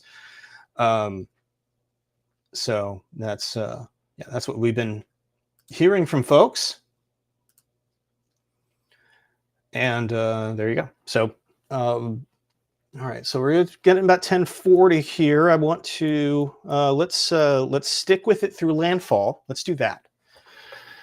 So let's stick with it through landfall, and then provided we don't have any warnings, we'll go ahead and step away. And then if something does pop in, we'll do our best to cover it. I can't promise you that I'll be able to go all night. I do have a day job that I do need to be somewhat awake for tomorrow, but we'll do our best. And hopefully we don't, hopefully nothing really happens. So P is asking, do I see a little hook echo on the Cane Bay cell? Well, Weather Daddy's taught you well. That is a little bit of a hook echo indeed. And there's a little bit of circulation aloft. Nothing terribly strong, but yeah, that is a hook echo. That is exactly what that is, and we look for that. That's kind of one of the telltale signs that maybe something is amiss. Judy is dead on with this. I hate it when we have storms like this at night. You can't see if anything's coming, and no, you can't. And that's what makes these so dangerous. That's what makes nocturnal tornado situations like this, and like we had with, Debbie just a few weeks ago. I mean, it's not like that was a recent thing. That's not like that was a long time ago. That was just a few weeks ago when we were here talking about that. So yeah, it's it is a it's a scary thing, and that's why we do what we do. But again, the idea here is that we're going to keep an eye on this Cane Bay storm moving east of Monk's Corner. Cross, this is headed your direct. This might skim you a little bit. This is going to head towards Utahville and Holly Hill. As we zoom out, look at the rest of the Carolinas. There's no other active tornado warnings.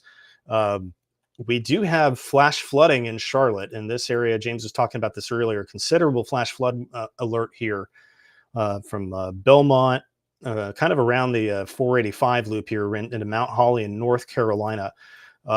Flooding is going to be, ultimately flooding is going to be the story from this storm for those of you, for the folks in the, the Blue Ridge Escarpment, Asheville, Hickory, Fair Plains, places like that. Numerous flash flood warnings already in effect. You've had flash flooding from the previous storm the day before. And so that's something that is, that we're going to have to, it's going to be a very unfortunate storyline for that part of the world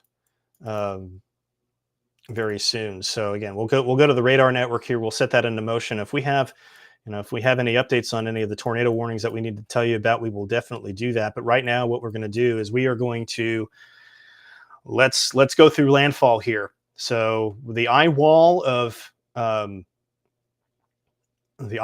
storm right now is moving into Perry, Florida. That's it. And that's this. You see this the special polygon here. This is what they call an extreme wind warning. That's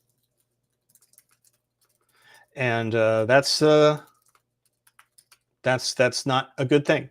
That's just not a good thing.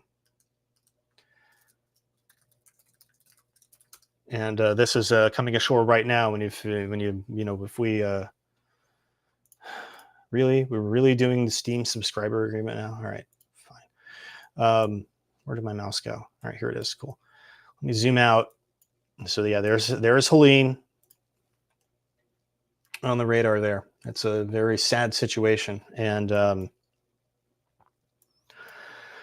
yeah, I mean, I don't know what else to say. It's you don't know what else to say with these kinds of things. But yeah, that extreme wind warning is the thing that you never want to see. Max sustained of 140 as this makes landfall. And we should get a position update. Once this makes landfall, the Hurricane Center will issue a position update, kind of officially saying it made landfall. And then we go from there. Again, this is gonna dig deep into Georgia. We have numerous tornado warnings.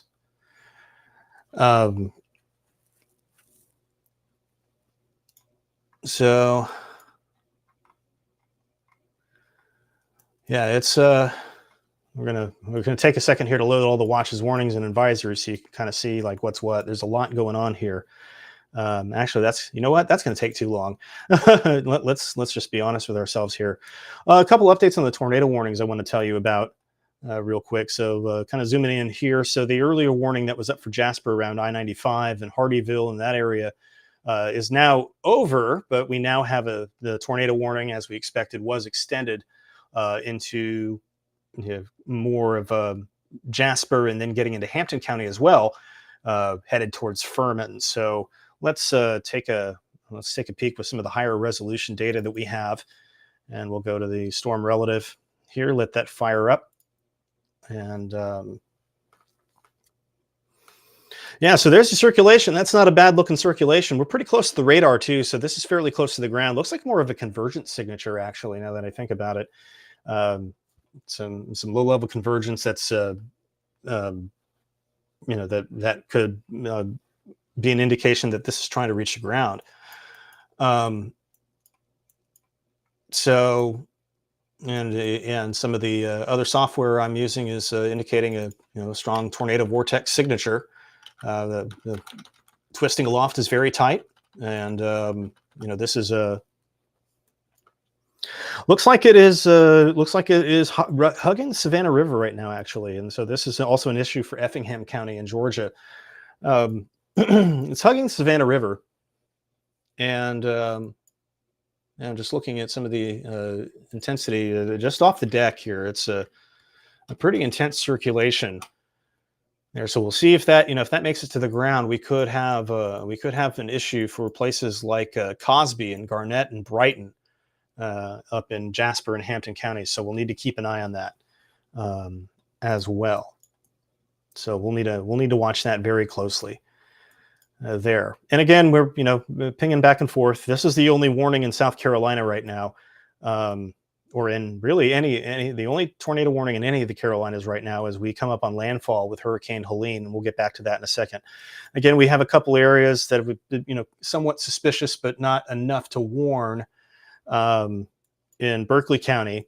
So nothing here. We haven't had any reports of it. We actually watched this one that just came through Cane Bay. We actually watched it on the traffic cameras coming across the Don Holt. There was no problem. So that is encouraging, but we have to understand that this is early. We still are under a tornado watch, and we will be for quite some time. That tornado watch goes until 8 a.m. tomorrow. And that is a long tornado watch. Now, granted, it will probably be trimmed from south to north, as the circulation, as the center of circulation for Helene moves northward and starts to unwind a little bit more. We should see that warning. I can't imagine that we're going to stay under it until 8, but we will see how that goes. So let's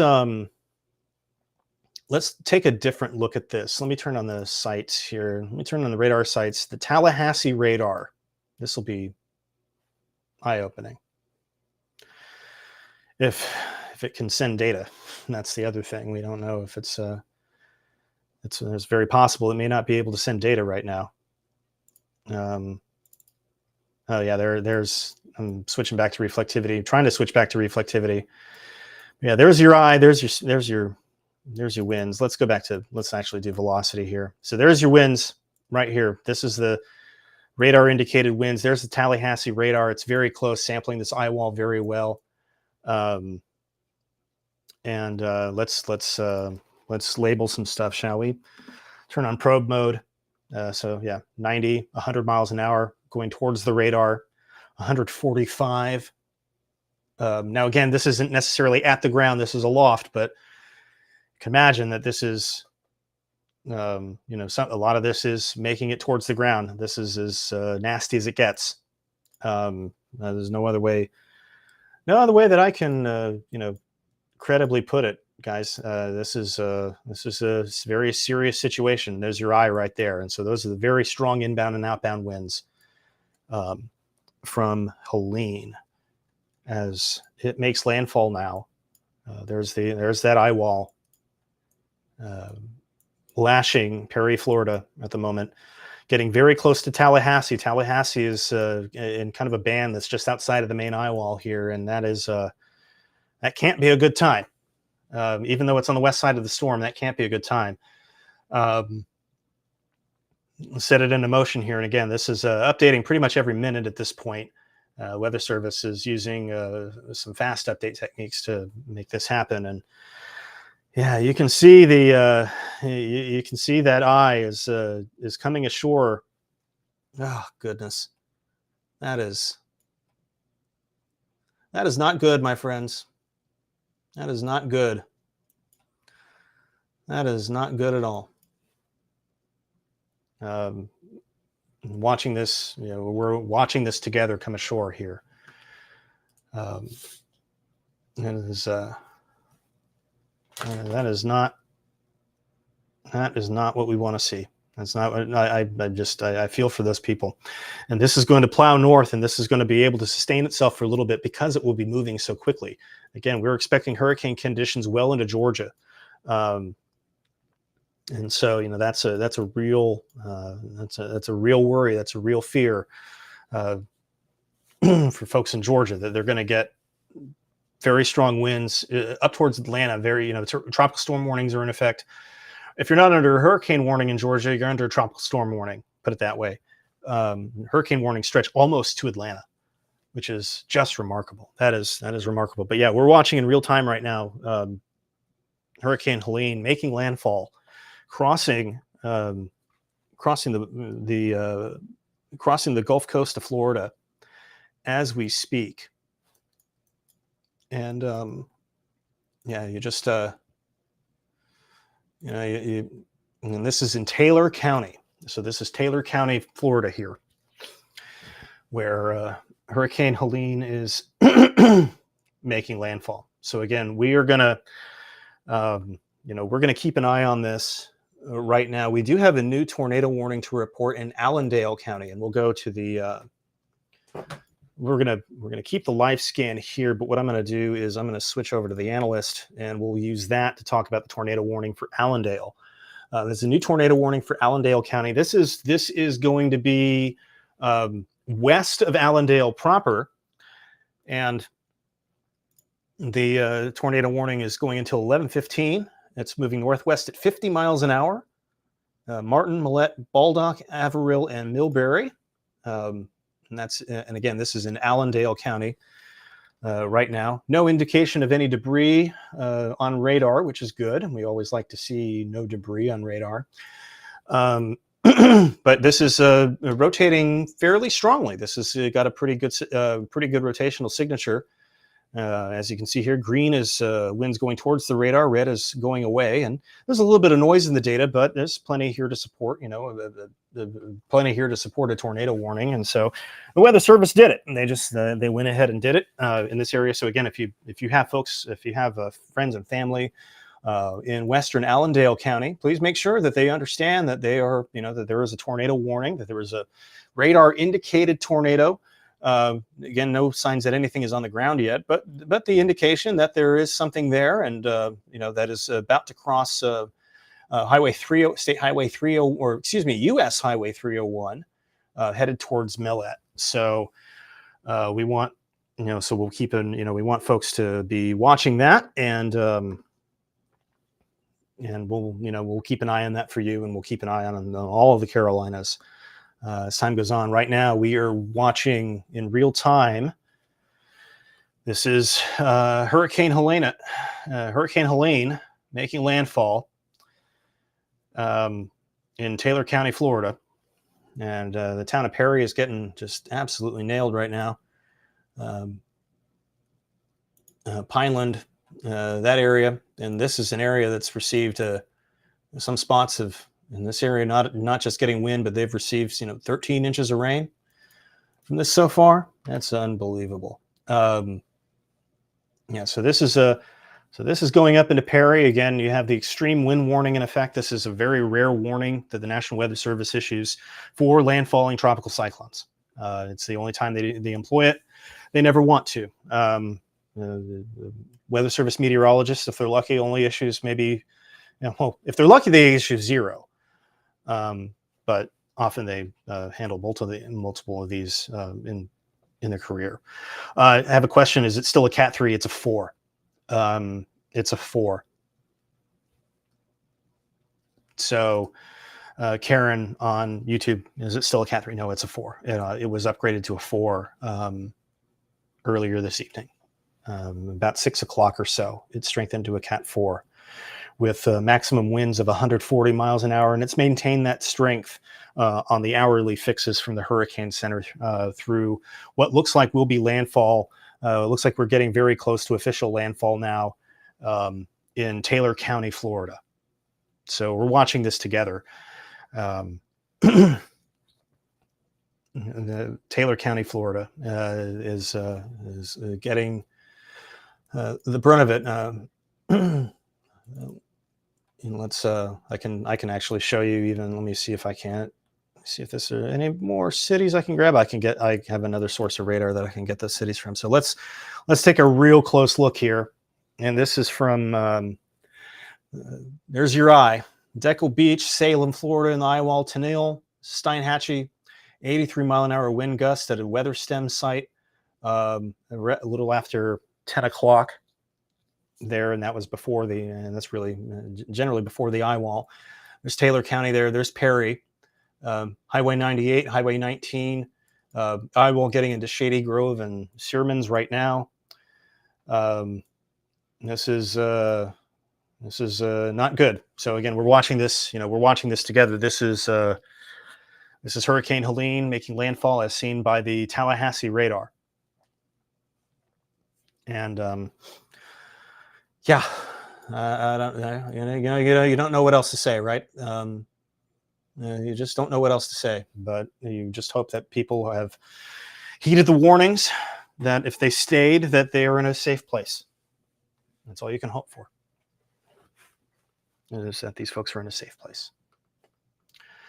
So we'll stay, we'll stay and continue to watch this, this landfalling tropical cyclone. And what else is there to say, friends? This is not, nobody wants this, and it is it is quite tragic. That's the best way to put it. All right, so we're gonna keep an eye on this. We'll go back to the live scan radar here.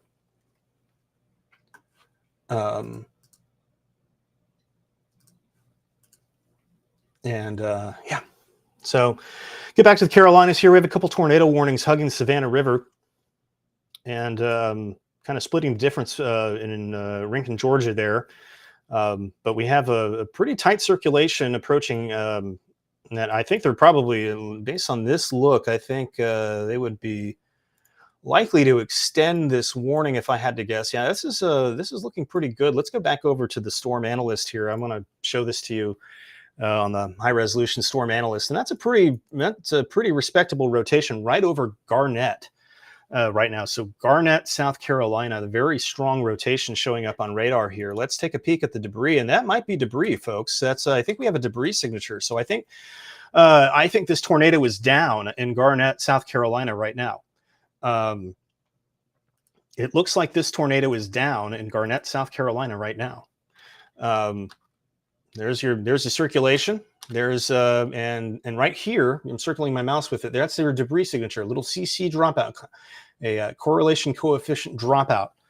And when that dropout happens, that means that trees, leaves, buildings, building materials, things like that, it's all being lofted into the tornado.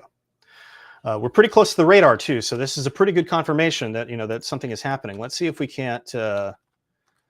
That debris signature is lofted about 1,500 feet. That's about as high as I can see it right now. Garnett, there is a tornado on the ground. Tornado is down. Brighton, it's right over Highway 321 in Garnett right now. This is going to head towards Shirley and Scotia. New tornado warning here now for Effington, Hampton, and Jasper until 11:15. It's still being called radar indicated, but I am pretty willing to bet that this is. You can see here's the debris ball, and here is the debris. That correlates pretty well. So that correlates. That correlates pretty nicely, and it looks like we just got a new scan there. And yeah, the debris signature is still evident. Looks like it's a little weaker. Again, these tropical tornadoes, they spin up, they spin down, and then they're done. And that is continuing to make its move northeastward. Let me get the storm vector here, and yeah, that tornado warning, that was extended into Estill and places like that. And again, this goes until 11:45. This tornado is moving northwest at 45 miles an hour. So yeah, it does look like that there has at least been a brief touchdown based off of the debris signature that we see on the radar here. So again, folks in Garnett, they may have taken some damage. We'll see how that shakes out. Scotia, watch this. Shirley, I am serious. There's in the town of Shirley here, there's a lot of heavy rain there right now. That tornado is it's going to get close. So again, we want to have folks, in their safe place, really as soon as they can, and stay there until this passes. Yeah, there's definitely something suspicious there that we need to keep an eye on. Looking south towards Hardyville, kind of a junky look on the radar there. That storm that we have been tracking through since it was in Daniel Island and Park Circle has now left the Tri-County and has gone into Orangeburg County around Holly Hill and is not showing that rotation that we were seeing. So that's good news. It was never warned and never needed to be, which is what we like. Let's take it to the Carolinas view now. Let's go to the satellite and radar composite.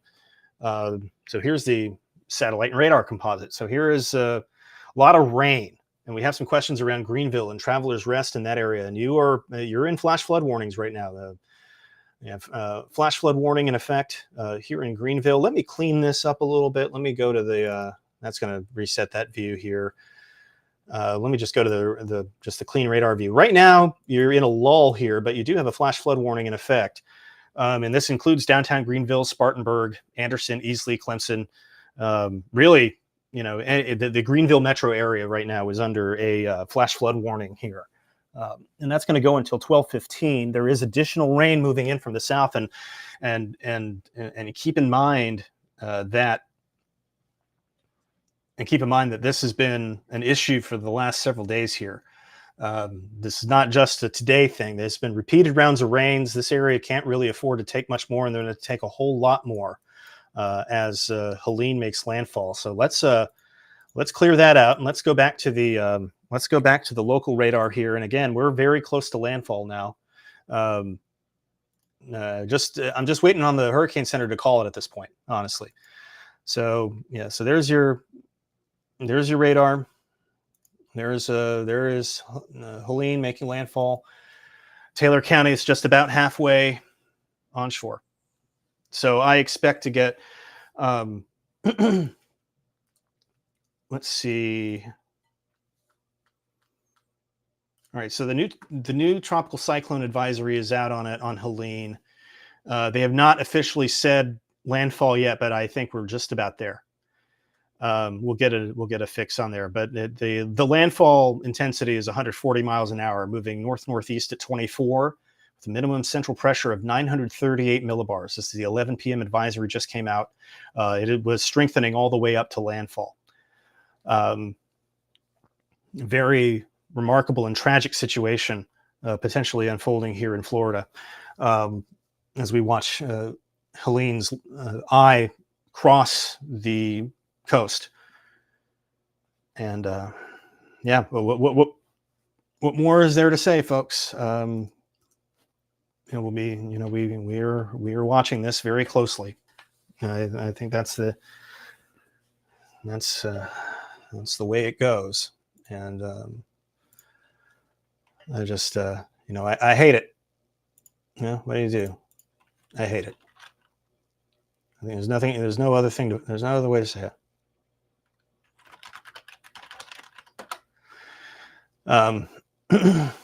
So there it is. Yep. Yeah, it's nuts, but yeah. So going over to Facebook, yeah. Allison on Facebook, 328 warning so far here in Bluffton. Yes, first two see more for Savannah coming off Tybee than Jasper. Last one could have been Bluffton, Pritchardville area, and yeah, you actually had one this morning that was pretty gnarly too.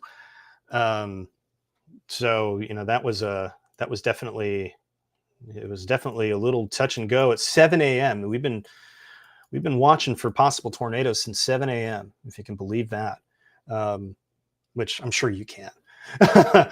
Let's be real on who we're talking about here. So again, here's the radar. Here's the here's the circulation, and here's the eye. There's the eye. Let's put the radar velocities on, and let's talk about 130 mile an hour winds being measured by the radar, about 3,000 feet up, and you can imagine that is making it to the surface. Most of it is making it to the surface.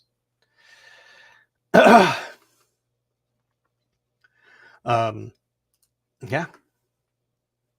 That's what else do you say? We're waiting for the Hurricane Center to issue their official alert that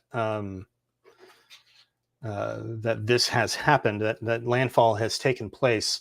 But you can see here that eye is just about halfway on, and there you go. So we have questions around Augusta, and Augusta, you've got a lot of wind coming your way. Augusta's under a tropical storm warning, and there's a lot of wind coming your way. Let's take a little wider look at things here. And there's Category 4 Helene making landfall right now, and you can see that track takes very strong winds up the gut into Atlanta, and you're going to be in that definitely tropical storm force winds, power outages certainly possible, heavy rain, and tornadoes are a consideration for those of you in Augusta. Getting questions, do we need to be very alert overnight in West Ashley? It's a great question, and the answer is yes. Now, with the caveat that, again, you should have a weather radio on, you should have your phones close and charging. If an alarm, if the tornado warning is issued for your area, it'll ping your phone, and you'll be roused awake. Chances are good you'll be roused awake pretty effectively by that. But again, if we're let's go take a look at the severe weather watches. And again, the tornado watch is in effect for much of South Carolina and into southern North Carolina until 8 a.m. So it's going to be, we're going to be in this for a bit. And I just realized I wasn't showing you the right map. So there you go. So there's your tornado watch. So we're under tornado watch. So with this in place, we want folks to be, reasonably alert. You got to get some sleep. I got to get some sleep. I get it. We got to make sure that you can wake up in case a tornado warning is issued, so you can move to that safe place. With any luck, you won't have to do that. With any luck, we're going to get through this and be okay. But I just, we want folks to be on their guard, because there have been tornadoes. There certainly right now we're seeing that unfold along the Savannah River. We have 3 tornado warnings along the Savannah River right now. We had a tornado that at one point in Garnett was down, in Garnett, South Carolina, in Allendale County, or Hampton County, rather, that was down. Tornado warning stretch from Millette, Martin, South Carolina. There's 1 rotation, 2 rotations with a tornado vortex signature identified by the radar. And some purple haze. We're having a little tougher time seeing what's going on down here. I think this warning is probably not long for this world, but but yeah, that's where we're at. I get questions about Greenwood. What's the outlook looking for, like Greenwood into the early morning? A lot of wind, a lot of rain, and maybe even a tornado. Again, the tornado watch continues here in Greenwood as well. You're under this same tornado watch in Greenwood until 8 o'clock in the morning, which is just gross. So there's Greenwood. There's your tornado watch. McCormick, Edgefield, Lawrence, Newberry. This is roughly going to be along the track of Helene and that east side, that dirty side of the storm, that eastern quadrant there. And yes, tornadoes are most commonly on the east side of a hurricane because of the way the wind shear works. You have the winds coming out of the south and the southeast. You have outflow moving out towards the northeast. And that change of direction with height and the speed shear too, the friction on the ground is going to slow down the wind, but it'll still be very windy aloft. And so that can help also induce tornadic activity. And there's plenty of lift with a hurricane, as you can probably imagine. So that's the story there with that. So let's go back to Florida for a minute here, and let's take a look at Perry and what's happening. There's Helene's eye wall. Perry, Florida is about ready to get into the eye as we speak. There's the eye. There's Perry. We're going to get into the eye here shortly there. Again, awaiting the fix from the Hurricane Center on the declaration of the official landfall, but I think we're just about there. Generally speaking, landfall is when half of the eye moves ashore, and it looks like based on this picture, we are just about there. So, that's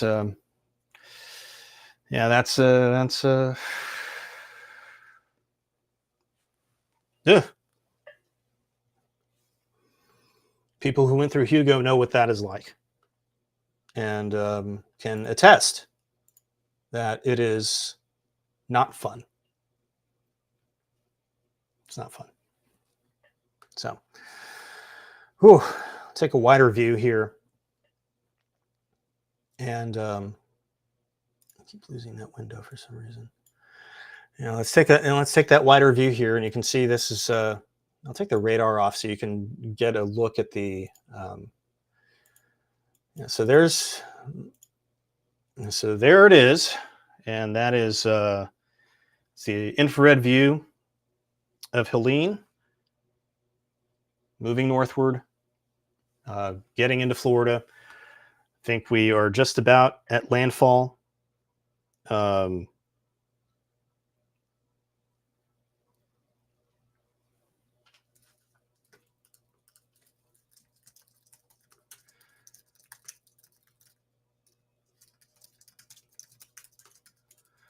on a second.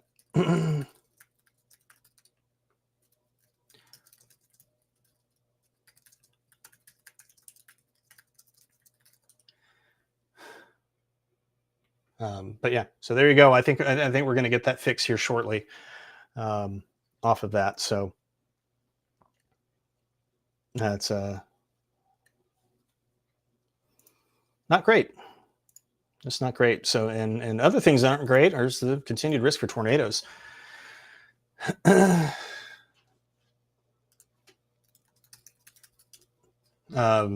we still have tornado warnings basically lining the Savannah River from about Deerfield, South Carolina, just north of Hardeeville, up towards Millette, South Carolina. There's another rotation, and we may have something trying to approach the Savannah River site. So nuclear tornadoes. And it looks like there's another spin up now south of Aiken here. So we have folks in Augusta watching us. We want to be careful of, that tornado threat is going to push in, is going to continue to push inland, especially as we start to see, Helene approach and continue to, increase the shear over the area. We have some rotations setting up off of Hilton Head. These are traveling northward. We're going to have to keep an eye on these. I got to get my big head out of the way. So this is offshore. It's going to be a bit before we got to worry about it. But again, that's something that we'll have to be keeping an eye on. We're going to have a lot of these rain bands, and it's going to be a thing most of the night. So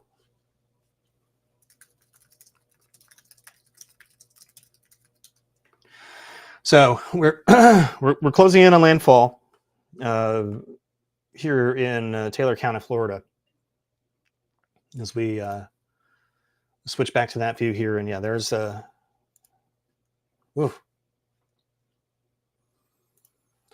sir, I don't like it. I don't know what else to say except, no, sir, I don't like it. And there, fixed it a little bit so we can see a little bit more of it.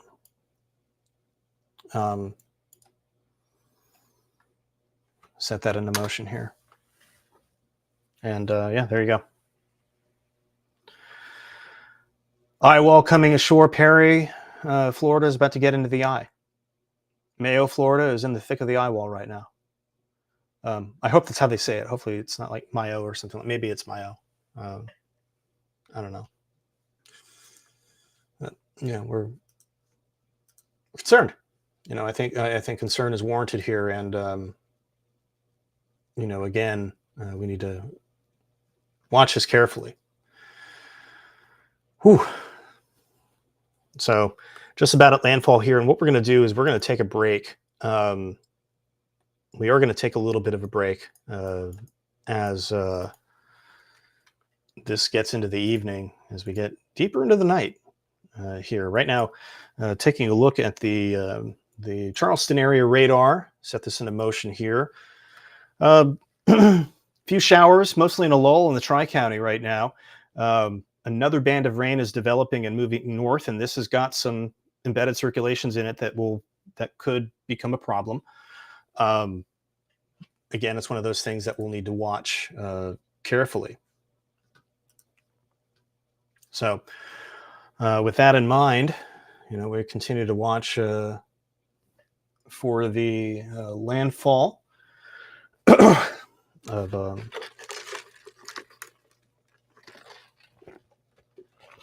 Helene. And So before we go, before we sign off here for a little bit, and hopefully what happens usually is they issue a warning and I have to go back on anyway, but we want to make sure that you know where to go. Make sure that you're in that interior room on the lowest floor. If a tornado warning is issued for your area, you're going to hear it on your phone. Hopefully your weather radio is going to go off. Hopefully, you're going to, a lot of ways to get warnings. These days, weather radio is a great way to do it. Phone is a great way to do it. Good to have two ways to do it. And what we're going to ask you to do is, when that warning goes out, go to your safe place, that interior room on the lowest floor, away from windows, and put as many walls between you and the outside as possible, and then just hang out, and it'll be fine. You'll be safe, and it might be scary there for a little bit, but you'll be okay. And and so we'll keep an eye on this. That's what we're going to do. I'm not going too far, but I think it's pretty safe to say that we're getting close to having Helene completely on land now, and that moves us into the next phase of this. And it is worth noting that we do have another rain. We do have this other rain band south of. That is moving northward. That is going to get into the Charleston metro here in the next little bit. Let me see if I can't find a way to time that here real quick. We're going to try and draw a track. Let's see. Sometimes this is a little gnarly. I don't think it's moving at 57. Call it 45. I don't buy that. But yeah, that would put it in the Charleston metro a little after midnight. This is impressive. Heavy rain band coming off of Hilton Head right now. And I don't know how this thing works, apparently. A Steinhatchee, Florida camera on another stream already has water 15 feet high with storm surge continuing to rise fast. 15 feet, that's high enough. It's high enough, but and that is a very, very scary situation there. And we were very, in the Hurricane Center and the local weather service office in Tallahassee specifically said that storm surge was unsurvivable, not just dangerous, but unsurvivable. That is a very strong word for weather service. They're not about hype. They're not about they're going to give you the facts. Those are the facts. Those are the facts. So we'll watch this band. Keep an eye on this band as it comes up over the next hour into the metro. But I think for the sake of my voice, I'm going to take a break. But again, when we zoom out here, this is a lot of rain moving through and a lot of flash flood warnings in the upstate and getting into North Carolina. Tornado watch will continue until 8 a.m. or it's canceled, whichever comes first. And, we'll be watching that. Okay, hold on. We have the tropical cyclone update here. I think we have the landfall declaration from the Hurricane Center. And Helene, so National Hurricane Center, Helene makes landfall in the Florida Big Bend. Based on National Weather Service Doppler radar data, the high of Helene has made landfall as a Category 4 hurricane in the Florida Big Bend region at about 11:10 p.m., just east of the mouth of the Ocilla River. It's about 10 miles west-southwest of Perry, Florida. Based on data from Air Force reconnaissance aircraft, the maximum sustained winds are estimated to be 140 miles per hour and the minimum central pressure at 938 millibars. So that is the landfall call. That's it. And Instagram ended my live video, which is kind of dumb, but so there you go. There's your landfall. Helene has made landfall. And it's difficult to fathom for these folks. You're hearing about the 15 feet of storm surge in Steinhatchee, and it's just going to get worse. So again, everybody, we want you to keep those folks in your thoughts. And there you go. So anyway, we're going to go ahead and pause the live. I like the idea that was brought up of bringing back the lo-fi beats. So we'll do that. I'll go ahead and set the the radar network here. So we'll keep this on as we go, but I'm gonna go take a break. So what we're gonna do, we're gonna keep this going, we keep the lo-fi beats going. If something happens, I'm not far. So for everybody at the Carolina Weather Group, James and the gang, Jared Smith here. Hopefully we don't have to talk to you again tonight, but if we do, we'll let you know. In the meantime, again, stay safe, stay informed, and try and get some sleep. You still should try and get some sleep. If something happens, we'll get you through it. And if nothing happens, then you got some sleep. There ain't nothing wrong with that. Take care, everybody.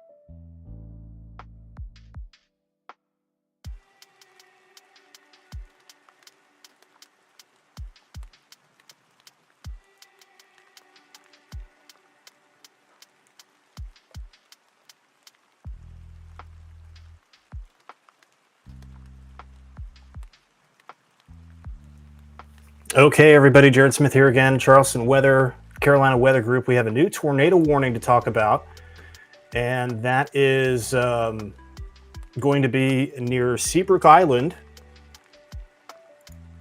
So let's go ahead and get right to the radar here, and we will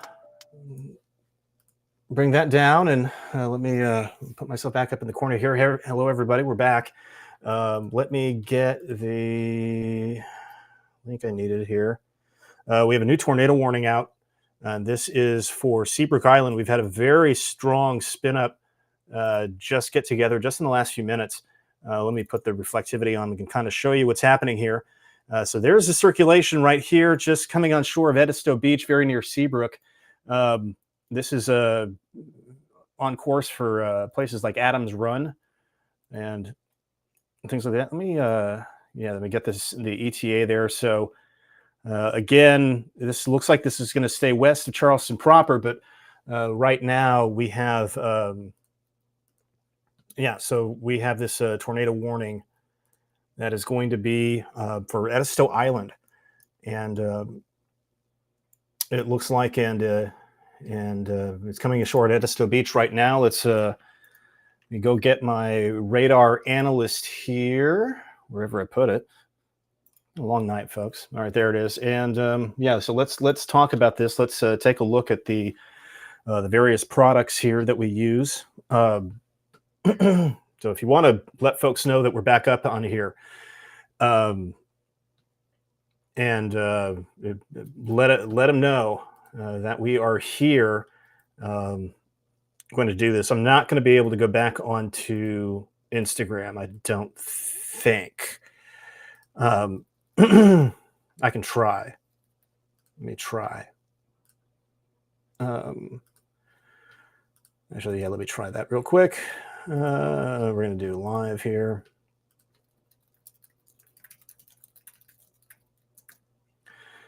And then we're going to copy that key. Again, this is the world of doing it in real time, my friends. And getting that updated right now, waiting for that to get that settled, and then we will go ahead and go live on Instagram. But right now, we do have this tornado warning over this tornado warning for Edisto Island. Very strong indication of circulation, as you can see there on the radar. And we'll go ahead and get ready to welcome in our Instagram audience here right now. So, all right. So I think we got everyone here. We're starting to get folks here. Cool. Jared Smith, Charleston Weather, Carolina Weather Group coverage of Hurricane Helene. We have a new tornado warning for portions of Charleston and Colleton counties. That includes Edisto Island all the way up to Adams Run and back to Jacksonboro. They've had a couple warnings tonight, and we're doing it again. Circulation coming. We have the circulation come ashore here. You can see this little bit of rain there, and then boom, this cell just kind of really tightened up out of nowhere here. And right now is over Edisto Island. Let me do the normalized rotation here, and it's a fairly strong circulation.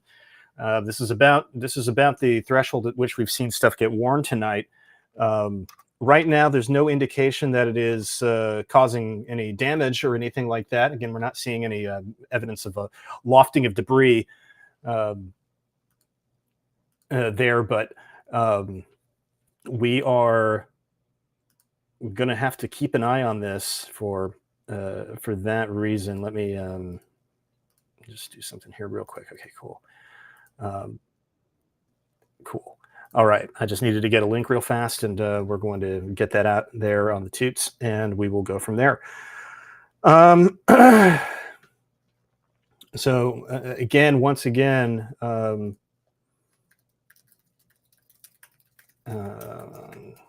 wish I could talk and type at the same time. So yeah, so we're going to have these, we have the tornado warnings go off. So again, if your phone went off, if your weather radio went off and you somehow found me, thank you, number one. And number two, go ahead and be in that safe place. Interior room on the lowest floor, away from windows. Put as many walls between you and the outside as possible, and you're going to be just fine. But yeah, so here's the circulation right there. That's a pretty clean circulation. There's your red. There's your reds and your greens. The greens are going towards, the reds going away. The radar's over here. And that is a very, very well-defined circulation. Looks like the normalized rotation is getting up to about 1 on this. So that is about as good as we've seen this evening. And so that's something that we want to watch very closely. We'll go back to the storm tracker here, the live scan radar. And what I want to do is start pointing out some locations that will need to be in shelter here shortly here. So let's turn on the labeler here, our good old friend, the labeler here. So first of all, this is coming down Highway 174. This is going to kind of cross Highway 174 right here at Mance Road, Playhouse Lane, Maxey Road, Cedar Hall Road. Eventually, White Point Road. This is going to get near you. Fairview Nursery Road, and again, this is still in Charleston County. And then Highway 164 eventually, potentially in Adams Run. There's Wheeltown Road. We've called that out tonight. Parker's Ferry Road. We've called that out tonight. A lot of spots here that are in it to win it. So there's your hook echo. There's your circulation right there, crossing 174 towards Brick House Road right here, and here's Russell Creek Road. We'll go ahead and label that one too. And so there's your circulation. There he is right there. And let's get a look at it on storm relative here. Let's just take a peek at the velocity view here. And again, yeah, that's a pretty healthy circulation that's showing up. Let's do a check for debris. So far, so good. Doesn't look like we have any debris signature showing up, which is always what we like to see here. If we see that debris signature, that lowering on the correlation coefficient, that can mean that this tornado is down doing damage. And so we are, we're back in it. So yeah, Adams Run area, Highway 174, you want to be in shelter now. Edisto area, you want to be in shelter for the next few minutes. Yeah, so there you go. Yeah, White Point Road, Fairview Nursery Road, just a few of the roads that we're calling out. Little Britain Road, see if we can't do a few more here. Oakville Road, Morris Bing Road, Bird Pond Road, and then eventually Highway 17 if it makes it this far. Highway 17 heading towards Jacksonboro, right at the Colleton and Charleston line. So again, we are watching this closely. Right now, no signs of any debris on the radar, which is very good news. We love to see that. However, does not mean by any stretch that we're out of the woods with it, not by a long shot. Again, we'll zoom in here. There's a circulation. It's crossed 174. Looks like it's tightening back up a little bit too. And it's going to cross 174 again. 174 kind of sneaks around here, and it looks like it's going to cross. That once again. Let's go ahead and do that. And I'm going to just get a caption on the screen here real quick.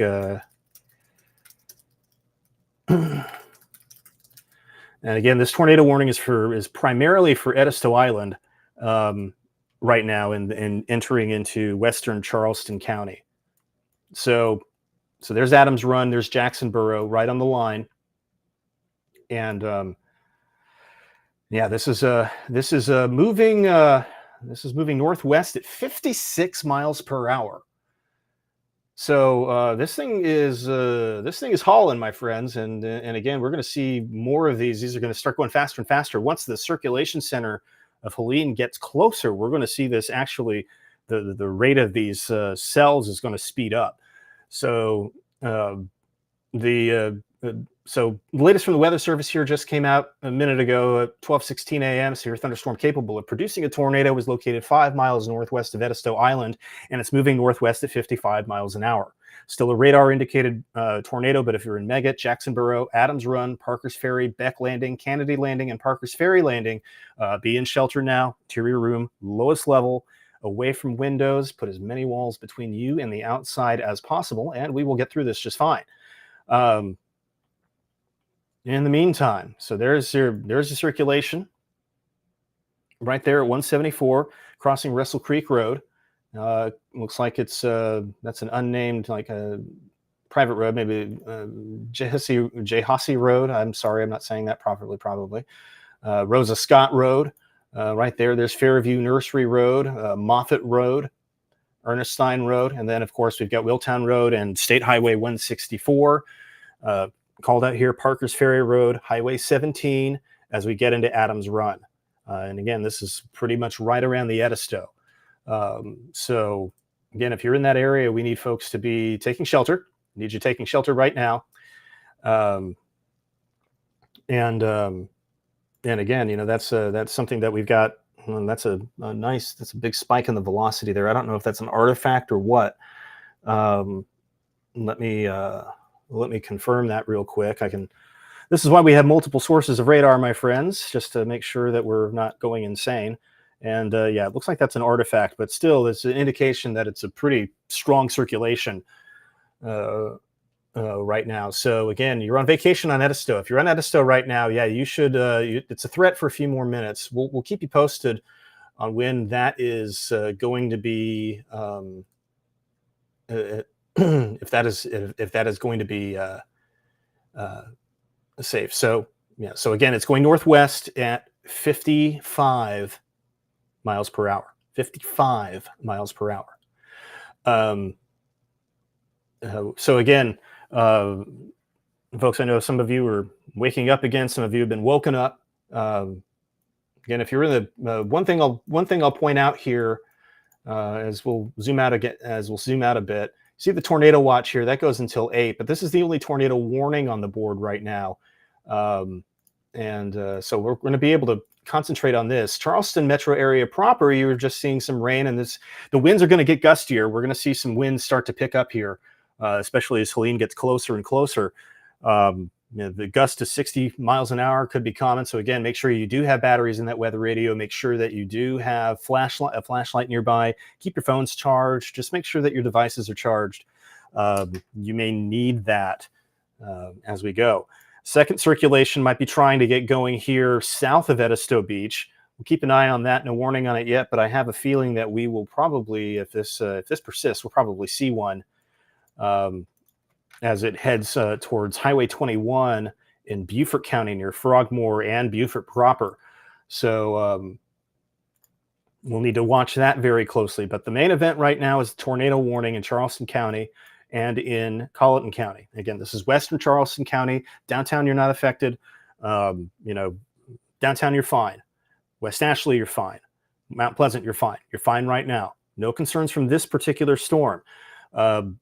That's not to say that we may not have warnings later, and that is certainly a possibility. But right now we're okay in that area. We're concerned for our friends kind of around and west of Ravenel. And here's the circulation here, having some de-aliasing failures on the velocity data here, so that's why it looks a little weird. You shouldn't see that there, but so it goes. In fact, while we wait for that data to clean up, let's go back to the storm analyst. And again, there's a circulation south of Adams Run, 174, 17. There's Jacksonboro. Let's go to the normalized rotation product. And this is as strong as we've seen all night. I got to tell you, this is a very tightly packed circulation. Normalized rotation is about 1.3. And typically anything over 1 is significant. And this is about as strong as we've seen all night with this particular product. So I like to use this as a good way to cut through the noise and show you where the threat area actually is. And that is certainly something that we're going to be keeping a close eye on. There still seems to be no indication of debris, and that is good news. But there looks like a little bounded weak ecoregion here. You can see you have some rain around it and then nothing, like almost a little eye. Little bounded weak ecoregion there, if I'm interpreting that correctly. And see the circulation of on the reflectivity data. And again, we'll put this into motion.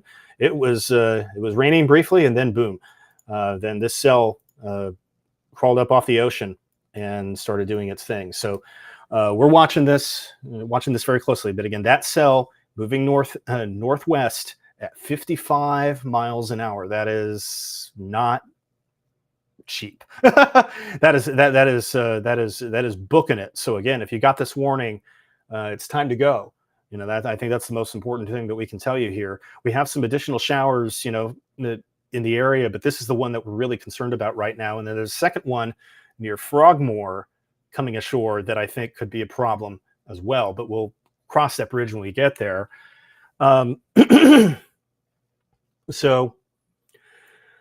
So the circulation is approaching Adams Run right now. It's getting very close to Adams Run. Let's see if we can get a little bit better data here from the storm tracker, live scan storm tracker. We have a little bit better data here. Still some de-aliasing failures, but I can tell you what's going on pretty well with this. So again, here is, here's the concern for the tornadic activity right here. And that is near Fairview Nursery Road right now. And this is, and again, this is tracking at 55 miles an hour. Now that tracking item is not right. So what I'm going to do here is we're going to do manual track. See if I can get some more locations on the map for you. Cell track is going to be, that's funny. Hold on, I'm going to clear that. That's not right. I'm going to stop labeling the roads. I'm going to clear the roads. Turn the probe off. Why is the probe on? All right, and then what I'm going to do is I'm going to draw a track. Here we go. All right, that's what I wanted. That storm motion vector is a little exaggerated, but we'll say 55 miles an hour based on the warning. So Jacksonboro at 1234, Cottageville, if this holds up, at 1246, 105 at St. George. So again, this is moving inland very quickly, and it probably won't survive that long. The Weather Service only drew the warning out to about south of 17A. And again, that could be, there's a number of reasons to do that. But I think, again, it's you want to warn conservatively for these things. You don't want to, you don't want false alarm. You want to reduce your false alarm rate as much as possible, because otherwise people stop taking it seriously. And when that happens, bad things happen. So there's your, so again, we're looking at this to essentially cross Highway 17 here in about 5 to 10 minutes or so, about 12:35 is when we expect to see that cross. So we'll obviously this will be something that we'll need to be very careful with for Adams Run right now.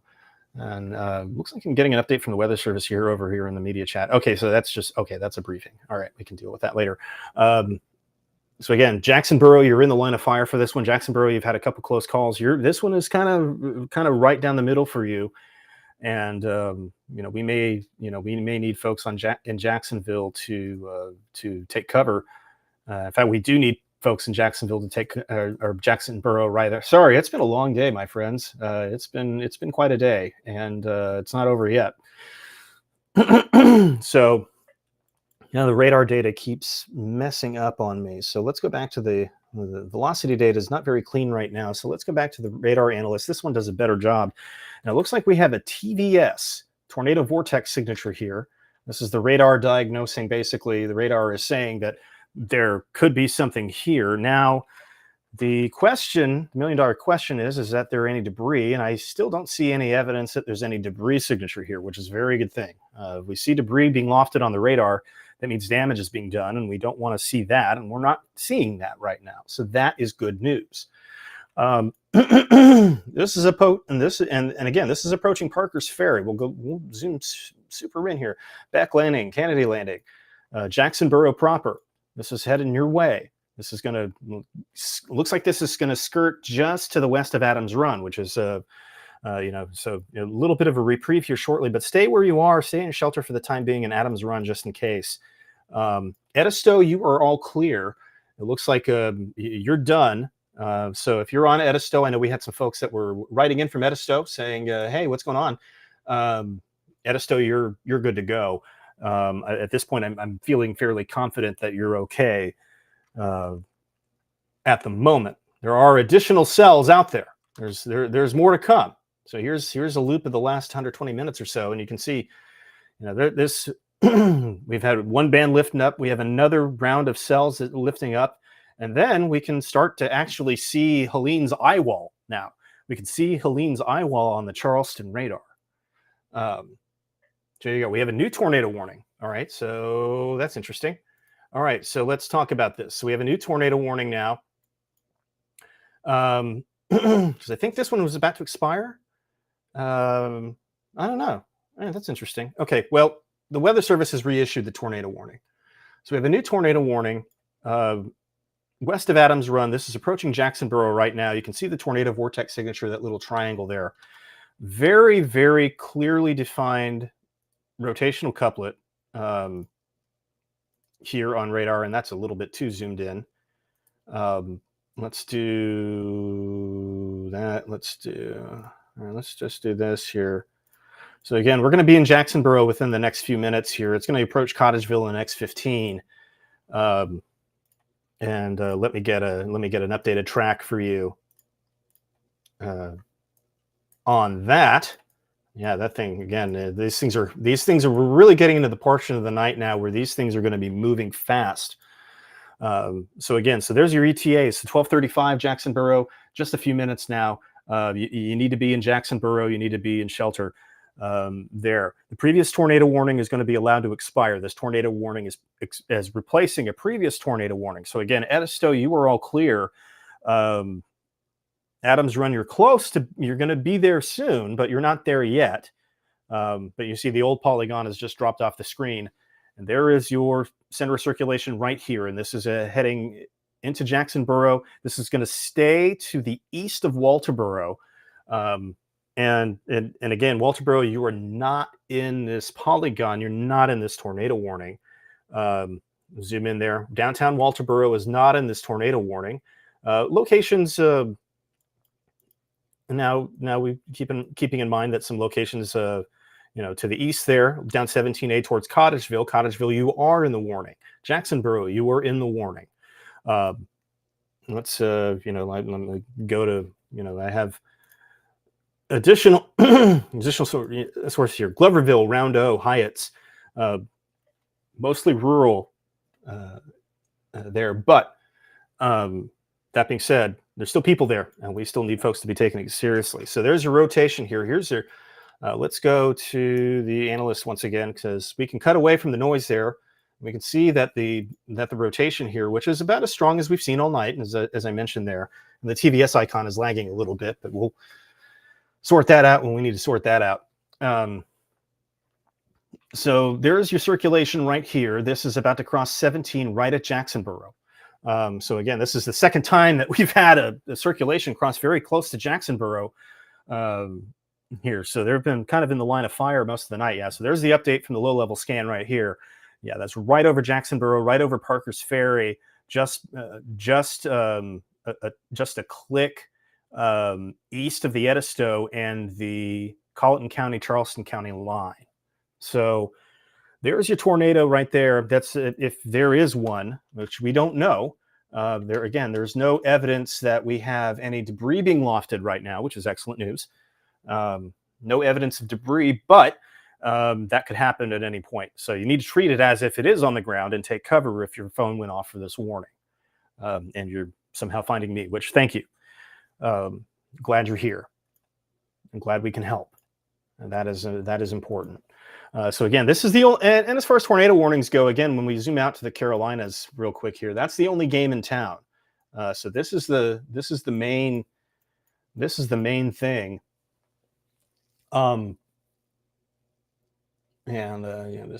Just watching this here.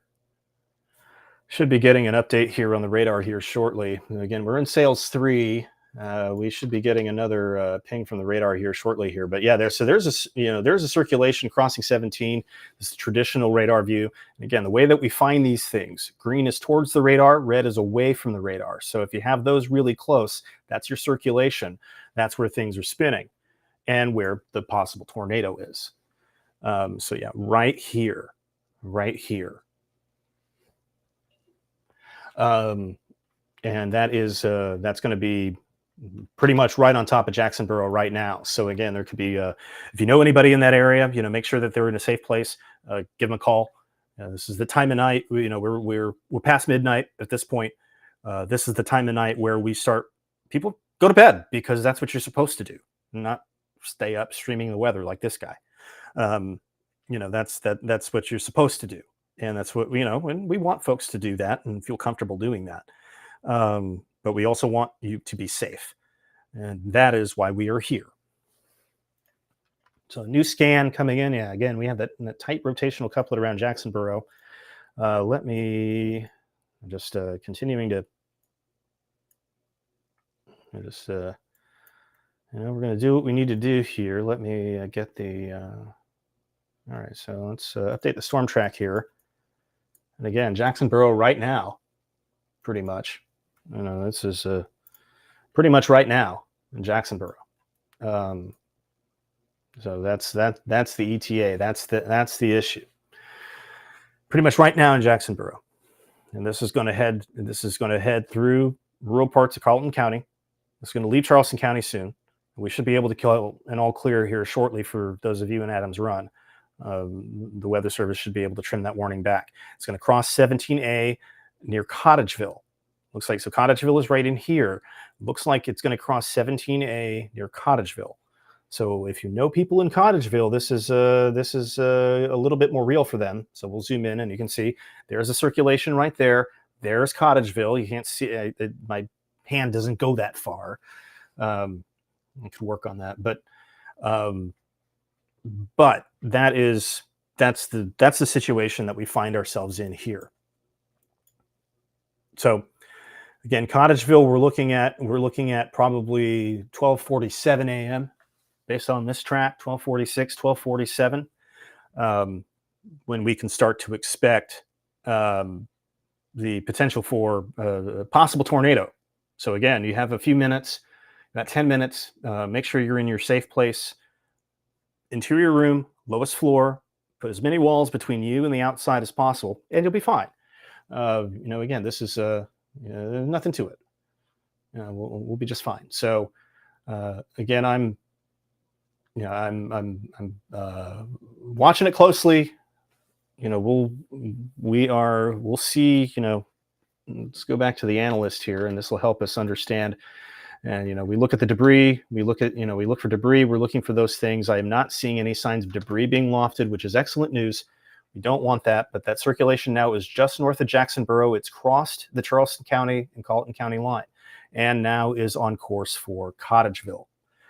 Some other locations that are in the warning: Gloverville, Round O, Hyatt's eventually. So all of these places, Beck Landing right now, you're probably getting a good bit of wind and rain.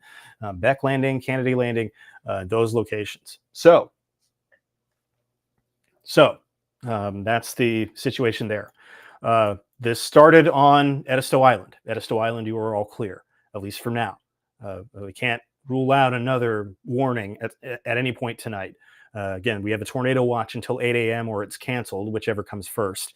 And that's because Helene is making her way, is making her way here, and to an extent. And so, yeah, we're going to watch this closely. But right now, folks who are on Edisto, Seabrook, those areas, I think you're in okay shape to go back to bed. Go back to bed. You're fine for now. Go back to bed. We do have some additional, and again, this is going to be one of those nights where we're just going to be, the conga line of supercells, as we like to call them.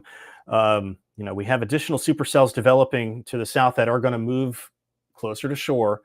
over time. So we may see additional tornado warnings come out from these. In fact, these blue polygons are special marine warnings. These are special marine warnings for water spouts. So again, you see a couple of these, and this one notably is up to the coast. So typically speaking, what I've been looking for is a special marine warning comes out on a storm, and it's aligned with the coastline. I'm particularly paying attention to that for a potential land-based tornado warning at some point. So again, we're far from it, far from done. There's Helene's eye wall. It is about to cross. Helene's eye has crossed into Georgia, or is crossing into Georgia as we speak. Again, this thing is hauling butt. This thing is moving, man. And you can see that there have been some tornado warnings along its path as well. And we're going to see that a good bit throughout the night. So again, there's that circulation. That eye is really starting to come into view here, and we can take a let's take a peek at the satellite, and you can see that eye is about as well defined as it's ever been.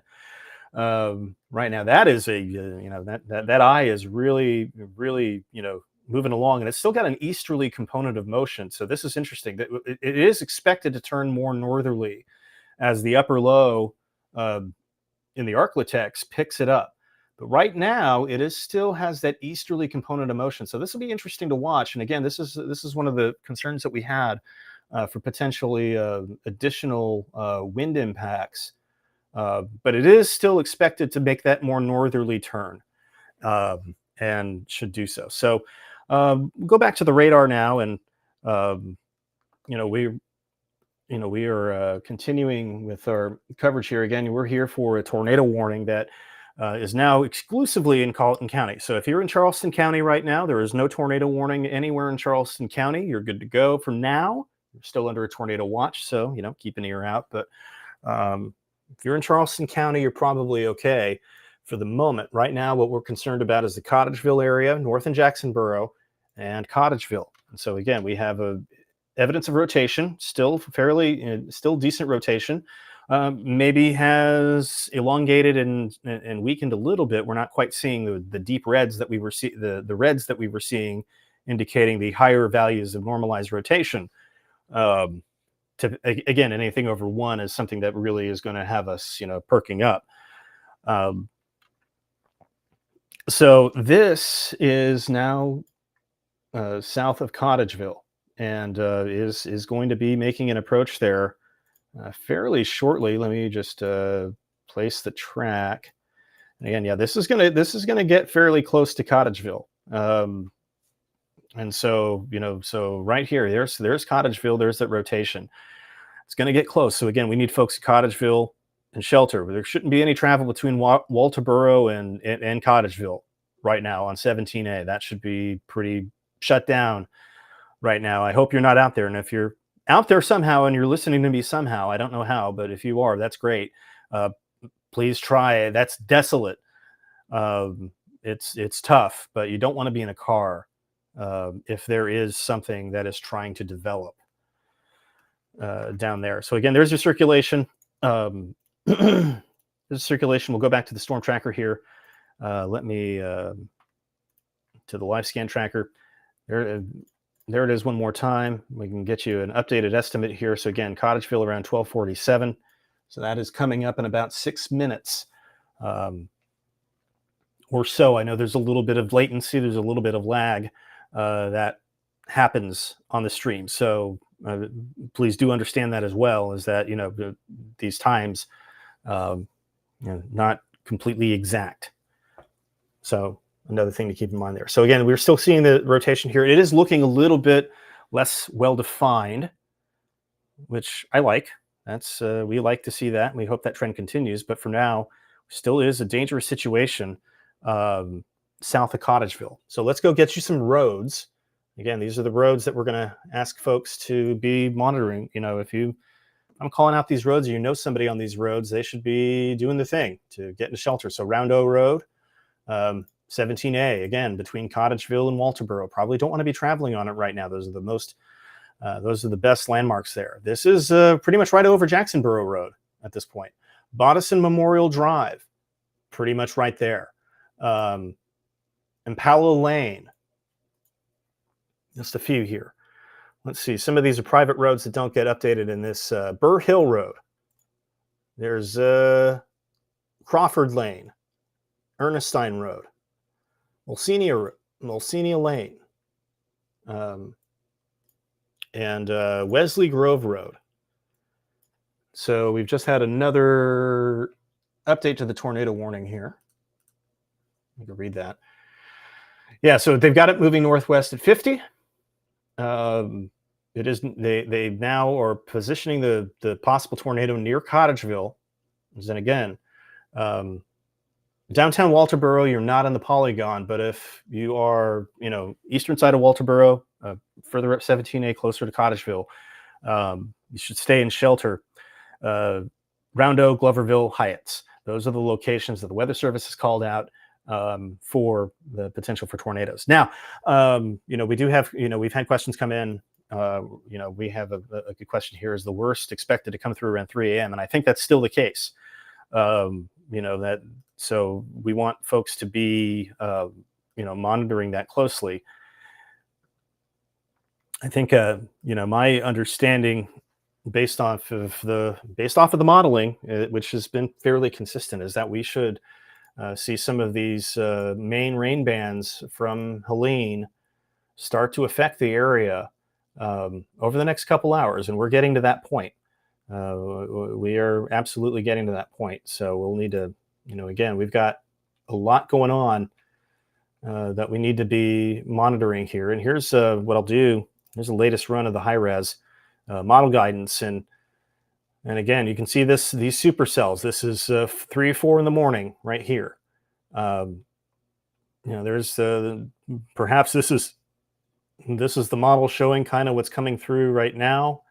A little bit of a lull. They're not perfect, but generally speaking, we can expect this to be a factor through about. We can expect these storms to be a factor through about 8 a.m. It looks like, depending on the forward speed of the storm. Again, the high-res model does have it start to take that northerly turn. It has it turn, keeps land on the west side, but that's going to be still pretty rough for them. Again, hurricane warnings extend well into Georgia, so very not good scenario there. So here's the updated tornado warning here. You can see the polygons smaller here. So again, Cottageville, this is your show at the moment. And that is what we're watching. So we're watching Cottageville right now. Here's your circulation. Again, not looking as good as it was, but it's still there. It's still very much there. And we will be seeing that approach Highway 17 along Round O Road. That is happening as we speak. And it looks like we're getting a new scan right now. And give that a second to come in. And yeah, so there is your circulation. There's your circulation still showing up, still, somewhat intense. Around Round O Road, right over Round O Road, about to cross Highway 17A, just to the west of Cottageville, of downtown Cottageville, if there is such a place. But some other locations. Here's Highway 61, and this is not Highway 61 in Charleston. This is again, this is getting through. This is getting into Colton County. At this point, here's State Highway 651, for example. That's US 15. Eventually, this could make it up there, and so far, this seems to be holding together. And so, again, if I've called you out here, it's time to make sure that you're in a safe place. Don't need to be there very long, but you need to be in a safe place. This is still, showing good signs of rotation as it lifts to the northwest at 50 miles per hour. In fact, if anything, it looks like it's tightening back up. Let's take a peek at the radar analyst here, and this can help us understand what's happening. The other thing that we're going to need to watch as we get into the overnight too is the risk for gusty winds, and the wind risk is increasing. There is the potential for gusts 55, 60, 65 miles an hour at the coast and a little bit inland. We're going to have to watch that closely. Damaging winds are possible. Power outages certainly possible. So make sure you got a flashlight nearby. Make sure your phones are charged. All the advice that we've been saying all night still applies. Still very much applies. Well, we are far from done. I'm sorry to say, as we've got quite a bit going on. There is an additional rotation showing up along Highway 37. I wouldn't be surprised if Columbia warns on this soon, north of Barnwell, and maybe into Windsor. That's a pretty tight looking circulation there. So we'll see what Columbia does with that. They may warn at some point. Right now, again, this remains the only game in town at the moment as far as tornado warnings. And this is getting very close now to Highway 17A, coming up Round O Road to 17A. And this is in Cottageville. So folks in Cottageville, now is the time to be where you need to be.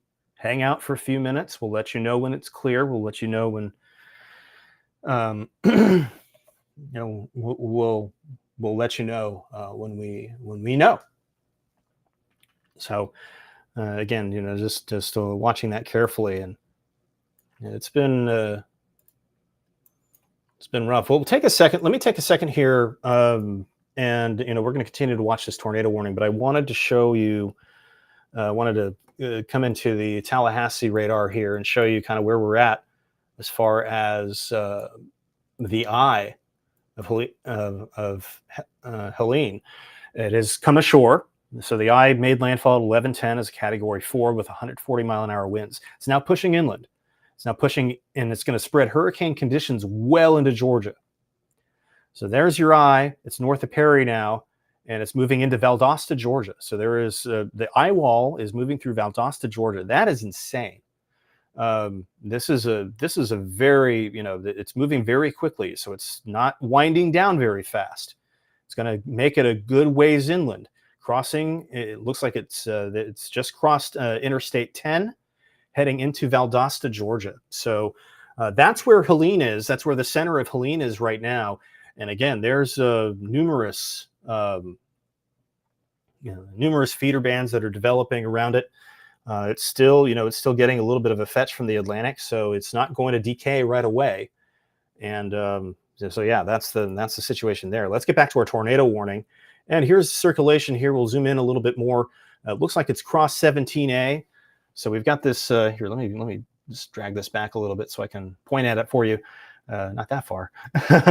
So it looks like it's crossed 17A. There it is. Looks like it is now lifting towards the north there. We should, in a few minutes, be able to call all clear for you in Cottageville. We can call all clear for you in Jacksonboro.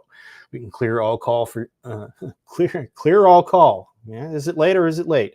We can call clear for Edisto for now. Again, that's kind of where this originated. You're fine. Really, the main concern right now is around Cottageville for the next little bit. We do have the tornado warning that continues until 1 a.m. So we got about 10 minutes to go on this warning. We'll see. We'll see what they've got. We'll see what the Weather Service does with this. It does look like there is, we'll see if they believe that there is enough to continue the tornado warning further northward. So that's what we'll be watching here.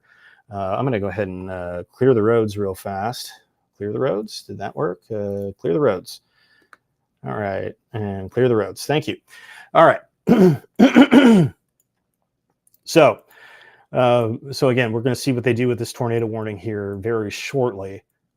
See if they extend it into Dorchester. So they may, if there may be something here that we need to worry about. Now there was a report of power pole damage on Edisto around 12:21. So that was around the time that this storm came ashore. So there may have been some wind damage on Edisto. So we'll keep an eye on that. There it is right there. There's the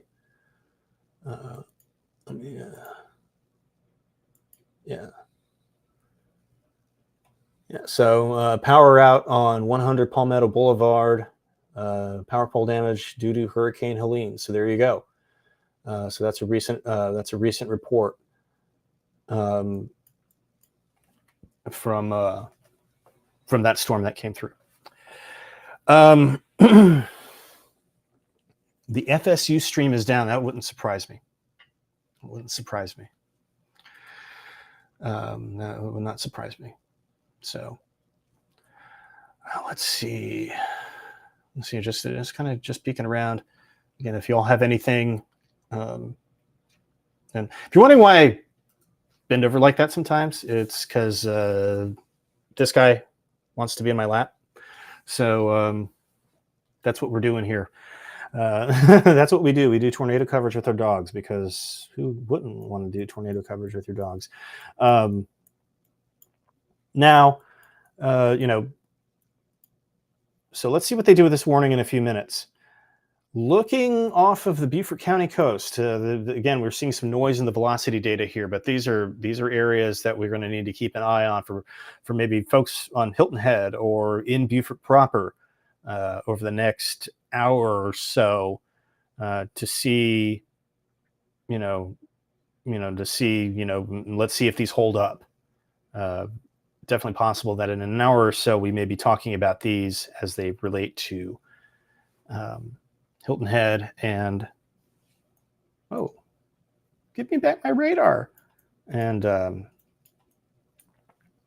the Beaufort area. So at this point, it looks like, whatever's there, this circulation is not looking as well defined. We'll see if they continue the warning upstream. We are, and it sounds like they're not going to, so that's good news. There's no plan to do so. So I think this is it for this tornado warning, and we should see this one for Cottageville get canceled shortly. So Cottageville, I think we don't have the warning gone. It's not off the board yet, but I think we can probably safely say that you're in a good spot to come out and hang out for a bit. Don't need to be there. And really, when we zoom out, we don't have a lot of, there's not a lot of warnings on the board. And we did have a question about strong winds coming into the upstate in Spartanburg County, and that's going to be, 3, 4, 5 a.m. As the center of circulation works its way up. Really, in here, it's going to be. I'll tell you, this corridor west of 95 is going to have some problems with Helene. Tropical storm force winds are going to spread pretty far up. Augusta, Greenwood, Greenville, possibly. Again, the entire state of South Carolina is under tropical storm warning.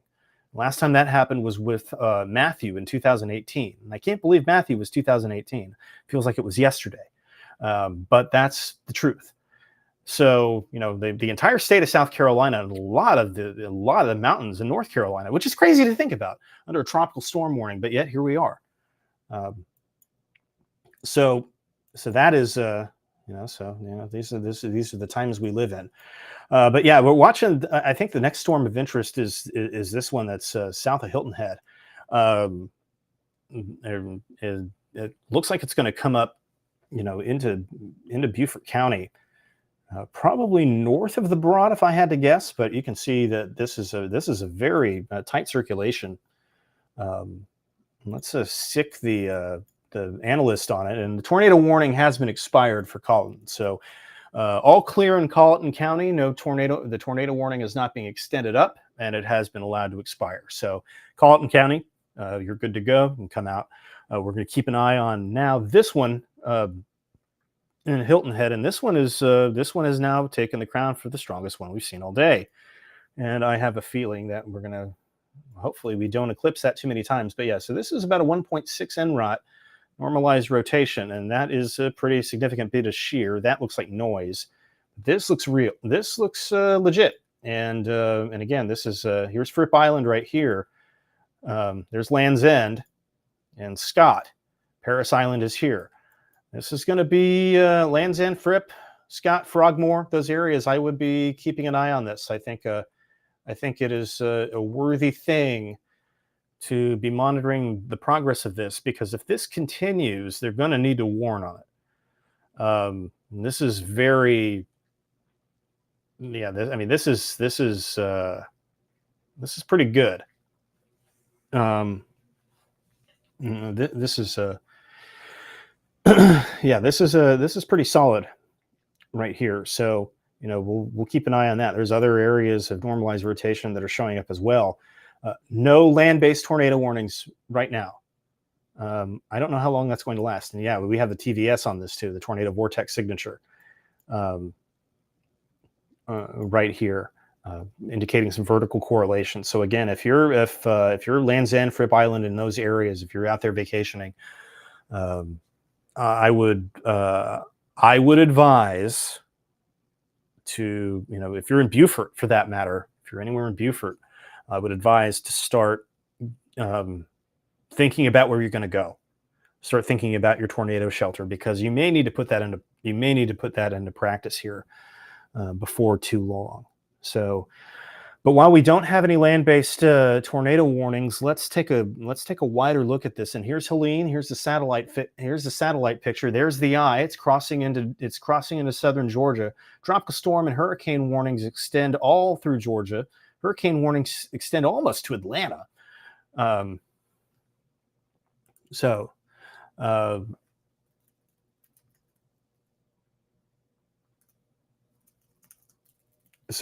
there's that's the area right here that is continuing to move north, and that eye is still very well defined. That's pushing some hurricane force winds well inland. Let me see if I have another fix from the Hurricane Center.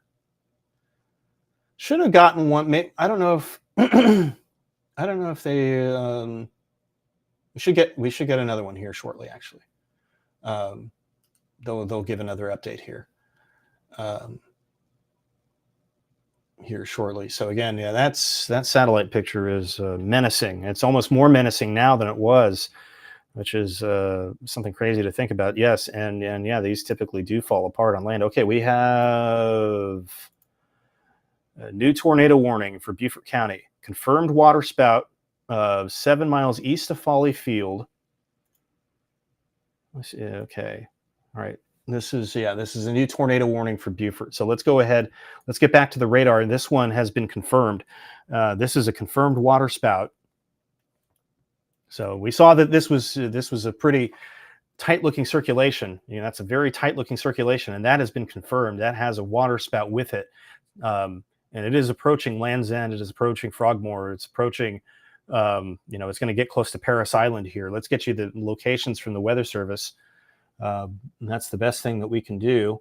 And let's talk about this. Confirmed water spout 7 miles east of Folly Field, moving north at 60 miles per hour. So again, the speeds of these, as Helene gets closer, the speeds of these storms is going to speed up. So it just makes it that much more important for when that warning comes out, you got to go. And the Weather Service is going to do their best. They're going to do their best to give you as much lead time as possible. But it's not, it's inexact, and we have to be vigilant here. So again, this includes Hilton Head, north end of Hilton Head Island. This includes Beaufort, town of, the city of Beaufort proper, Port Royal, absolutely Port Royal.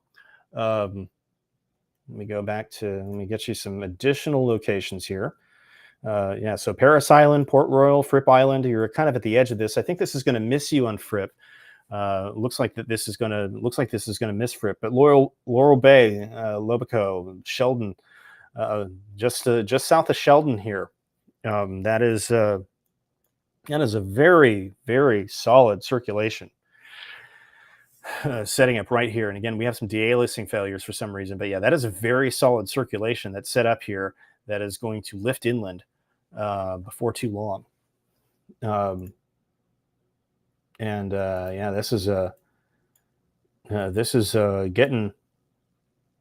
is getting very close there. So again, if you're in Beaufort County, if you know somebody who lives in Beaufort, give them a ring. Let them know, hey, we've got a tornado we've got a potential tornado coming ashore. It's a water spout. It's been confirmed, and it's coming ashore. So we need people to be in the safe place as soon as possible. We just got the updated fix from the Hurricane Center on Helene, and the winds are starting to come down, but that's really not much of a consolation when those winds are still 110 miles per hour. That is now pushing into southern Georgia. So that's bonkers. It is moving north-northeast at 26 miles per hour. The minimum pressure is now up to 950 millibars, but it's still a very powerful storm. about 10 miles west-southwest of Valdosta. So that is the fix as of 1 a.m. from the Hurricane Center. So just to give you guys an update as to where Helene is, and again, as Helene gets closer, we're going to see these winds really start to kick up. In fact, they've issued an extreme wind warning. Wow. Yeah, you don't see this very often that far inland, but yeah, there's an extreme wind warning now for Valdosta, Georgia, and it's gone. All right, so so that happened. All right, cool. So anyway, but yeah, you don't see that often. But yeah, here's the main deal here. Right now, and I know that we have a lot of folks watching on the Charleston weather Facebook page, and I you know, and we're simulcasting the Carolina Weather Group over there. I think it's worth noting that Charleston right now reasonably quiet, no active tornado warnings, no real major concerns, but that doesn't mean that we're out of the woods. Far from it. The threat will continue to accelerate here over the next few hours until Helene passes north of our latitude. Once that happens, we should start to see, we'll start to see some improvements. But that's going to be 7, 8 a.m. possibly. So again, we need to watch this very closely. So again, folks who were in, the north end of Hilton Head, around the Broad River here, I would definitely be making sure that you're in shelter right now. All right. So we'll see how that goes. And folks, I got to tell you, it's been a very long day, and it's been a very busy day, as you can imagine. And it's just incredible to see, some of the images that we've been seeing today. Incredible in the bad way, by the way. I just want to clarify that part. Not the good incredible. Not the I found $1 million in my couch, incredible. It's not that. So what we'll do, we're going to stay with this tornado warning. And then, provided there are no additional warnings, we will go back to the lo-fi beats and the radar loop. And on Instagram, we'll shut down the live over there. But if you want to listen to lo-fi beats, and hopefully soon, come join us over on YouTube. Search Carolina Weather Group on YouTube. That's the easiest way to do this. So again, there's your circulation. We're getting very close to land now, right here. This, again, in the Weather Services, the spotters have confirmed a water spout within this circulation. It is moving inland right now on the north side of Hilton Head, and kind of split in the Broad here. So that's the situation that we find ourselves in. And again, if you're in Beaufort, if you're in if you're Hilton Head, Beaufort, Port Royal, Clarendon, Ladies Island, Paris Island, Burton, Shell Point, Beaufort, Marine Corps Air Station, and Laurel Bay, if I've called those areas out, and you're there and your phone went off for the warning a little while ago, go ahead and get to that safe place and hang out in that safe place. There may be something down trying to come ashore, and we'll know that in a few minutes. We'll have a good idea of what's going on with that in here shortly. Once this starts getting ashore and maybe starts to pick things up, we should be able to see that on the radar, if in fact that is still down.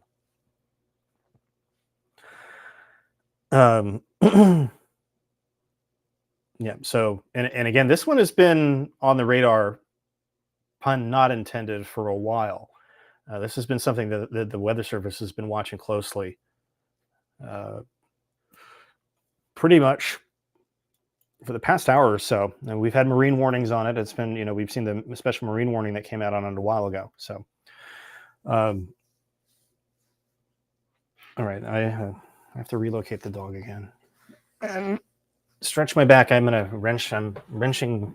I've got to work on my ergonomics with some of this stuff, but that's how it goes. All right, back pillow engaged.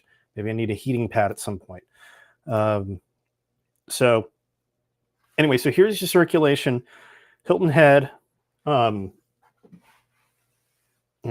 very close to Hilton Head. Let's zoom way in now. Yeah, and actually, I can actually do this a little bit better. Let's do this on the analyst. Actually, let's go over to the storm analyst. I can do this a little better here. So let's look at the correlation coefficient. There's your hook. There's the pendant. There's a circulation is coming ashore right now around Land's End. So it's near Fripp. It's there's Fripp, and it's just a few miles to the southwest of Fripp. So Land's End right now, we're starting to see this circulation come ashore here. Looks like there's a data drop too, so that's a possibility that this could be intensifying even further. That's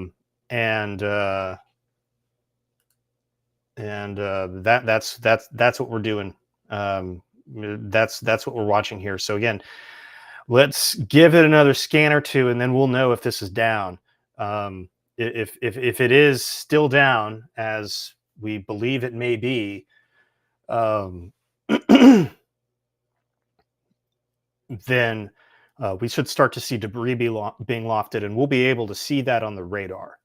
Because this is a very strong circulation, and I'd be very shocked if we didn't see something show up on the radar here soon. But again, we're just going to have to wait for the next scans to come through. And this is, and again, this is island territory too, so it may take a little time. Because unfortunately, the way you get a debris signature on radar, the way you get a debris signature on radar is you unfortunately have to have damage done. That's the sad part of it. So again, so coming ashore now, south of Fripp, or southwest of Fripp, around Land's End, and this is approaching Scott, Paris Island, Port Royal, Frogmore. It's moving very fast. It's moving to the northwest at 60 miles per hour. And these storm motions are only going to get faster in the short term as Helene continues to move very quickly now up into southern Georgia. And we're going to see that wind threat begin to kick up. In fact, we had a 35-mile-an-hour wind gust in the past hour at the airport, 31 miles an hour on Johns Island. So we're starting to see some of those gusts beginning to get going here. And we'll have to watch that closely. Right now, again, we had a question about West Ashley over on the Instagram stream and in Charleston area. So again, here's Charleston right now, a few showers, but again, we're really watching what's south of here. So this feeder band here is starting to come together. This is going to be one that we're going to probably be contending with in an hour or two. And modeling has been very, very insistent that we'll be contending with the feeder band in about an hour or two. Center of circulation is roughly over Valdosta, Georgia right now. We're going to have these feeder bands develop, push through, and with embedded circulations. So it's been quiet. We like quiet. I love quiet, but that we can't count on that lasting. Unfortunately, we don't. It does not look like that's going to last. And again, this is a very violent, almost a violent circulation here. The NROT briefly spiked at 2. Let's see if we have debris. And yeah, we have. I think. Let me see here. Is that the right product? I think we may have this down. This may be down. Going back and forth with the reflectivity product and the correlation coefficient, it does appear that this may be lofting debris. So that is a possibility. We'll see what we just got an update from the Weather Service on the tornado warning. Let's go read that. All right. So it's radar indicated rotation. They're not not calling it down anymore. But I wouldn't be so sure. You see this correlation coefficient drop that coincides with the high reflectivity here. This leads me to believe that there is debris being lofted here. Let's tilt up a little bit. Yeah, that's that's a pretty good. I think that's a debris signature. I'm pretty confident that this is lofting debris right now. I'm increasingly confident that this is lofting debris. This is at 4,000 feet. So, wow, look at that. So, yeah, this is a very strong circulation. You can see this bounded weak echoregion here. What in the world happened? It's weird. All right. Put this back into motion here. And all right, yeah, I think the analyst is freaking out a little bit. Oh man, that's the last thing I need. Analyst is usually really good. All right, so here's the circulation. The circulation is actually becoming a little worse to find as it heads towards Port Royal. But if we go to the debris detection view here, yeah, it looks like maybe a little less of a sign now that we have something down, and that's good. There's your hook. Yeah, definitely not as pronounced as it was about a scan ago, so it's very possible that we may not be dealing with that. But yeah, this is 511, and why does this look very different? That is peculiar. Huh. Okay. Put this into motion here real quick. Am I losing my mind here? Let's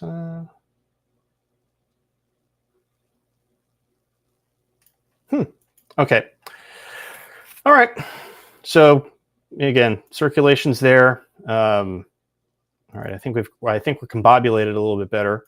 The data's starting to get noisy again here. So if we go back to the analyst, yeah, I think that might just be a hole in the reflectivity. There we go. That's what I'm expecting to see. Yeah, that is much more in line with what I'm expecting to see here. Oh, I know why that was a problem, because I was tilted up. Okay. All right, cool. Now I have my bearings. I was tilted up. We could actually see the hole in the that's wild. So here's close to the surface here. It's right over Scott.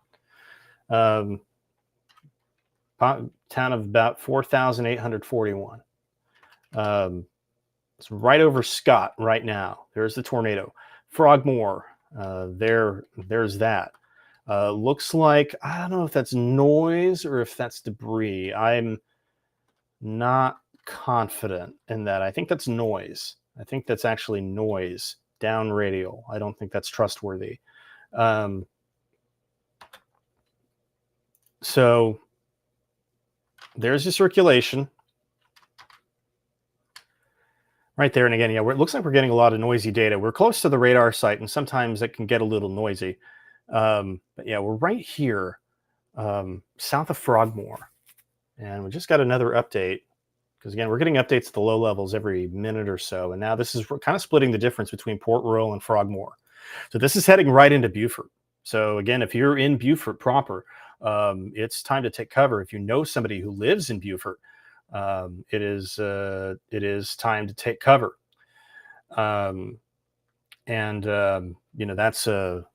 This is again, we're not necessarily seeing some of the signs that we were earlier of debris, but there's definitely a bounded weak ecoregion showing up here, and that leads me to believe that it's still a pretty good vortex.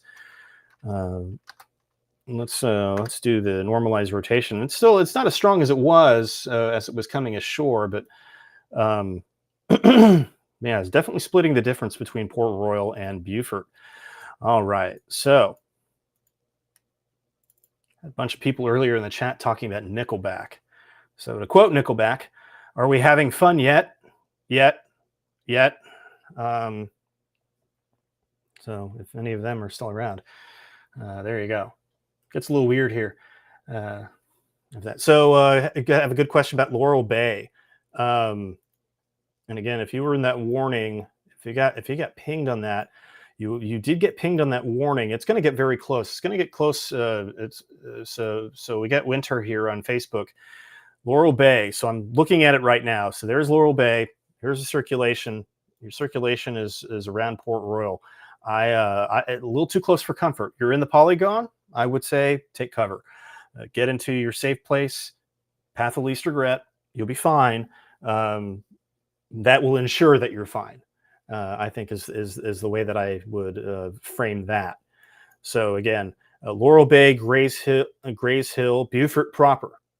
I mean, Beaufort proper here is certainly a concern as we go. So again, we're gonna, we're still keeping an eye on that as it goes. But it looks like this that really it's definitely becoming less defined. So it's becoming less defined as it gets further inland, which is good. And it went over this site, but I have not gotten I'd love to see if KARW at Beaufort gives us an updated observation. That would be really nice. The NBC, the air station, KNBC, not to be confused with the television network, but this is the Beaufort Marine Corps station, reporting heavy rain, southeast winds at 22, sustained, gusting to 50. And so that was as of just a few minutes ago, about 5 minutes ago. We have a report of a tree down on Highway 15 between the Edisto River and Grover. So that is that's coming from emergency management in Dorchester. So we do have that as things. So yeah, you can see the very strong winds, and again, we're seeing these. We're seeing these winds really start to come up now. We've got especially when we get in some of these bands, you get some of these bands in place, and that'll really turn it up. So again, looking at the circulation is very close to Beaufort now, passing between Burton and Ashdale, Springfield, Walling Grove, Grays Hill. This is getting very, very, very close now. So we will see what all that looks like. We have a new tornado warning in the Columbia, from the Columbia Weather Office, northeast of St. George, and I actually think that this may be some of what we were dealing with earlier. Branchville, Bowman. And this is on a path towards Orangeburg, so we'll look at that here shortly. But again, Beaufort right now, time to be in shelter. Let's go back to the storm tracker here, and we get a lot of red here. We get a lot of red and green. Let me see if I can't clean that up a little bit. And that's not very well defined, but your center of circulation is generally here, and it's heading towards Roseville and Orangeburg. And this was issued by the Weather Service up in Columbia. And it's moving northwest at 35 to 40 miles an hour, and is a radar indicated tornado. No sign of anything down. So it's good news on Beaufort if there's no tornado. If we're getting reports that things are okay in Beaufort, it's just raining a lot and very breezy, that's really helpful. That is super helpful. We'll go back to the analyst here where we kind of have been watching this storm, and and then if there's anything in there, the circulation is basically right over Beaufort right now. So if there's anything there, that would be it. But it looks like it's losing cohesion, and that's what we like to see. The normalized rotation has fallen flat. I mean, you saw this was lighting up red and even yellow, which is even higher than red on the NROT scale. That was really starting to blow up on us, and you can see that it has trended down significantly. So we'll see what the Weather Service does. They're going to hang on to this warning for a little bit to see if this spins back up. So again, Laurel Bay, Grays Hill, Lobico, Walling Grove, I would still be in a safe place for the time being. Beaufort, hang out for a few more minutes. This is lifting north of you very quickly. Again, 60 miles an hour. This is moving very fast. So I'm less concerned. Be less concerned about Beaufort shortly. Meanwhile, Frogmore, Port Royal, Burton, I think y'all are probably okay at this point.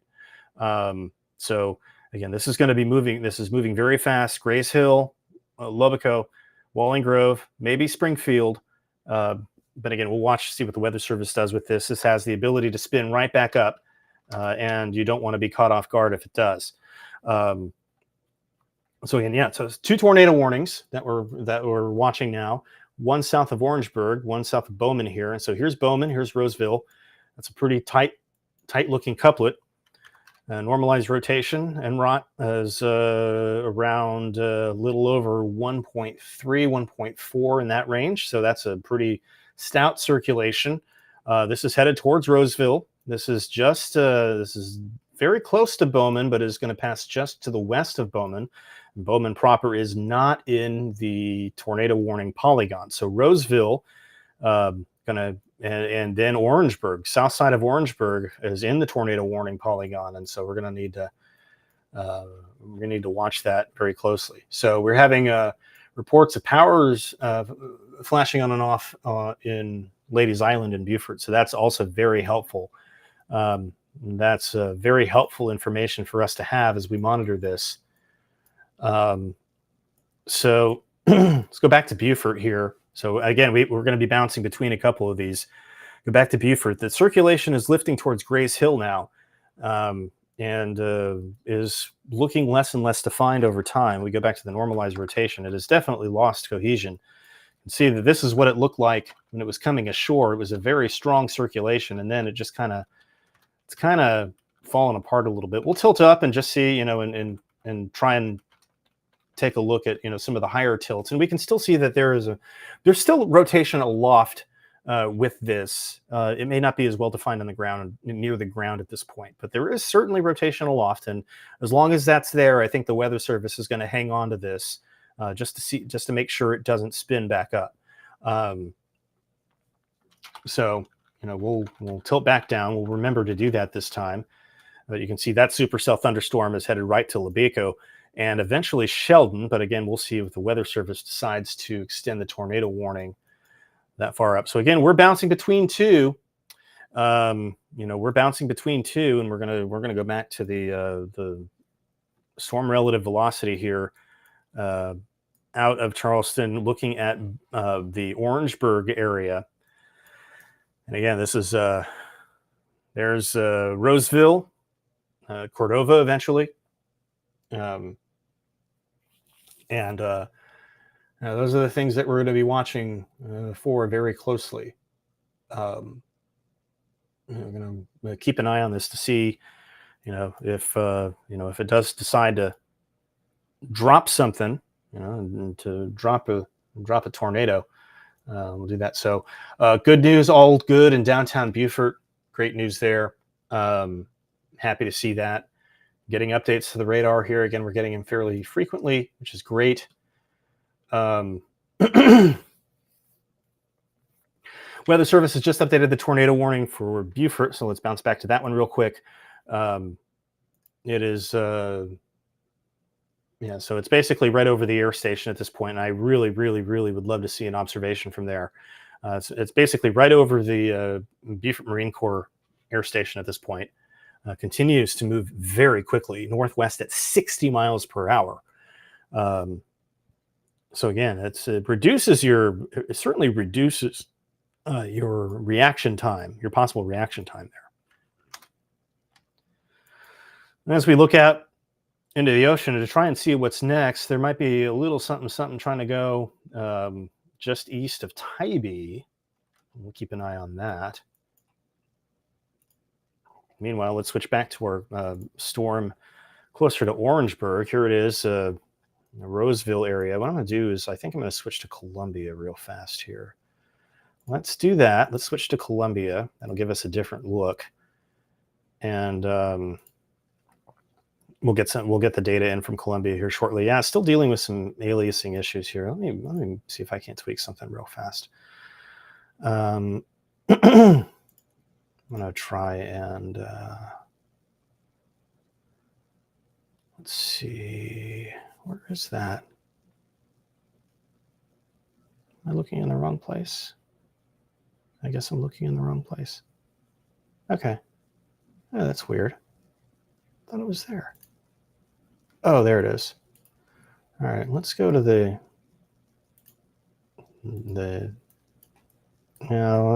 I have a couple algorithms that I can use to try and do this, and it's just not doing the thing. But anyway, so here it is looking for the Columbia radar. There's your circulation right there. It is a little noisy. I apologize. There's your circulation lifting towards Roseville, and then Orangeburg on the south side. Keep an eye out. Again, if you're very likely that you had something go off in Orangeburg. Yeah, it looks like this got a cleaner scan here. So yeah, there is your circulation just to the east of Roseville. And this is headed towards Orangeburg, going to follow Highway 21, parallel Highway 21, come together where 21 and 178 kind of merge just south of Orangeburg, might be where this thing ends up. So again, certainly something to watch. Let's take a peek at the debris signature possibility real quick. There is a lowering here, but I don't think that is, that's not debris. So again, here's your reflectivity view. There's your circulation here, a little bit of a hook, inflow notch right there. This is going northeast. Savannah, Georgia just recorded a 75-mile-an-hour wind gust. Wow. 75-mile-an-hour wind gust at Savannah. That's insane. That's what we're dealing with. And Savannah is starting to get closer and closer to the main rain shield of this thing.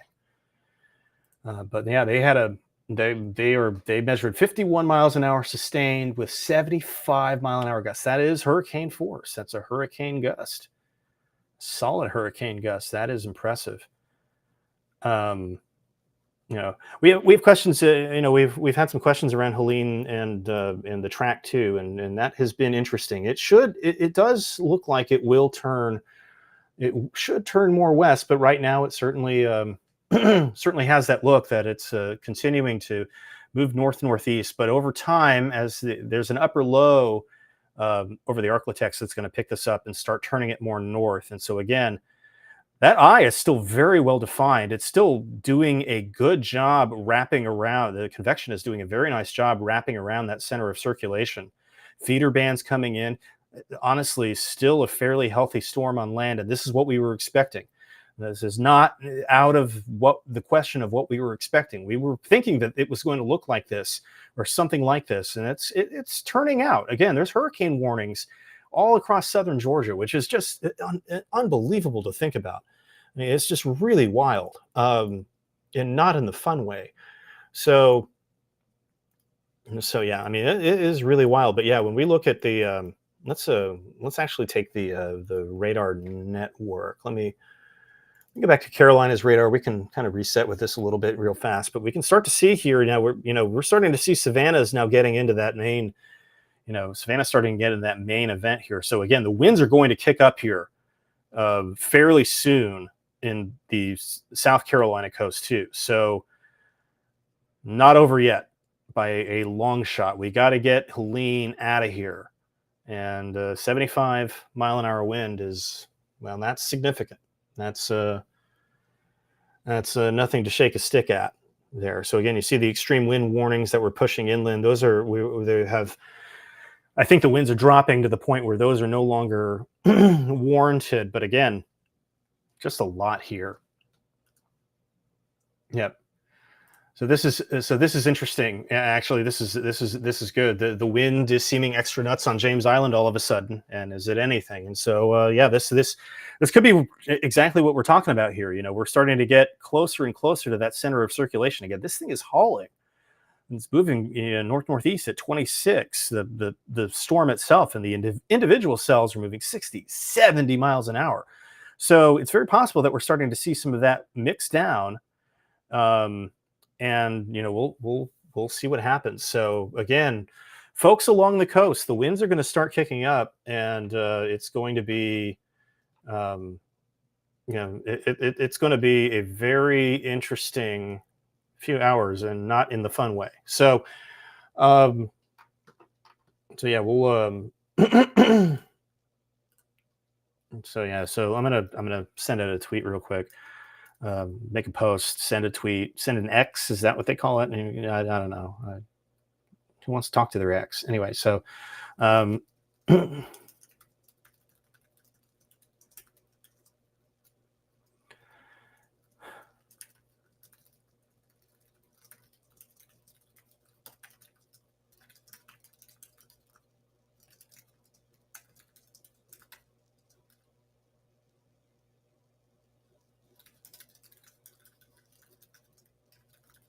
So I can't type and talk at the same time.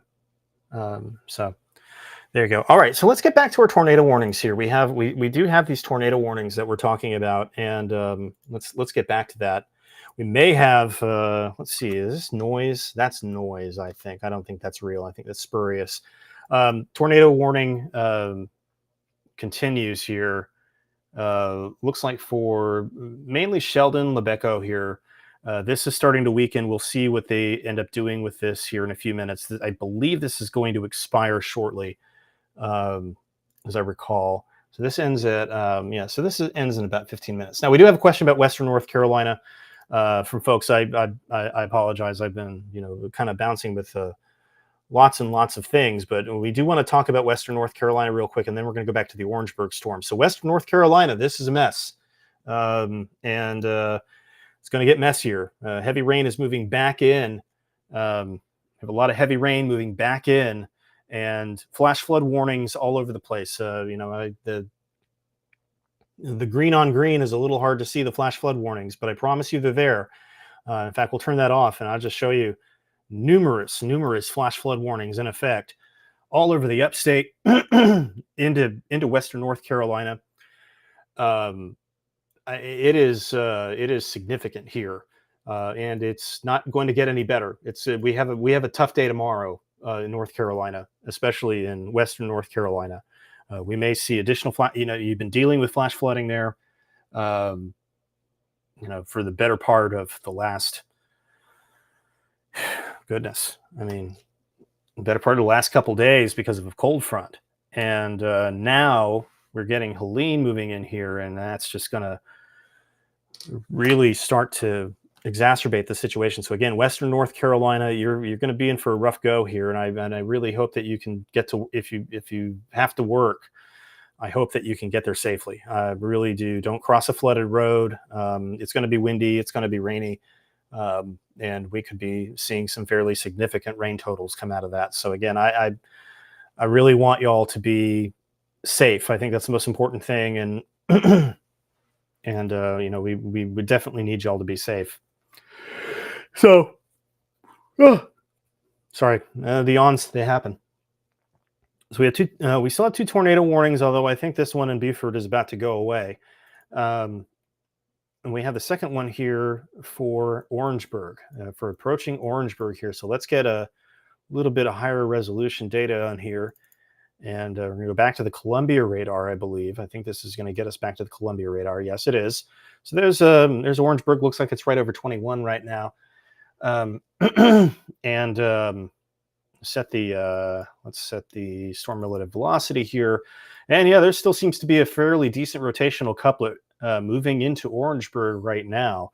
Let's take a peek at the let's get a look at the debris detection here. Don't see any evidence of anything that's sticking out at me. We don't have reflectivity and low correlation coefficient coinciding with each other. So we'll see what that looks like. But yeah, there's a circulation still getting into Orangeburg now. We'll see if Columbia decides to extend the warning. They're going to have to make a call on it in a few minutes, I do believe. So we'll see if they extend the warning northward. Meanwhile, down here in Beaufort, we're going to leave this radar there. We'll go back to the analyst for the Beaufort storm. And this is starting to. I don't think this tornado warning is long for this world here. At this point, I expect that we'll be. It's been canceled. So this tornado warning has been canceled. So tornado warning is over for Beaufort. So again, Beaufort County, you're in a good place. We're seeing a lot of spurious data come in right now. I think that the winds are actually. The ambient winds are actually starting to have an impact on some of the Doppler calculations, believe it or not. Very possible that that's what could be happening right now. Is that we're starting to see they're going to have to make they may have to make some tweaks at the weather office to fix all that up. So it's kind of interesting actually the way that these radars work, and So again, we still have a marine warning in place, off of Hilton Head and off of Fripp. there is another circulation center that's trying to get going out there. We're going to keep an eye on that. Savannah recently gusted as looks like they are gusting again. They gusted to 58. So yeah, they had a gust of 75 and a gust of 58, which is impressive. And that was the Hunter Army Airfield is gusting to 57. So that is potentially what we have coming our way. If I had to guess, I think that may be a preview of things to come. And at that with that kind of wind, you're going to get power outages. You're going to get wind damage. You're going to get tree damage. You're going to get a lot of things. So again, where it's a little past 1:30 in the morning at this point, we're starting to get to the point where we're getting closer and closer to Helene's core. And as that happens, we're going to start to see the wind gusts even outside of rain bands. Again, it's not raining at Hunter Army Airfield right now. It just isn't. And they're reporting few clouds at 1,700 feet and overcast at 2,800 feet, and they're gusting to 57 miles an hour. So again, another question about Laurel Bay, and we do have additional showers and storms coming ashore there, but right now no active tornado warnings there. As far as Orangeburg goes, they have extended the tornado warning now into Orangeburg. So there is a tornado warning now in Orangeburg for that circulation that we had been watching here. This goes until 2:15 in the morning, and it's basically right over Orangeburg, moving northwest at 45 miles an hour. So this is going to be around Brookdale and Orangeburg right now, and then it's going to head. It's going to be very close to north. It's going to kind of split the uprights between North and St. Matthews here. So again, still evidence of rotation on radar, and this is going to continue to push northwestward. So again, St. Matthews, you're out of the polygon. North, you're a little too close for comfort. Again, if you were in this area and all of your stuff went off, then you know what to do. Get into that lowest floor, interior room, put as many walls between you and the outside as possible. Stay away from windows. And that does not mean PC users, you are out of, if I had to stay away from Windows, I certainly wouldn't be able to work on this machine. So there you go. Terrible IT joke. Let's take a look at some more wind gusts here. So we have gusts of 44 now at Beaufort. We're gusting 34 at Johns Island. The gusts are starting to come up at Mount Pleasant. We're at 24 there. And the gust to 34 at Charleston International Airport and gust to 24 at Somerville. So we're going to see these winds in the Tri-County area start to come up here before too long, if what we're seeing in Georgia and increasingly in Beaufort is any indication. Jacksonville just gusted to 67 miles an hour. Savannah just gusted again to 64 miles an hour. So again, we may have the wind gust threat is increasing. So I think that's that's something that we need to make sure that we're calling out for you guys, is that the wind gust threat is increasing. We are getting to a point where and the tornado threat will continue as well. So we're going to have embedded tornadoes possibly and strong wind gusts. So again, power is going to become a problem here. Probably pretty soon, if I had to guess. So if you're up, you're awake, you're like me, make sure you've got your stuff charged. Get your flashlight, put it by your bed. You can watch this stream on your phone. You can watch, you can do all that. I'm going to hang around as long as my voice holds out, and we're just going to do what we can. And we're going to take breaks when we can too. But right now, with an active tornado warning in Orangeburg, I really don't want to do that. Right now, right over Orangeburg, let's see if no signs of any debris being lofted. But again, we're starting to get a little further away. Although the Charleston radar is still fairly close here at 3,500 feet, right there. But again, that is. So that's Orangeburg right now. You need to be in shelter, but you won't need to be for too much longer. Again, these are moving very quickly. This one's moving at 45 miles an hour. And when you get further south, that's when you start seeing the storms move 50, 60 miles per hour. And that's where you get some of your straight line wind damage from. So Again, straight line wind damage is going to be an issue as well. May end up being more of an issue than the tornado damage for many of us. So that's something that we're going to want to keep an eye on. Another thing that we're going to want to keep an eye on is that we have an area of rotation that's developing, again, just off of Hilton Head right now, just off of the north end of Hilton Head. This is lifting to the northwest. We will see if the Weather Service decides to go with a tornado warning for land. It looks like it is tightening up, so I can imagine that Beaufort County will go under could go under another warning here from the north end of Hilton Head. Basically the same place where we just had the last warning, honestly. North end of Hilton Head over to Land's End, Scott, Paris, and Fripp. It's not out yet, but I wouldn't be shocked if one wasn't issued before too long, because this has some of the same characteristics that we've seen in storms that have been warned. We have that strong normalized rotation. This is a tool that I use, help cut out the noise a little bit so we can show you where the threats are. And this is a pretty tight rotation. This is an NROD around 1.2, and this is on its way to, it looks like it's right headed into the Broad. So into the mouth of the Broad right here. So we're going to have to watch that for our friends on the north end of Hilton Head and potentially Paris Island. This may be on a direct course for Paris Island. So again, doesn't look like much on radar. This is not exactly the most scary looking storm you'll ever see. There's not a lot of reds. There's not a lot of precip with it. It's actually kind of low precip, honestly, but you can see the curvature in it. See the hook, and there's your circulation right there. So we're gonna keep an eye on that. And again, we're watching this very closely as these wind gust reports continue to come in. Let's see what they have for Hilton Head's at 34. But if Savannah's any indication, we're going to get really windy really quick moving up the coast here. So again, the only active tornado warning right now in the Carolinas is for Orangeburg, and the tornado threat is going to shift northward with time. So again, right now, we have tornado watches all the way up to Fayetteville at this point, over to Charlotte. So again, this is not just a coastal thing. This is very much an inland thing as well. So if you know folks, let them know. If you know somebody that's in a warning, make sure that they know.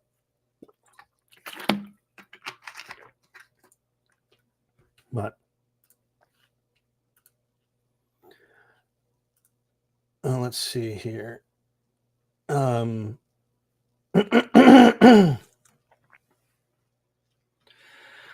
So we got a personal weather station recording gusts at 20 miles an hour off of Playground Road. Thank you, Jenny D99, for that report over on Instagram. And we're starting to hear reports that it's starting to get a little bit windy in Somerville. It did jog a little bit to the east when it made landfall. That is absolutely true. And I think that is part of what is contributing to some of the concerns that we have right now with the straight line winds. And we do have concerns for straight line winds. We're talking about tornadoes on this broadcast right now because those are the those are the things that are happening. And this is deviating a little bit from the center line. I actually have a good view of that right here. So this was the 11 o'clock advisory from the Hurricane Center on the cone and the center line. It has traveled outside the cone. It's very clear that it has traveled outside the cone. Still moving north of Valdosta, Georgia. It's approaching Waycross. This is the eye wall here. Coffee County, Atkinson County, Berrien County, and southern Georgia. Still some very strong winds here. We're gusting, let's see here. Oh, wow, that just, Homerville Airport just gave up on measuring wind. 57 miles an hour at Moody Air Force Base. That's nothing to shake a stick at, And in fact, after that, we've lost a lot of observations through here, too. You can kind of tell where the eye wall has been. That's a gust of 63 at Moody. Homerville Airport is not reporting any wind. The instrument must be broken. 48 miles an hour at Douglas Municipal Airport in Coffee County in Douglas, Georgia. So again, it does look like, based off of this, that there is a little bit of an eastern deviation of this, and we're going to have to keep an eye on that. All right, we have a new tornado warning, as I thought would happen. We have a new tornado warning for Beaufort County, and it's so new it hasn't even shown up on my screen yet. and we'll give this a second to show up. But we do have a new tornado warning for Beaufort County, and I think, and if that is where I believe it is, yeah, that's going to be for Hilton Head. That's going to be, this is exactly the storm that we were talking about. Yeah, there's the warning right here. Let me go ahead and switch back to the radar analyst. And yeah, here's your warning right here. There's your circulation. That circulation that we were looking at is coming ashore, right, kind of like just straddling the north end of Hilton Head. This is Laurel Bay. You're back in the warning. Port Royal, you're in the warning. It's a kind of a narrow corridor here, heading up towards Laurel Bay. We're gonna let's get the velocity product on here, and this is by the way, this is another one of those potentially. This is a confirmed water spout over Hilton Head Airport, moving northwest at 75 miles per hour. These are moving so fast now. These are hauling. So again, we need folks. We need folks to be, watching this closely. And an eastern jog is not great for upstate South Carolina. It doesn't really change the impacts too much. If anything, it's going to bring you more wind concerns. So we'll put a pin in the track discussion for now. But yeah, this is a very tight circulation, this is a tight circulation, and we are going to. We're gonna have to watch this very closely. It's heading towards Paris Island, Port Royal, Laurel Bay. So again, if you got the warning, you should take shelter now. This is moving at 75 miles per hour. The forward motion of these is getting uncanny, folks. That's what we're dealing with Helene. It is moving. That's the deal here. So again, this was a confirmed water spout and is about to come ashore. And and if that is indeed the case, we may see some debris begin to be wafted. It's coming right into the mouth of the Broad, right here. So again, Paris Island, Port Royal, Laurel Bay, and north end of Hilton Head the next few minutes. Orangeburg, your circulation is beginning to lift north, but is not going too north, which is always confusing. It is kind of straddling the line here. It's splitting the difference between 178 and 21. May head for Swansea and Gaston if this holds up, so we'll keep an eye on that for sure. But again, the storm motions tonight are, we have that's a very powerful hurricane, and it remains a very powerful hurricane. And so this right here, this is coming ashore in Beaufort County. So if you did get that warning, go ahead and get to your safe place. We'll keep you posted on whether we see any debris that kicks up out of this. It's certainly a concern, and certainly something that we're going to have to watch closely. But again, the new the thing that I am becoming most interested in at this point is just the raw speed of the winds, the raw wind speed here. Let's pick up CLX again, and let's go to the storm tracker. So yes, Laurel Bay. Yes, you were in the tornado warning. You should take shelter. Again, we're going to do our best to get to everybody in the stream. I know we have a lot of questions about a lot of spots. We've got a lot to talk about, but right now, we've got some business to deal with, and if you look at the radar velocities here, this is the raw data. This is the raw velocity data, and we'll just go ahead and just start probing this. Of course, to start probing it, it goes away. Let's get this back. And today, oh, what in the world just happened here? That's not supposed to happen. All right, it actually switched to a radar in Guam. That's decidedly not supposed to happen here. All right, do that. Yeah,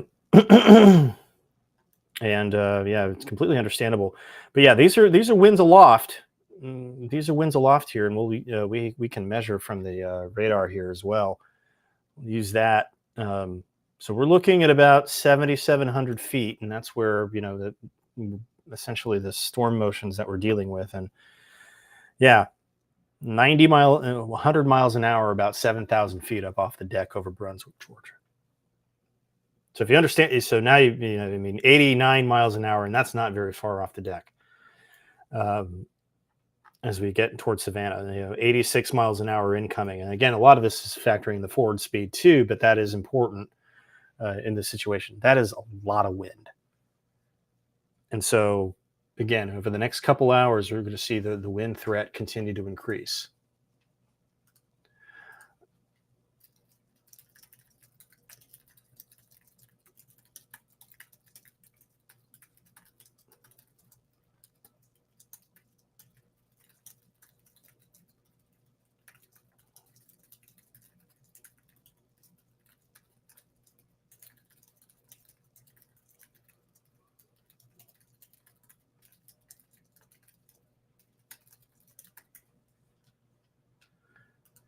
Yeah, and again, this could remain very concerning. So yes, we get a lot of wind here.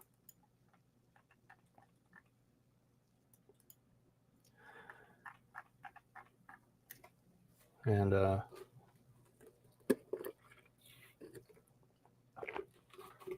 remember, I was talking about my voice. I think we're starting to hit the limits of what it can push. You still have rotation.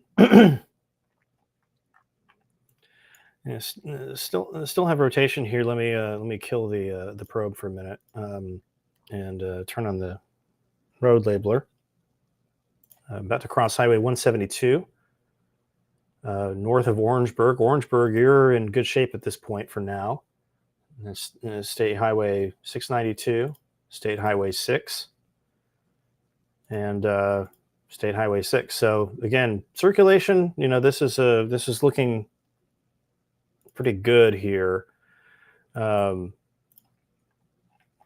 for this area, 210 for Swansea, 215 for Gaston, 222 Pine Ridge, 224 South Congaree. If it holds up, it gets to Springdale at 227, Red Bank at 229, Lexington at 233, and Irmo at 240. All right, so let's get back down to our Beaufort storm here.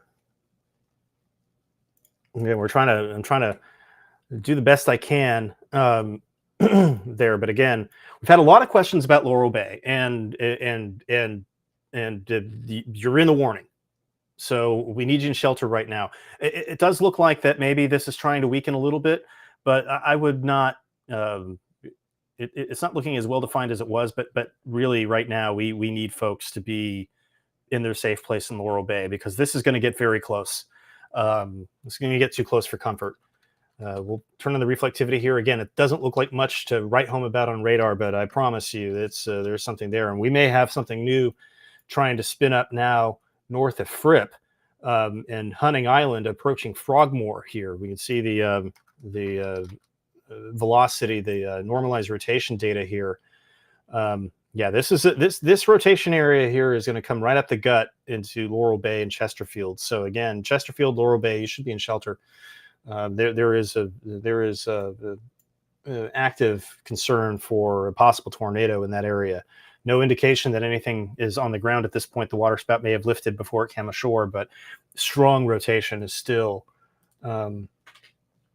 very much a problem. So looks like the Orangeburg tornado warning is going to be allowed to expire, which is good. So that's good news for that area. We'll see if they reissue upstream. Getting updates here from the Weather Service as we go. Potentially two areas of rotation, one just near Hunting Island approaching Frogmore, Ashdale, Springfield, Walling Grove. No warning on it yet. We'll see what they end up doing with it. Again, it looks very showery. This has been kind of the character of these, is that they're not looking as intense as they might have on radar on the reflectivity side of it. But when we look at the wind, it is very much there. So we will see what happens here, but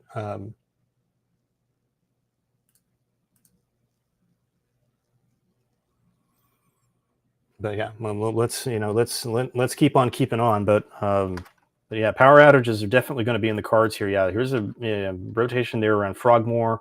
It's also possible that some of this data may be, again, we've been dealing with some failures. I mean, even this radar is showing some de-aliasing failures, and this is usually really good at it. So the hurricane is, we're really starting to see that hurricane now. If there's any good news in this, if it may be starting to trend a little bit more northward. Starting to see some signs that maybe we're losing that easterly component of motion a little bit. And if that's the case, that's really good based on some of these last few radar frames. So we'll watch that trend. Again, I wouldn't get too bent out of shape about it. I don't think that we're going to have a, the center of circulation is, obviously still a concern and is going to be for a little bit, but this is this will be winding down over time, but right now it's going to take some time. But yeah, we have these showers. So if there's anything happening, it's approaching Laurel Bay right now. Frogmore still, again, the reflectivity is weak, but it certainly has a look. There's that curve right there. There's that hook right there. And that is what we are looking for. So, oh, mercy.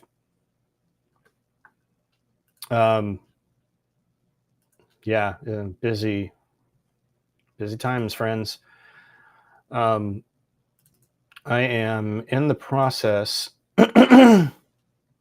of just looking around, looking for storm reports. So whatever you have, if you have any storm reports, I'd love to hear them.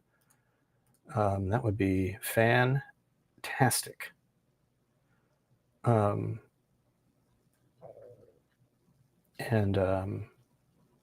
we'll go from there. So if you just what I'm going to do here real quick is I am going to take a minute, and as embarrassing as this sounds, I'm going to, I think I'm going to rest my voice. I think at this point, I need to take a minute. Truth be told, I'm going to go a little more tech side, but what I'm going to do is we'll keep the stream going. Put on the music, and what I'll do is, as warnings pop up, you'll see them on the screen. But yeah, I gotta starting to think about how I'm going to have to preserve my voice for tomorrow, quite frankly. Much less tonight. So again, here's your radar view before I go ahead and kind of shut this off. And on the Instagram side, we're going to go ahead and stop the live for the time being. We'll come back on if it warrants. But yeah, so again, Helene is coming. It's really starting to get here. Yeah, this is a great point. The Beaufort tornado warning has been canceled, so that's good news.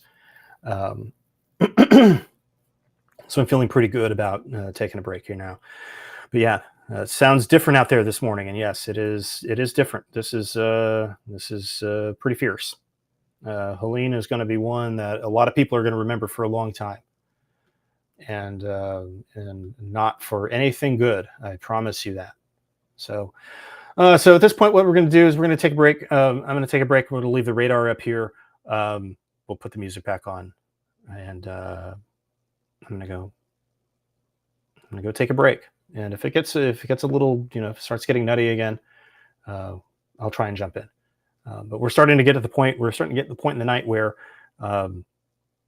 again, we the Carolina Weather Group, we have day jobs. We have other jobs, and that is something that we have to be responsive to, of course, and don't want to compromise that as well. We like to eat. So anyway, on that note, everybody, we're going to go ahead and switch to the music. Turn the music on. Do a little more lo-fi beats, lo-fi death weather, And that started there. And we will be back as conditions warm. The North Carolina Weather Group.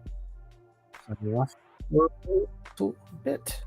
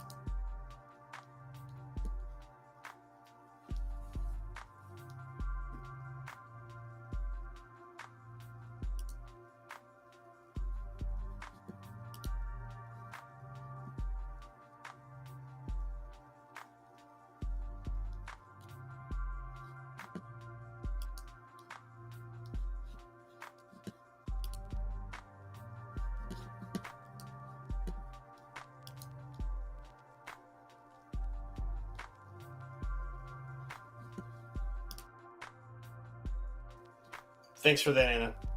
I'm going to turn my mic off now. See, it's late. Good night, everybody.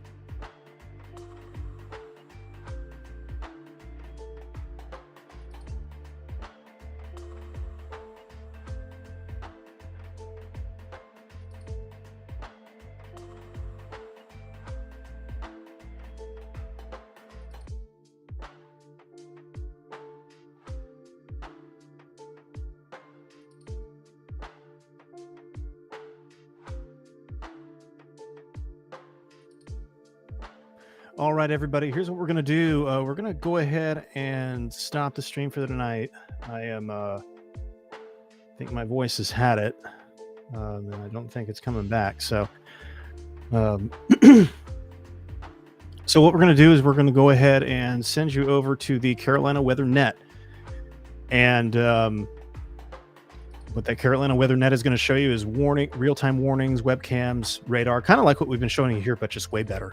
And a whole lot more stuff. So we'll have a crawl on the bottom of the screen for any warnings that are issued. It's good stuff. So we're going to go ahead and kick you over there now, and have a good night, everybody. Thank you for watching, and please be safe.